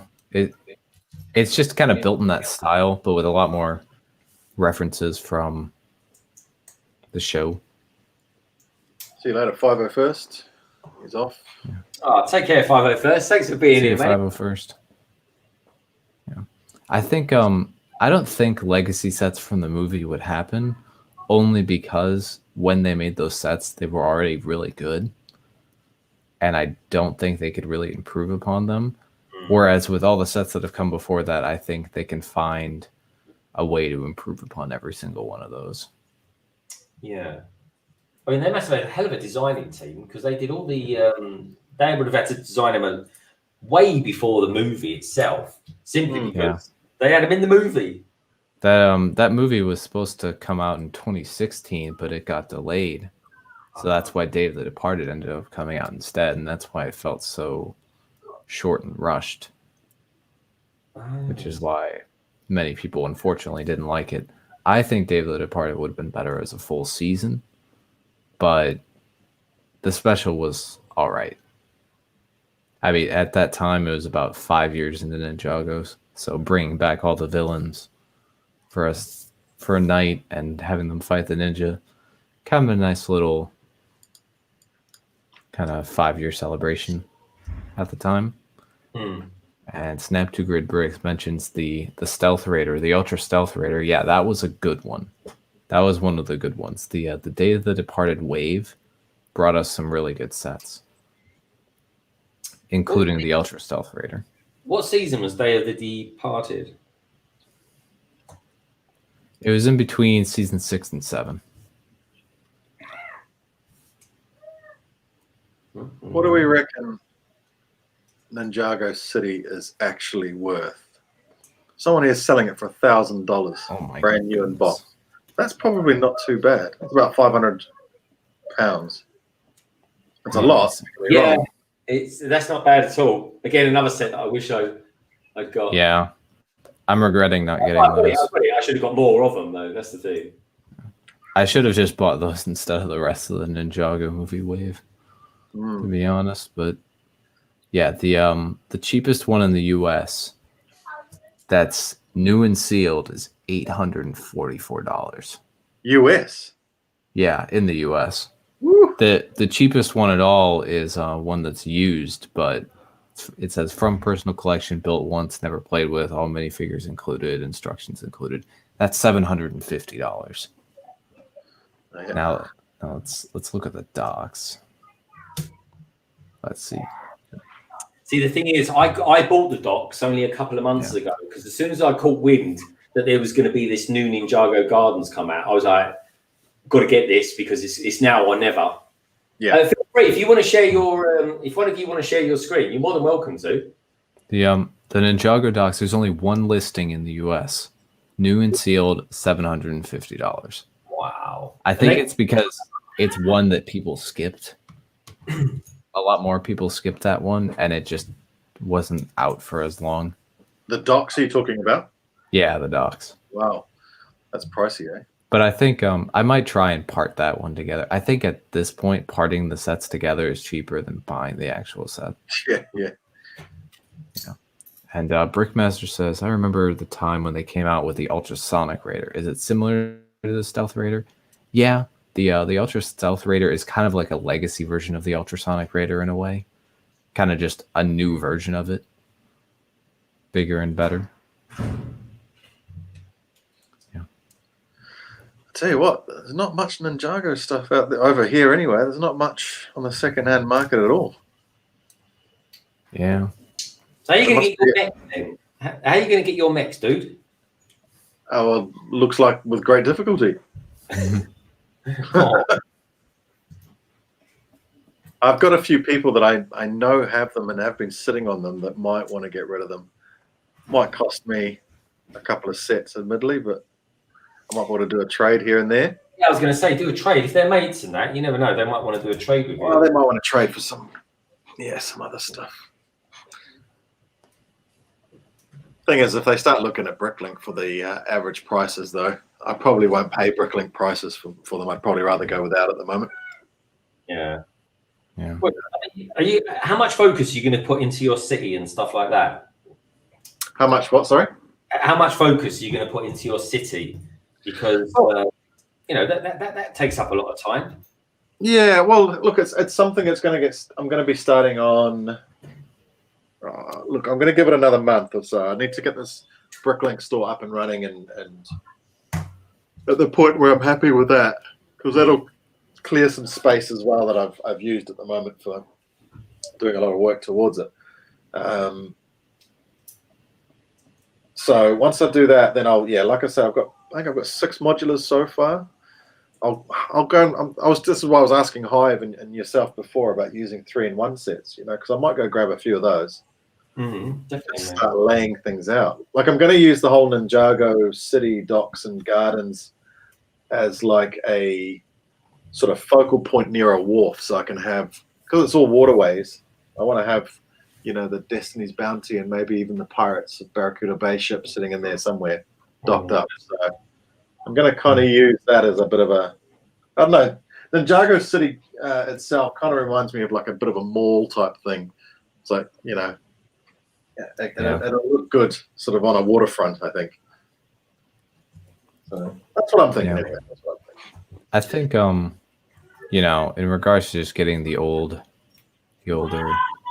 modulars, it's better off to just build your own custom ones, and that's what I'm gonna do. I'm going to have to build a whole lot of custom ones, because I certainly ain't going to pay the price. I'm probably going to I'm probably just gonna buy the sticker sheets from Ninjago City and the docks online, so that I can have all those details available, and then just build my own customs. And then we have Between the Bricks in the chat. Yeah, my buddy Dan's here. How you going, Dan? Hey Dan, welcome to the stream, mate. All right, I'm halfway through this bag. I reckon another 10 minutes and I'll be done. Oh, you're all good, mate. You're all good. Yeah.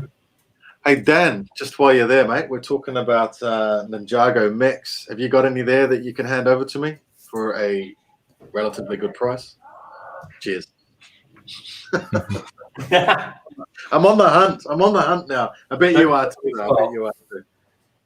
He's just built Ninjago City Gardens, so chances are he's probably Yeah, that set is going to be one for the ages. I Mm. feel like I think we said this earlier, but that set is going to be the best set of the year. I think he will be. I just, Yeah. I mean, let's face it. We're going to see what happens with this new massive Star Wars set that's due to come. But that's the only thing I can think that would kind of get in his way. Mm. And then He only has the mech that you're building. Yeah, there's a lot of mechs. I think I have pretty much every Ninjago mech I'm only missing a couple of them. I'm missing the Firestone mech, which came out in the recent season. yeah, But I honestly don't really have any desire to buy that one. really, I mean, it looks pretty good. I like the coloration of it, the two colors. Yeah, it's all right. But I mean, I spent so much with the dungeon and the dragon when I got those sets, and that was really all I needed from that wave. That and the Woo Dragon. Mm-hmm. So, the Firestone mech, I just personally didn't like it as much, so I'm gonna skip it. Yeah, but then when would you get it if it came in a sale? Yeah, if I could find it for like a good deal, then I'd probably pick it up. But Sir Bricks asks me what my favorite ninja suit is. That's a very difficult question. That is a really good question, actually, because there's a lot of Ninjago suits. I mean, how many versions of, I don't know, Jay is there? Or There's got to be at least like 20 different suits at this point. I think Day of the Departed suits were really good because those paid homage to several older suits, and I think they just looked really good in general. Hands of Time suits also looked really good, in my opinion. I think the Season 11 suits are pretty good too. The Legacy 2 suits, the ones that have come in sets, those haven't appeared in the show, but I think those are really nice. And the ones for the newest wave are also looking really good. The ones for the island, I think those suits are seriously some of the best. And Cerberix went with a classic, the DX suits. That's another good one. It's one of the first ninja suits. Buddy Dan was saying that the best thing about that mech is the knees. Yeah, that's one of the main reasons I encourage non-Ninjago fans to buy this one, because of the knees. Are you impressed with the knees, Greg? Do you know the knees are very good? They're full of dexterity. The golden one had good dexterity as well on it. Yeah. But this is a big mech that's got good dexterity on it as well, which is kind of cool, man. I've just worked out a deal for the green dragon. I'm back in beats. Oh yeah, because there's the dragons as well. Do you collect the dragons from Ninjago? I'm just getting the green one because I just want the mix from the movie, so that's why I'm working out a deal. So that's 2 out of 6. 2 out of 6. Yeah, I collect dragons here and there. I haven't collected every single one, although to be honest, I've collected a fair amount of them in the recent years. Cool. Like I say, I don't collect a lot of them, but then somehow I have most of them. But I don't have the original 4 elemental dragons or the original ultra dragon, which are dragons I'd love to get, but I don't think I ever will, just because they're so expensive, and hopefully Lego will do some legacy versions of them eventually. And yeah, but I have most of the other dragons that have come out. I almost skipped the Legacy Ultra Dragon, but then I ended up seeing it at Target about a year ago, and I was like, okay, I'm buying this. And Sir Bricks asks me and everyone else on the panel, when did we all get into Ninjago? I got into Ninjago December 8th, 2011. I know because it was my 11th birthday, and I got the Skull motorbike as a birthday present from a friend. Oh, that's nice. And that's where it all started. And that friend has no idea what he's done. Giving you some OCD. You know. Some Ninjago OCD. Yeah, but then I think I really heavily got into it in 2014. That's when Rebooted came out, and that's one of my favorite seasons to this day. What season's that? Season 3. Oh, okay. I've just got to the end of 2, and it's quite dramatic with what's going on with Garmadon. He seems to be he's been possessed by an overlord, I think he's called. Yeah. Possessed by the Overlord. He's Yeah. been properly done. I mean, what are Good the times. anyway? What are those characters? The Overlord? Yeah, yeah. He's at the beginning, when the first Spinjitzu Master creates Ninjago, in order to create balance, an evil spirit forms called the Overlord. I have my own personal theories on how the Overlord came to be, but that's what we know, is that he came into being at the beginning. And he fought the first Spinjitzu Master for control of Ninjago. And ultimately, the first Spinjitzu Master and him were evenly matched. But then the first Spinjitzu Master not the first Spinjitzu Master. The Overlord creates the Stone Army, which is made of dark matter, which is meant to overwhelm the first Spinjitzu Master because he can't fight off an entire army. So what he does is he splits Ninjago in half, creating Ninjago and the Dark Island. Dark Island disappears, the Overlord with it. The Overlord is kind of trapped from the realm of Ninjago as long as balance is kept. But as you've seen probably in the episode you saw where Garmadon gets possessed, the balance gets shifted towards darkness, and the Overlord comes back and possesses Garmadon. And I have a feeling he was manipulating everything from the beginning, especially with the Great Devourer. It's possible he influenced the Great Devourer to bite Garmadon, which ultimately led to Garmadon going after the weapons, getting his 4 arms, and being able to unlock the Dark Island and bring it back. Overlord all said it was destiny. Have you seen the end of season 2, Greg? I think I have. Basically, Lloyd lost the battle. Okay, so you've got one more episode. Yeah. Yeah. Yeah, Lloyd, what's his name? Wu was all philosophical. Yeah, being him, and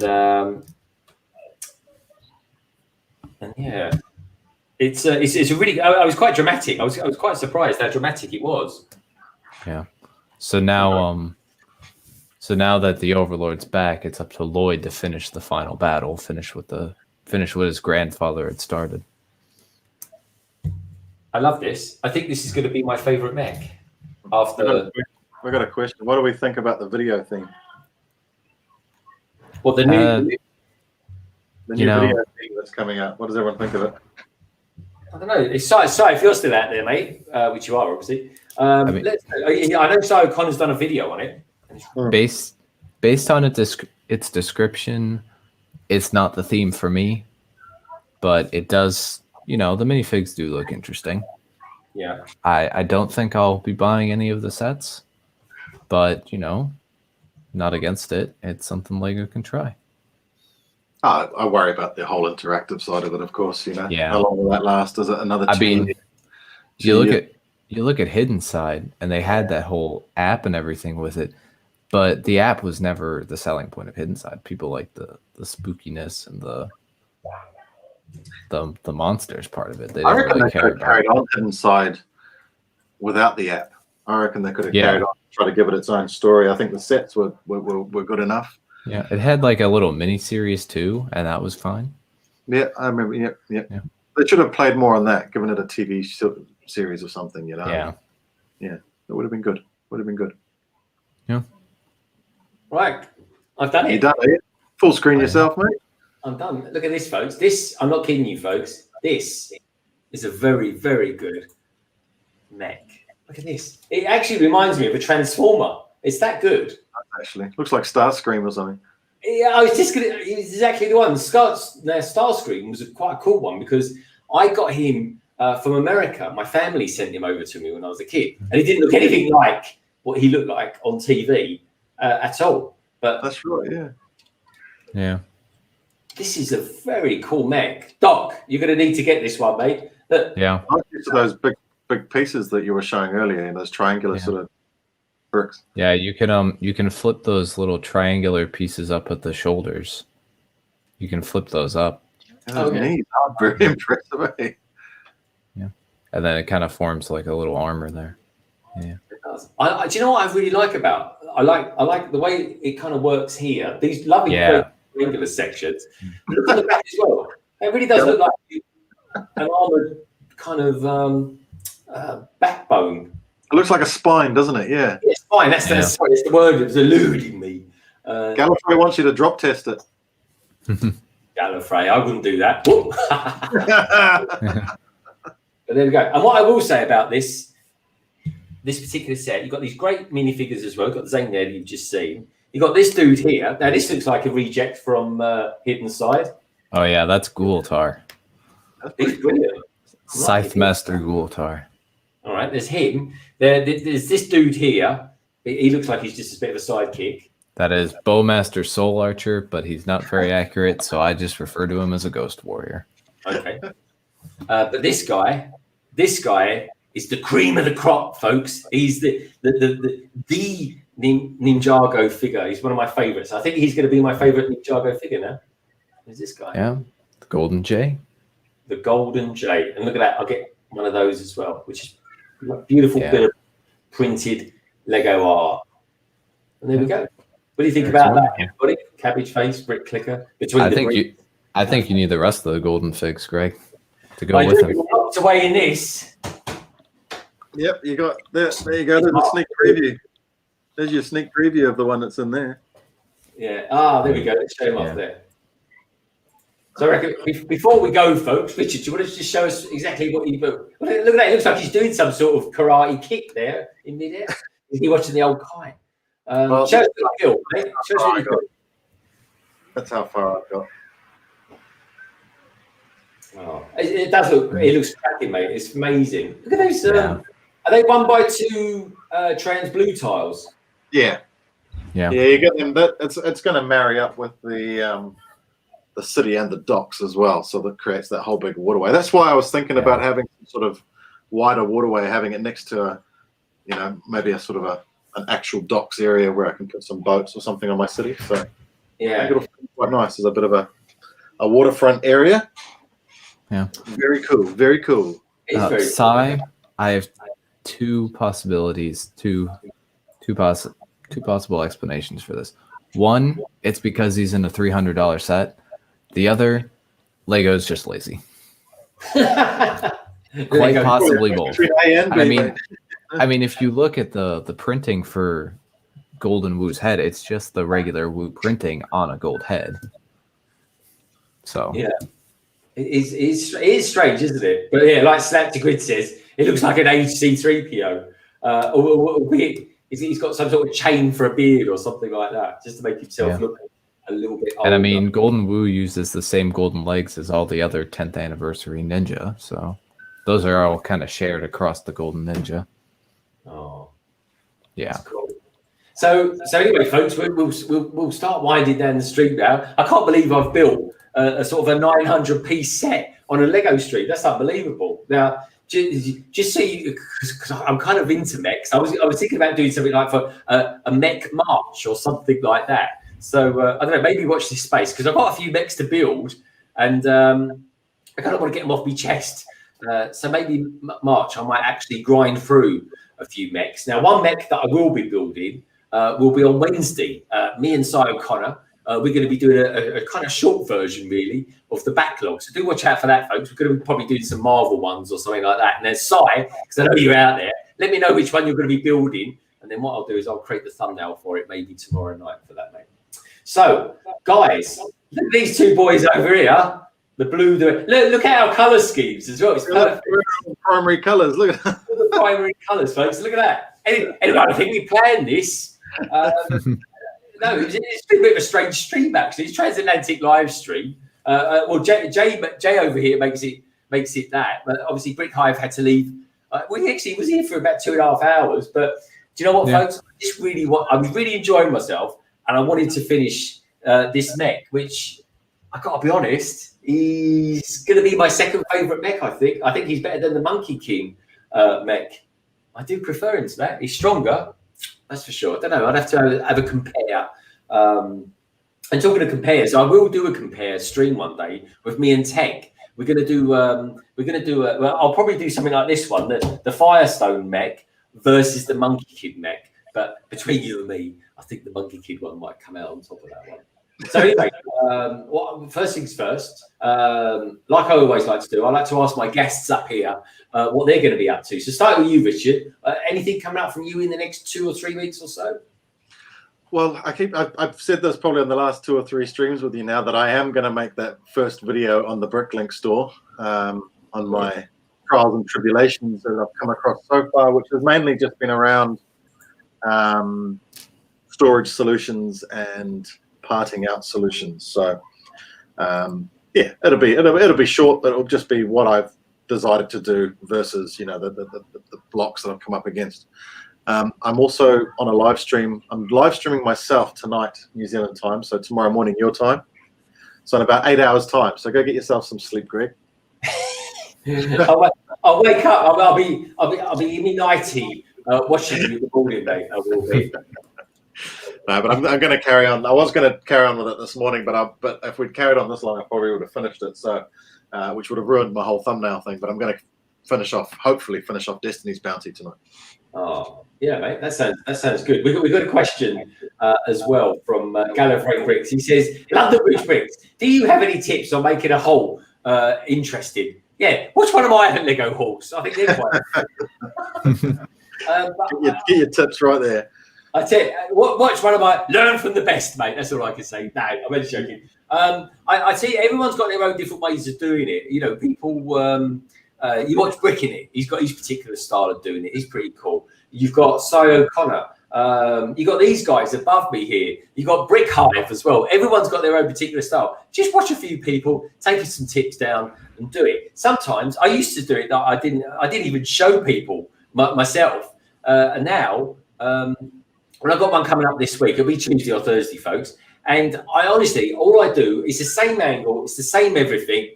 It's a different background, of course. And I just sit here and I just literally go, right, okay, I've got these sets. And I go, boom, like that. And this week's one is perfect for this particular stream, folks, because it's all going to be Ninjago sets, including, of course, this one. So that's probably the worst kept secret.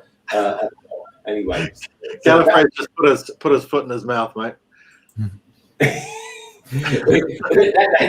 is it.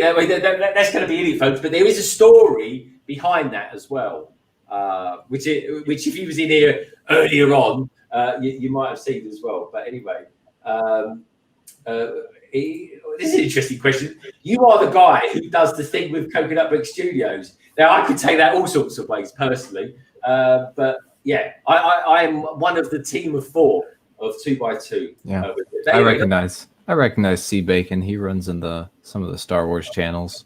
Oh, very cool. Anyway, Coconut and TBC. All right, well, okay, maybe that's how he found me. But C Bacon, nice to have you here, mate. Cool name, by the way. I do like that. But yeah, that's cool. What about you, Titanium? Anything coming up from you, mate? I don't have anything planned currently. Just working at school and getting my classes done and everything. I am on the Wednesday night stream on BrickSmith's channel at 7 p.m. Central Time. It's Lego's Ultimate Builds. They're building the treehouse. I'm there moderating the chat. If you can make it, then feel free to come and hang out. Yeah, no, do that, folks. Do that, because honestly, Titanium, you've been brilliant tonight. You've been not only a fantastic guest, but you've been great having you on the chat to help me finish what has been actually, I think, one of my favourite mechs. I love the colour as well. It's very zany, and I like Zane as well. He's very cool. I've certainly learned a lot from Titanium today. I can tell you that for sure, because my Ninjago knowledge is fairly low. So hey, it's always good. It's always good learning something, man. And also, we know that it's poor New Zealand's deprived of New Zealand sets. Ninjago sets. I will find them. I'll let you know when I do find them. Looks like I've managed to score 2. And we've been on air, so. We're going to have to start up a charity or something like that and send out Ninjago sets, an emergency charity to send out Ninjago sets to New Zealand folks. They need it. We need to feed them Ninjago Lego sets. But anyway, like always, folks, like all these things, there's been some fantastic streams out there today, and I feel very humble that I had a good bunch of you here and here now, even tuning in to watch. So I do appreciate that, folks, every single one of you, and thank you so much for all the super chats tonight as well. It really does mean a lot to me, and I'll throw some stuff out on Instagram about that tomorrow, as well as probably the odd picture of this, because I've still got to add the stickers to it, folks. I'll get that done and I'll be done and dusted. But yeah, the stickers actually look pretty cool as it happens. But anyway, like I always say, folks, thank you for everybody being there. Doc Sampson, you've been here ages, you have. Cabbage Face, he came in late. I appreciate that, mate. Really good to see you. Brickmaster, we had a Tease for Life was in earlier on as well. Cy O'Connor as well. I'll be streaming with him in the week, folks. Got Brick Clicker out there as well. Who else we got out there as well? We got that C Bacon as well. He's out there. Peter Knight, he was here earlier on as well. Thank you for being here, Peter. I do appreciate it. Snap to Grid Bricks and Between the Bricks. So to name but a few, folks. But anyway, great to have you all here. Enjoy the rest of your weekends, folks, and stay safe well. And Lego is a wonderful thing, and each and every one of you beautiful people out there are too. Take care, everybody, and I will, as always, see you very